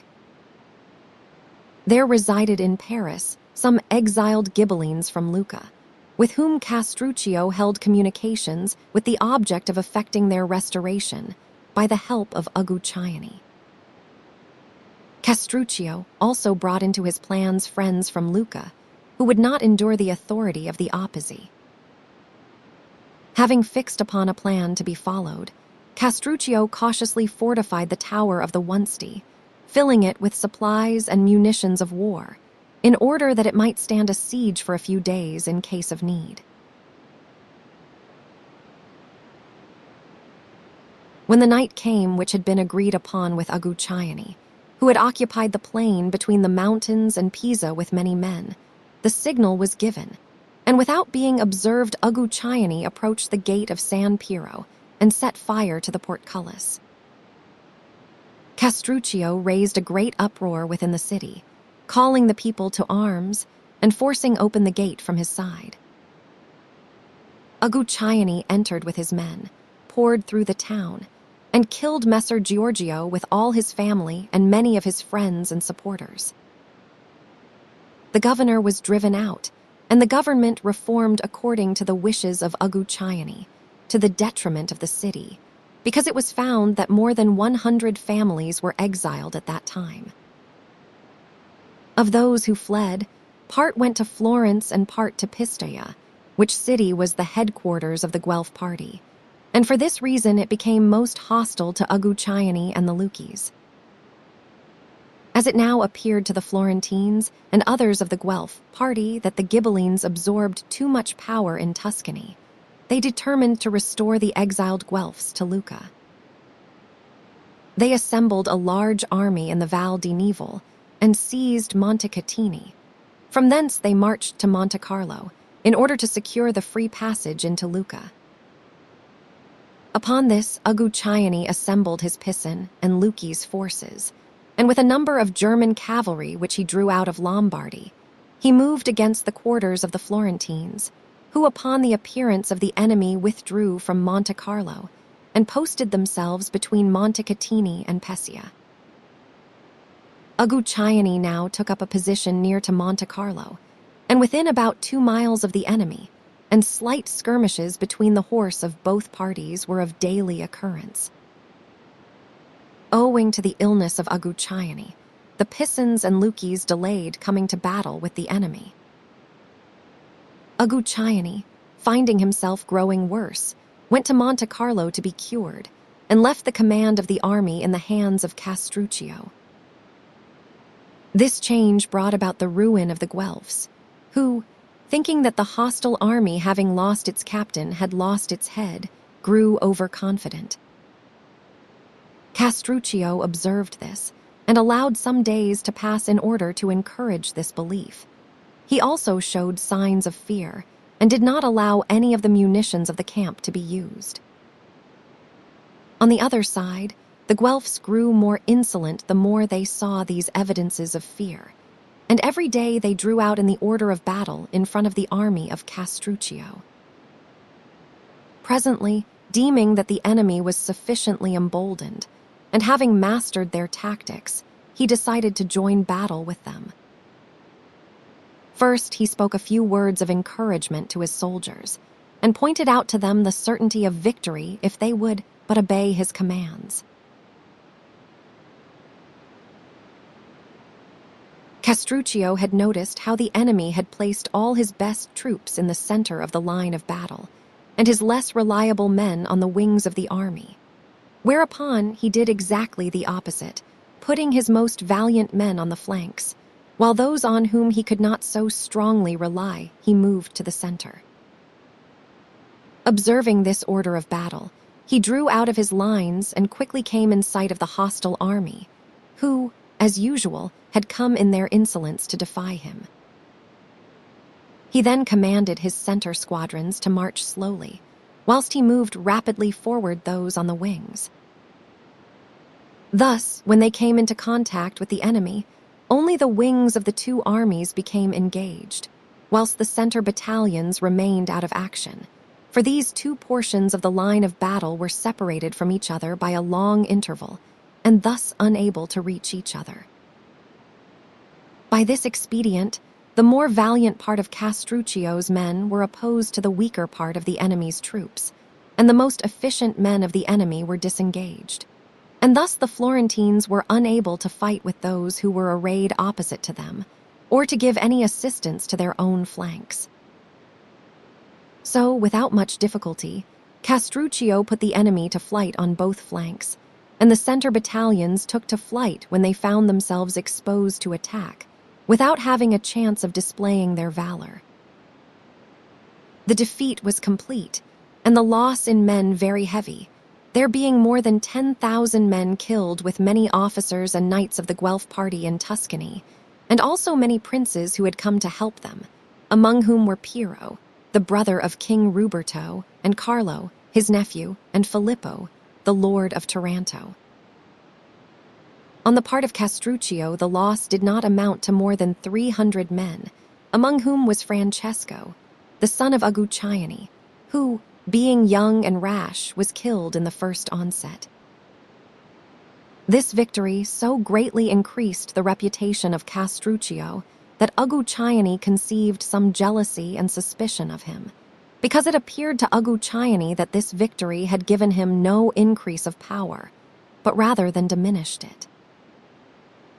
Being of this mind, he only waited for an opportunity to give effect to it. This occurred on the death of Pier Agnolo Micheli, a man of great repute and abilities in Lucca, the murderer of whom fled to the house of Castruccio for refuge. On the sergeants of the captain going to arrest the murderer, they were driven off by Castruccio, and the murderer escaped. This affair coming to the knowledge of Agucciani, who was then at Pisa, it appeared to him a proper opportunity to punish Castruccio. He therefore sent for his son Neri, who was the governor of Lucca, and commissioned him to take Castruccio prisoner at a banquet and put him to death. Castruccio, fearing no evil, went to the governor in a friendly way, was entertained at supper, and then thrown into prison. But Neri, fearing to put him to death lest the people should be incensed, kept him alive, in order to hear further from his father concerning his intentions. Augutian cursed the hesitation and cowardice of his son, and at once set out from Pisa to Lucca with 400 horsemen to finish the business in his own way. But he had not yet reached the baths when the Pisans rebelled and put his deputy to death, and created Count Gatto della Gherardesca their lord. Before Augutiani reached Lucca, he heard of the occurrences at Pisa, but it did not appear wise to him to turn back, lest the Lucchese, with the example of Pisa before them, should close their gates against him. But the Lucchese, having heard of what had happened at Pisa, availed themselves of this opportunity to demand the liberation of Castruccio, notwithstanding that Augutiani had arrived in their city. They first began to speak of it in private circles, afterwards openly in the squares and streets. Then they raised a tumult, and with arms in their hands went to Augutiani and demanded that Castruccio should be set at liberty. Augutiani, fearing that worse might happen, released him from prison. Whereupon Castruccio gathered his friends around him, and with the help of the people attacked Augutiani, who, finding he had no resource but in flight, rode away with his friends to Lombardy, to the lords of Scale, where he died in poverty. But Castruccio, from being a prisoner, became almost a prince in Lucca, and he carried himself so discreetly with his friends and the people that they appointed him captain of their army for 1 year. Having obtained this, and wishing to gain renown in war, he planned the recovery of the many towns which had rebelled after the departure of Augutiani, and with the help of the Pisans, with whom he had concluded a treaty, he marched to Serezana. To capture this place, he constructed a fort against it, which is called today Zerezzanello. In the course of 2 months, Castruccio captured the town.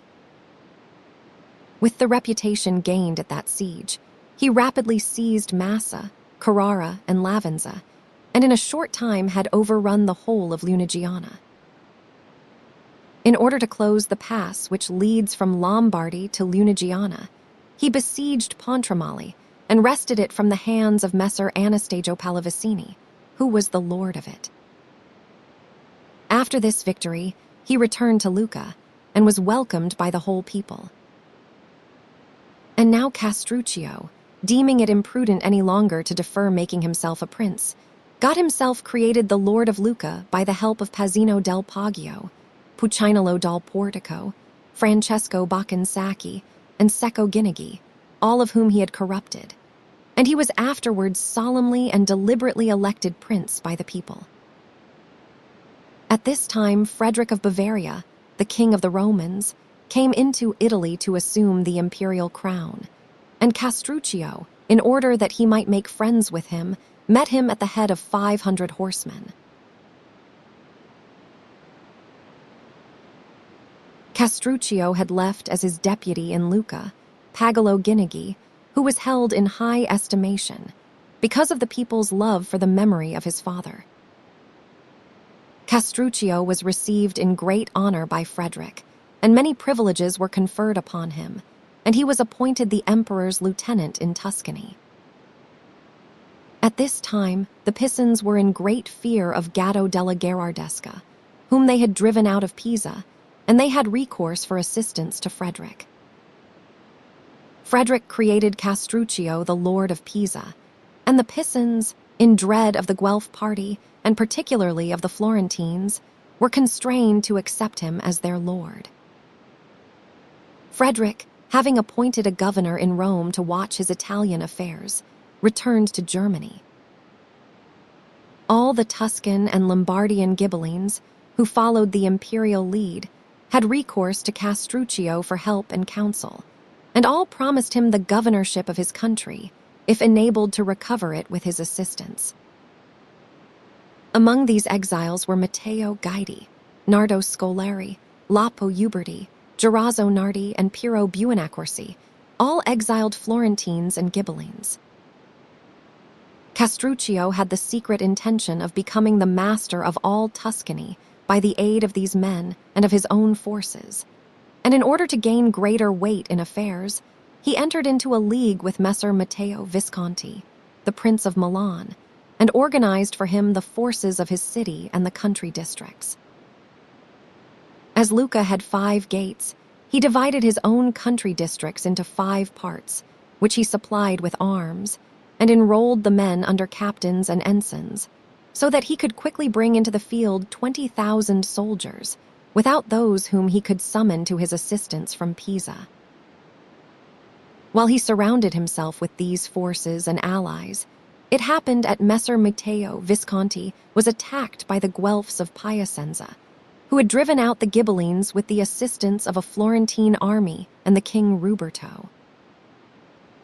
Messer Matteo called upon Castruccio to invade the Florentines in their own territories, so that, being attacked at home, they should be compelled to draw their army out of Lombardy in order to defend themselves. Castruccio invaded the Valdarno and seized Fusecchio and San Miniato, inflicting immense damage upon the country. Whereupon the Florentines recalled their army, which had scarcely reached Tuscany, when Castruccio was forced by other necessities to return to Lucca.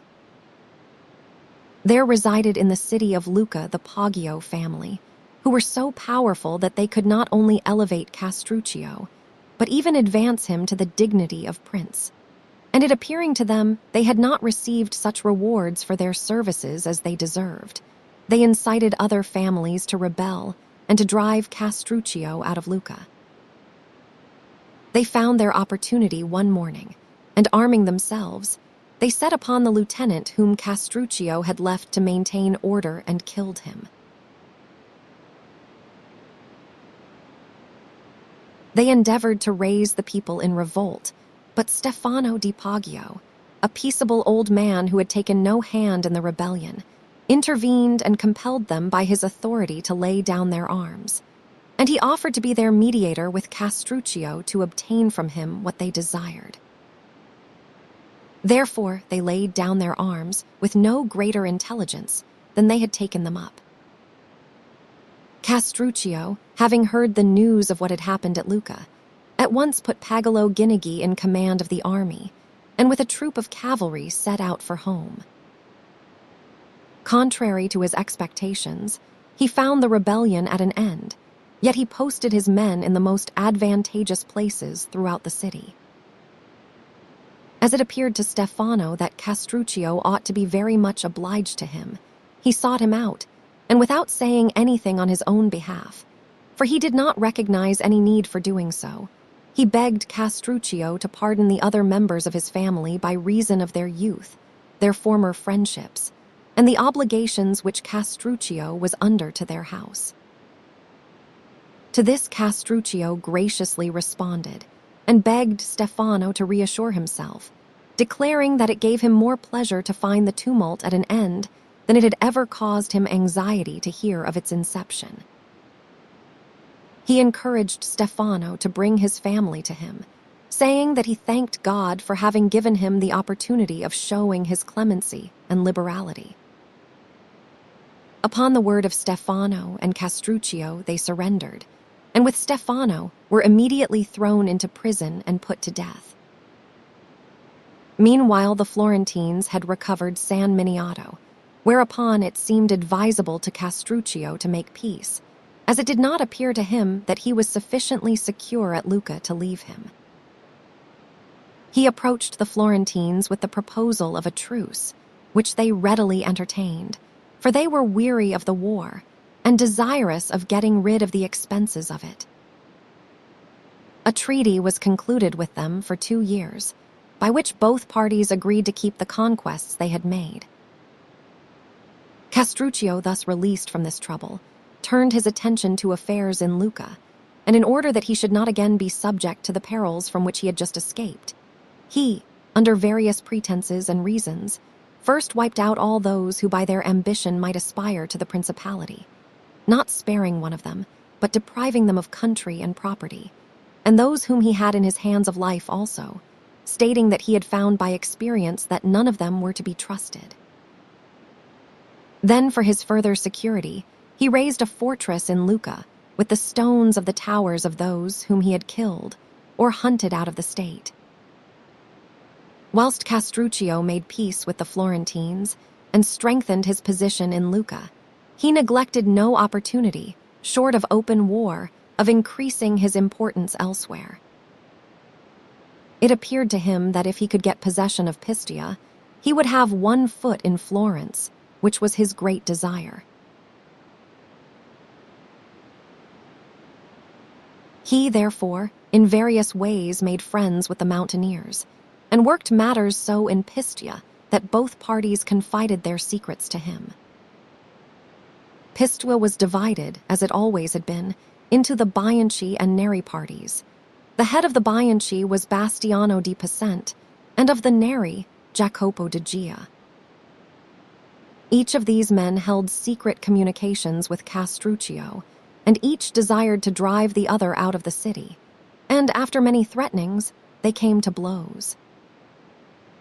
Jacopo fortified himself at the Florentine gate, Bastiano at that of the Lucchese side of the city. Both trusted more in Castruccio than in the Florentines, because they believed that Castruccio was far more ready and willing to fight than the Florentines, and they both sent to him for assistance. He gave promises to both, saying to Bastiano that he would come in person, and to Jacopo that he would send his pupil, Pagolo Guinigi. At the appointed time, he sent forward Pagolo by way of Pisa, and went himself direct to Pistia. At midnight, both of them met outside the city, and both were admitted as friends. Thus the 2 leaders entered, and at a signal given by Castruccio, one killed Jacopo di Gia and the other Bastiano di Picente, and both took prisoners or killed the partisans of either faction. Without further opposition, Pistia passed into the hands of Castruccio, who, having forced the signoria to leave the palace, compelled the people to yield obedience to him, making them many promises and remitting their old debts.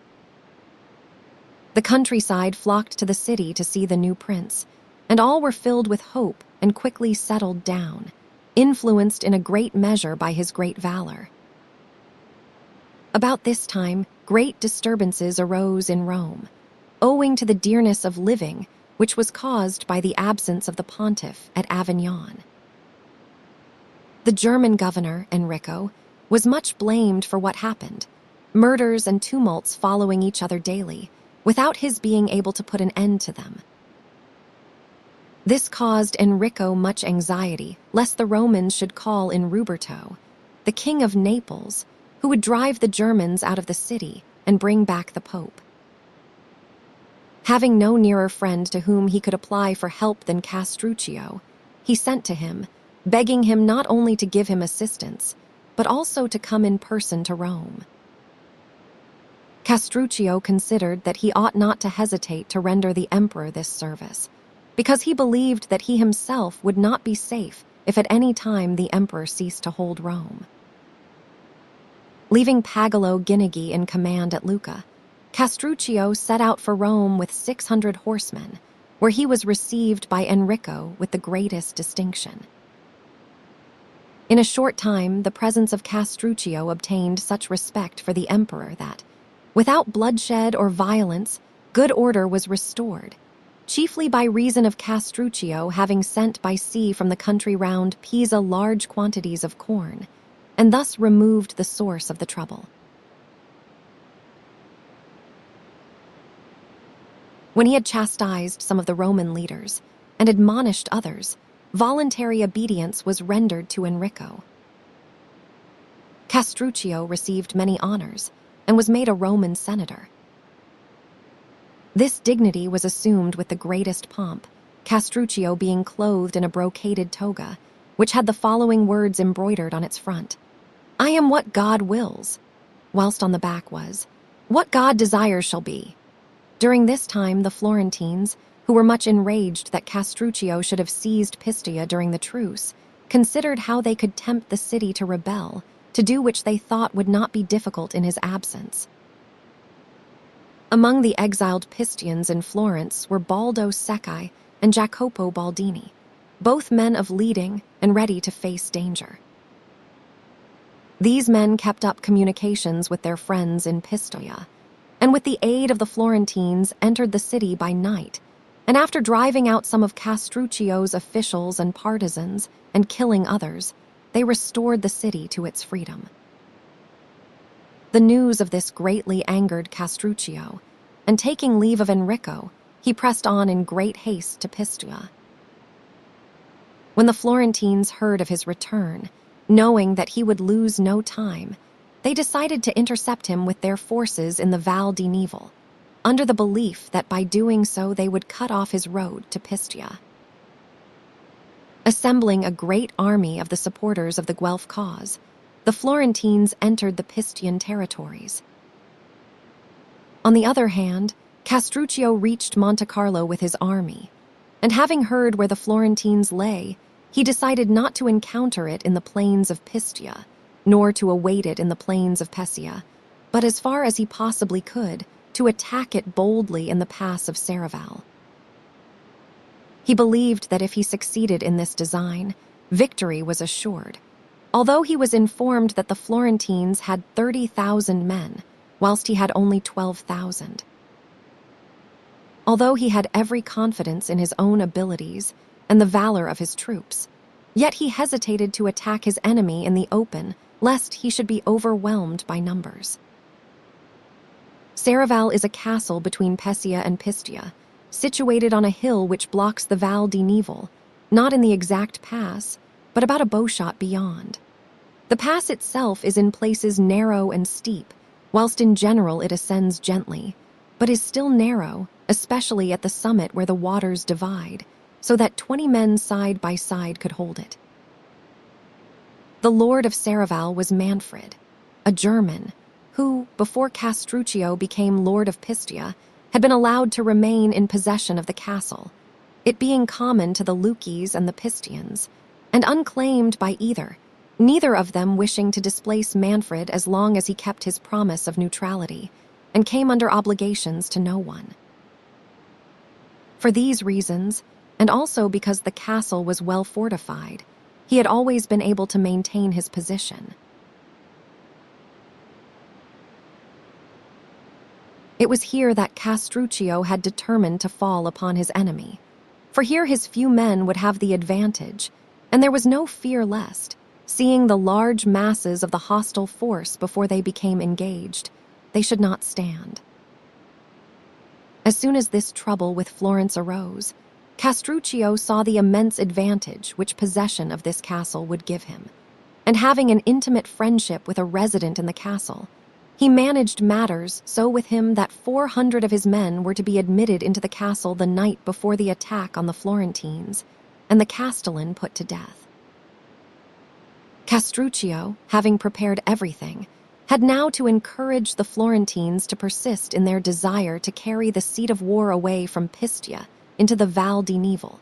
Therefore, he did not move his army from Monte Carlo. Thus the Florentines hurried on until they reached their encampment under Serravalle, intending to cross the hill on the following morning. In the meantime, Castruccio had seized the castle at night, had also moved his army from Monte Carlo, and marching from thence at midnight in dead silence, had reached the foot of Serravalle. Thus he and the Florentines commenced the ascent of the hill at the same time in the morning. Castruccio sent forward his infantry by the main road, and a troop of 400 horsemen by a path on the left towards the castle. The Florentines sent forward 400 cavalry ahead of their army which was following, never expecting to find Castruccio in possession of the hill, nor were they aware of his having seized the castle. Thus it happened that the Florentine horsemen mounting the hill were completely taken by surprise when they discovered the infantry of Castruccio, and so close were they upon it, they had scarcely time to pull down their visors. It was a case of unready soldiers being attacked by ready, and they were assailed with such vigor that with difficulty they could hold their own, although some few of them got through. When the noise of the fighting reached the Florentine camp below, it was filled with confusion. The cavalry and infantry became inextricably mixed. The captains were unable to get their men either backward or forward, owing to the narrowness of the pass, and amid all this tumult, no one knew what ought to be done or what could be done. In a short time, the cavalry who were engaged with the enemy's infantry were scattered or killed, without having made any effective defense because of their unfortunate position, although in sheer desperation, they had offered a stout resistance. Retreat had been impossible, with the mountains on both flanks, whilst in front were their enemies, and in the rear their friends. When Castruccio saw that his men were unable to strike a decisive blow at the enemy and put them to flight, he sent 1,000 infantrymen round by the castle, with orders to join the 400 horsemen he had previously dispatched there, and commanded the whole force to fall upon the flank of the enemy. These orders they carried out with such fury that the Florentines could not sustain the attack, but gave way, and were soon in full retreat, conquered more by their unfortunate position than by the valor of their enemy. Those in the rear turned towards Pistia and spread through the plains, each man seeking only his own safety. The defeat was complete and very sanguinary. Many captains were taken prisoners, among whom were Bandini dei Rossi, Francesco Brunelleschi, and Giovanni della Tosa, all Florentine noblemen, with many Tuscans and Neapolitans who fought on the Florentine side, having been sent by King Ruberto to assist the Guelphs. Immediately the Pistians heard of this defeat, they drove out the friends of the Guelphs and surrendered to Castruccio. He was not content with occupying Prato and all the castles on the plains on both sides of the Arno, but marched his army into the plain of Peretola, about 2 miles from Florence. Here he remained many days, dividing the spoils and celebrating his victory with feasts and games, holding horse races and foot races for men and women. He also struck medals in commemoration of the defeat of the Florentines. He endeavored to corrupt some of the citizens of Florence who were to open the city gates at night, but the conspiracy was discovered and the participators in it taken and beheaded, among whom were Tommaso Lupaci and Lambertuccio Frescobaldi. This defeat caused the Florentines great anxiety, and despairing of preserving their liberty, they sent envoys to King Ruberto of Naples, offering him the dominion of their city, and he, knowing of what immense importance the maintenance of the Guelph cause was to him, accepted it. He agreed with the Florentines to receive from them a yearly tribute of 200,000 florins, and he sent his son Carlo to Florence with 4,000 horsemen. Shortly after this, the Florentines were relieved in some degree of the pressure of Castruccio's army, owing to his being compelled to leave his positions before Florence and march on Pisa, in order to suppress a conspiracy that had been raised against him by Benedetto Lanfranchi, one of the first men in Pisa, who could not endure that his fatherland should be under the dominion of the Lucchese. He had formed this conspiracy, intending to seize the citadel, kill the partisans of Castruccio, and drive out the garrison.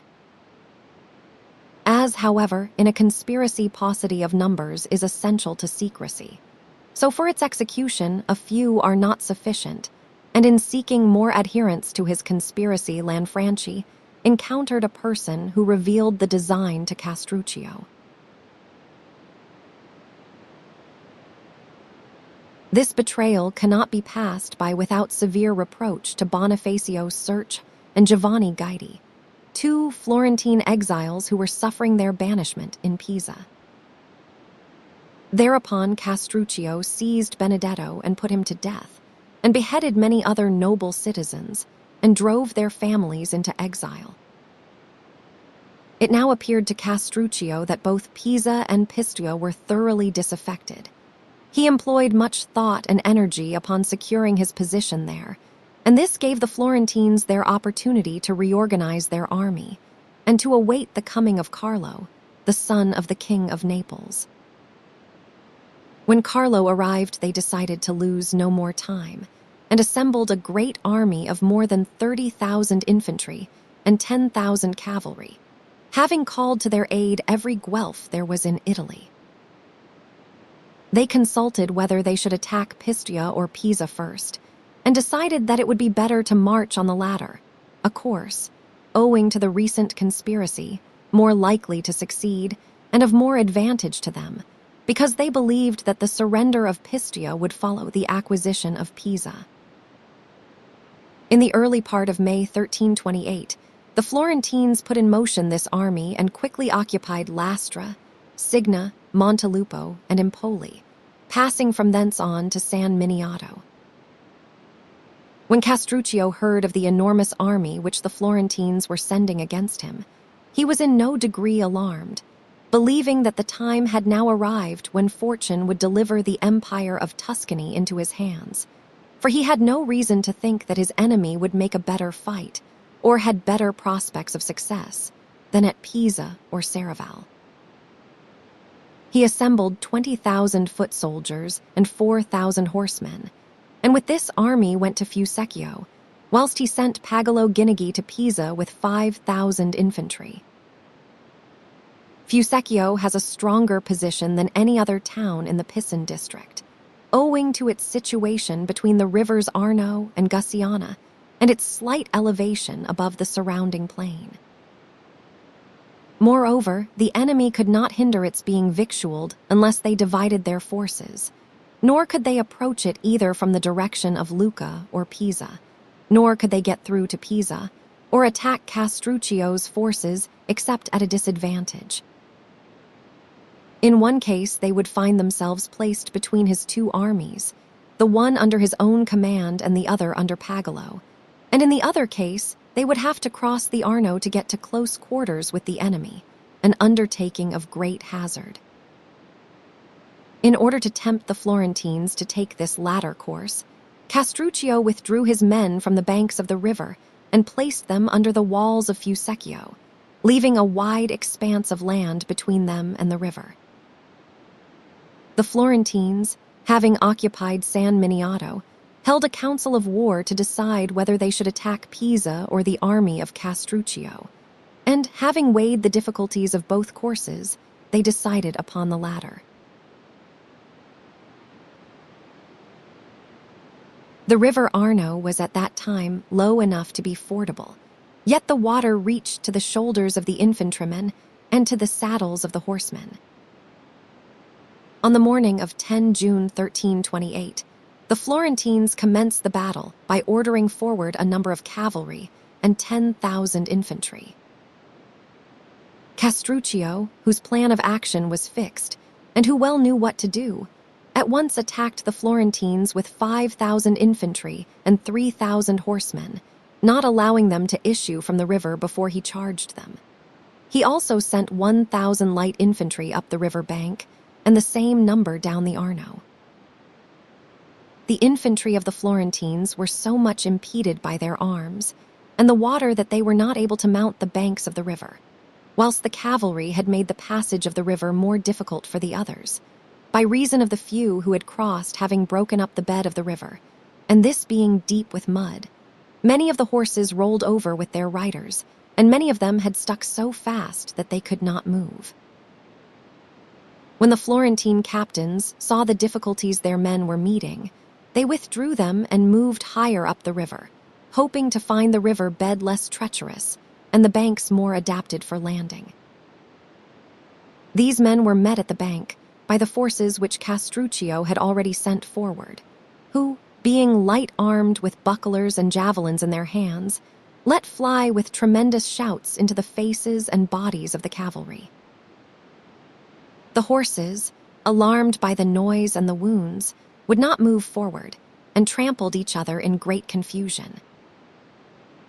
The fight between the men of Castruccio and those of the enemy who succeeded in crossing was sharp and terrible. Both sides fought with the utmost desperation, and neither would yield. The soldiers of Castruccio fought to drive the others back into the river, whilst the Florentines strove to get a footing on land in order to make room for the others pressing forward, who, if they could but get out of the water, would be able to fight, and in this obstinate conflict they were urged on by their captains. Castruccio shouted to his men that these were the same enemies whom they had before conquered at Serravalle, whilst the Florentines reproached each other that the many should be overcome by the few. At length Castruccio, seeing how long the battle had lasted, and that both his men and the enemy were utterly exhausted, and that both sides had many killed and wounded, pushed forward another body of infantry to take up a position at the rear of those who were fighting. He then commanded these latter to open their ranks as if they intended to retreat, and one part of them to turn to the right and another to the left. This cleared a space of which the Florentines at once took advantage, and thus gained possession of a portion of the battlefield. But when these tired soldiers found themselves at close quarters with Castruccio's reserves, they could not stand against them, and at once fell back into the river. The cavalry of either side had not as yet gained any decisive advantage over the other, because Castruccio, knowing his inferiority in this arm, had commanded his leaders only to stand on the defensive against the attacks of their adversaries, as he hoped that, when he had overcome the infantry, he would be able to make short work of the cavalry. This fell out as he had hoped, for when he saw the Florentine army driven back across the river, he ordered the remainder of his infantry to attack the cavalry of the enemy. This they did with lance and javelin, and, joined by their own cavalry, fell upon the enemy with the greatest fury, and soon put him to flight. The Florentine captains, having seen the difficulty their cavalry had met with in crossing the river, had attempted to make their infantry cross lower down the river, in order to attack the flanks of Castruccio's army. But here, also, the banks were steep and already lined by the men of Castruccio, and this movement was quite useless. Thus the Florentines were so completely defeated at all points that scarcely a third of them escaped, and Castruccio was again covered with glory. Many captains were taken prisoners, and Carlo, the son of King Ruberto, with Michelagnolo Falcone and Taddeo degli Albizzi, the Florentine commissioners, fled to Empoli. If the spoils were great, the slaughter was infinitely greater, as might be expected in such a battle. Of the Florentines, there fell 20,231 men, whilst Castruccio lost 1,570 men. But fortune, growing envious of the glory of Castruccio, took away his life just at the time when she should have preserved it, and thus ruined all those plans which for so long a time he had worked to carry into effect, and in the successful prosecution of which nothing but death could have stopped him. Castruccio was in the thick of the battle the whole of the day, and when the end of it came, although fatigued and overheated, he stood at the gate of Fusecchio to welcome his men on their return from victory and personally thank them. He was also on the watch for any attempt of the enemy to retrieve the fortunes of the day, he being of the opinion that it was the duty of a good general to be the first man in the saddle and the last out of it. Here Castruccio stood exposed to a wind which often rises at midday on the banks of the Arno, and which is often very unhealthy. From this he took a chill, of which he thought nothing, as he was accustomed to such troubles, but it was the cause of his death. On the following night, he was attacked with high fever, which increased so rapidly that the doctors saw it must prove fatal. Castruccio, therefore, called Pagolo Guinigi to him and addressed him as follows. If I could have believed that fortune would have cut me off in the midst of the career which was leading to that glory which all my successes promised, I should have labored less, and I should have left thee, if a smaller state, at least with fewer enemies and perils, because I should have been content with the governorships of Lucca and Pisa. I should neither have subjugated the Pistians, nor outraged the Florentines with so many injuries. But I would have made both these peoples my friends, and I should have lived, if no longer, at least more peacefully, and have left you a state without a doubt smaller, but one more secure and established on a surer foundation. But fortune, who insists upon having the arbitrament of human affairs, did not endow me with sufficient judgment to recognize this from the first, nor the time to surmount it. Thou hast heard, for many have told thee, and I have never concealed it, how I entered the house of thy father whilst yet a boy, a stranger to all those ambitions which every generous soul should feel, and how I was brought up by him, and loved as though I had been born of his blood.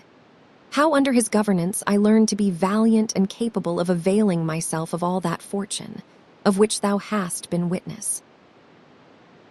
When thy good father came to die, he committed thee and all his possessions to my care, and I have brought thee up with that love, and increased thy estate with that care, which I was bound to show.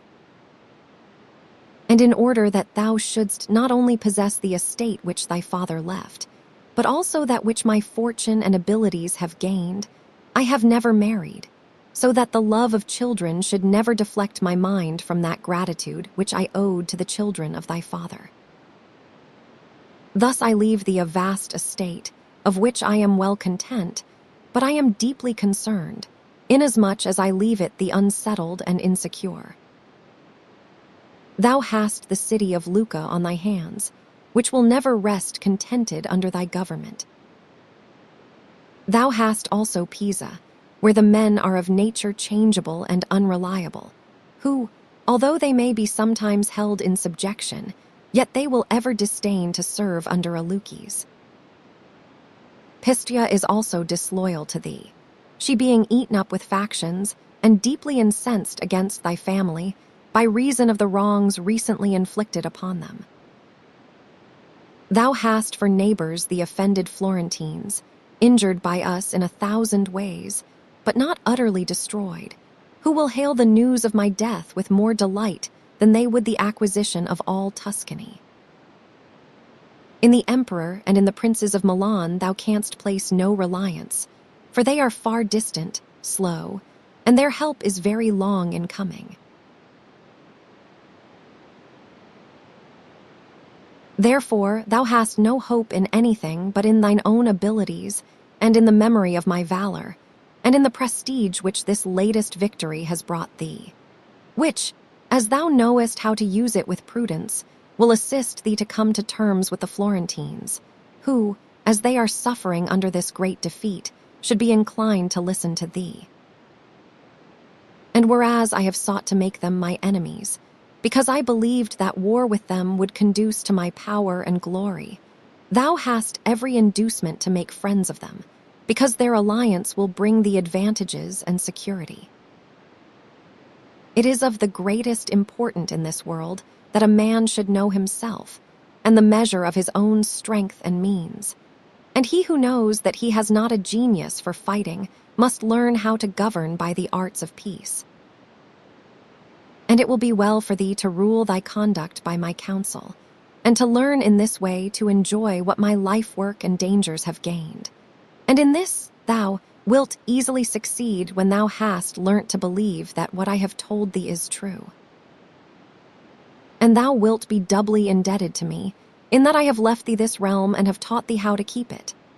After this, there came to Castruccio those citizens of Pisa, Pistia, and Lucca, who had been fighting at his side, and whilst recommending Pagolo to them, and making them swear obedience to him as his successor, he died. He left a happy memory to those who had known him, and no prince of those times was ever loved with such devotion as he was. His obsequies were celebrated with every sign of mourning, and he was buried in San Francesco at Lucca. Fortune was not so friendly to Pagolo Guinigi as she had been to Castruccio, for he had not the abilities. Not long after the death of Castruccio, Pagolo lost Pisa, and then Pistia, and only with difficulty held on to Lucca. This latter city continued in the family of Guinigi until the time of the great-grandson of Pagolo. From what has been related here, it will be seen that Castruccio was a man of exceptional abilities, not only measured by men of his own time, but also by those of an earlier date. In stature, he was above the ordinary height and perfectly proportioned. He was of a gracious presence, and he welcomed men with such urbanity that those who spoke with him rarely left him displeased. His hair was inclined to be red, and he wore it cut short above the ears, and, whether it rained or snowed, he always went without a hat. He was delightful among friends, but terrible to his enemies, just to his subjects, ready to play false with the unfaithful, and willing to overcome by fraud those whom he desired to subdue, because he was wont to say that it was the victory that brought the glory, not the methods of achieving it. No one was bolder in facing danger, none more prudent in extricating himself. He was accustomed to say that men ought to attempt everything and fear nothing, that God is a lover of strong men, because one always sees that the weak are chastised by the strong. He was also wonderfully sharp or biting, though courteous in his answers, and as he did not look for any indulgence in this way of speaking from others, so he was not angered with others did not show it to him. It has often happened that he has listened quietly when others have spoken sharply to him, as on the following occasions. He had caused a ducat to be given for a partridge, and was taken to task for doing so by a friend to whom Castruccio had said, "You would not have given more than a penny." "That is true," answered the friend. Then said Castruccio to him, "A ducat is much less to me." Having about him a flatterer on whom he had spat to show that he scorned him, the flatterer said to him, "Fishermen are willing to let the waters of the sea saturate them in order that they may take a few little fishes, and I allow myself to be wetted by spittle that I may catch a whale." And this was not only heard by Castruccio with patience, but rewarded. When told by a priest that it was wicked for him to live so sumptuously, Castruccio said, "If that be a vice, then you should not fare so splendidly at the feasts of our saints." Passing through a street, he saw a young man as he came out of a house of ill fame blush at being seen by Castruccio, and said to him, "Thou shouldst not be ashamed when thou comest out, but when thou goest into such places." A friend gave him a very curiously tied knot to undo, and was told, "Fool, do you think that I wish to untie a thing which gave so much trouble to fasten?" Castruccio said to one who professed to be a philosopher, "You are like the dogs who always run after those who will give them the best to eat," and was answered, "We are rather like the doctors who go to the houses of those who have the greatest need of them." Going by water from Pisa to Leghorn, Castruccio was much disturbed by a dangerous storm that sprang up, and was reproached for cowardice by one of those with him, who said that he did not fear anything. Castruccio answered that he did not wonder at that, since every man valued his soul for what his was worth. Being asked by one what he ought to do to gain estimation, he said, "When thou goest to a banquet, take care that thou dost not seat one piece of wood upon another." To a person who was boasting that he had read many things, Castruccio said, "He knows better than to boast of remembering many things." Someone bragged that he could drink much without becoming intoxicated. Castruccio replied, "An ox does the same." Castruccio was acquainted with a girl with whom he had intimate relations, and being blamed by a friend who told him that it was undignified for him to be taken in by a woman, he said. "She has not taken me in, I have taken her." Being also blamed for eating very dainty foods, he answered, "Thou dost not spend as much as I do." And being told that it was true, he continued, "Then thou art more avaricious than I am gluttonous." Being invited by Taddeo Bernardi, a very rich and splendid citizen of Lucca, to supper, he went to the house and was shown by Taddeo into a chamber hung with silk and paved with fine stones representing flowers and foliage of the most beautiful coloring. Castruccio gathered some saliva in his mouth and spat it out upon Taddeo, and seeing him much disturbed by this, said to him, "I knew not where to spit in order to offend thee less." Being asked how Caesar died, he said, "God willing, I will die as he did." Being one night in the house of one of his gentlemen, where many ladies were assembled, he was reproved by one of his friends for dancing and amusing himself with them more than was usual in one of his station. So he said, "He who is considered wise by day will not be considered a fool at night." A person came to demand a favor of Castruccio, and thinking he was not listening to his plea threw himself on his knees to the ground, and being sharply reproved by Castruccio, said, "Thou art the reason of my acting thus, for thou hast thy ears in thy feet," whereupon he obtained double the favor he had asked. Castruccio used to say that the way to hell was an easy one, seeing that it was in a downward direction, and you traveled blindfolded. Being asked a favor by one who used many superfluous words, he said to him, "When you have another request to make, send someone else to make it." Having been wearied by a similar man with a long oration who wound up by saying, "Perhaps I have fatigued you by speaking so long," Castruccio said, "You have not, because I have not listened to a word you said." He used to say of one who had been a beautiful child, and who afterwards became a fine man, that he was dangerous, because he first took the husbands from the wives, and now he took the wives from their husbands. To an envious man who laughed, he said, "Do you laugh because you are successful or because another is unfortunate?" Whilst he was still in the charge of Messer Francesco Guinigi, one of his companions said to him, "What shall I give you if you will let me give you a blow on the nose?" Castruccio answered, "A helmet." Having put to death a citizen of Lucca who had been instrumental in raising him to power, and being told that he had done wrong to kill one of his old friends, he answered that people deceived themselves. He had only killed a new enemy. Castruccio praised greatly those men who intended to take a wife and then did not do so, saying that they were like men who said they would go to sea, and then refused when the time came. He said that it always struck him with surprise that whilst men in buying an earthen or glass vase would sound at first to learn if it were good, yet in choosing a wife they were content with only looking at her. He was once asked in what manner he would wish to be buried when he died, and answered, "With the face turned downwards, for I know when I am gone this country will be turned upside down." On being asked if it had ever occurred to him to become a friar in order to save his soul, he answered that it had not, because it appeared strange to him that Fra Lazzarone should go to paradise and Agucciani della Fagiuola to the inferno. He was once asked when should a man eat to preserve his health, and replied, "If the man be rich, let him eat when he is hungry. If he be poor, then when he can."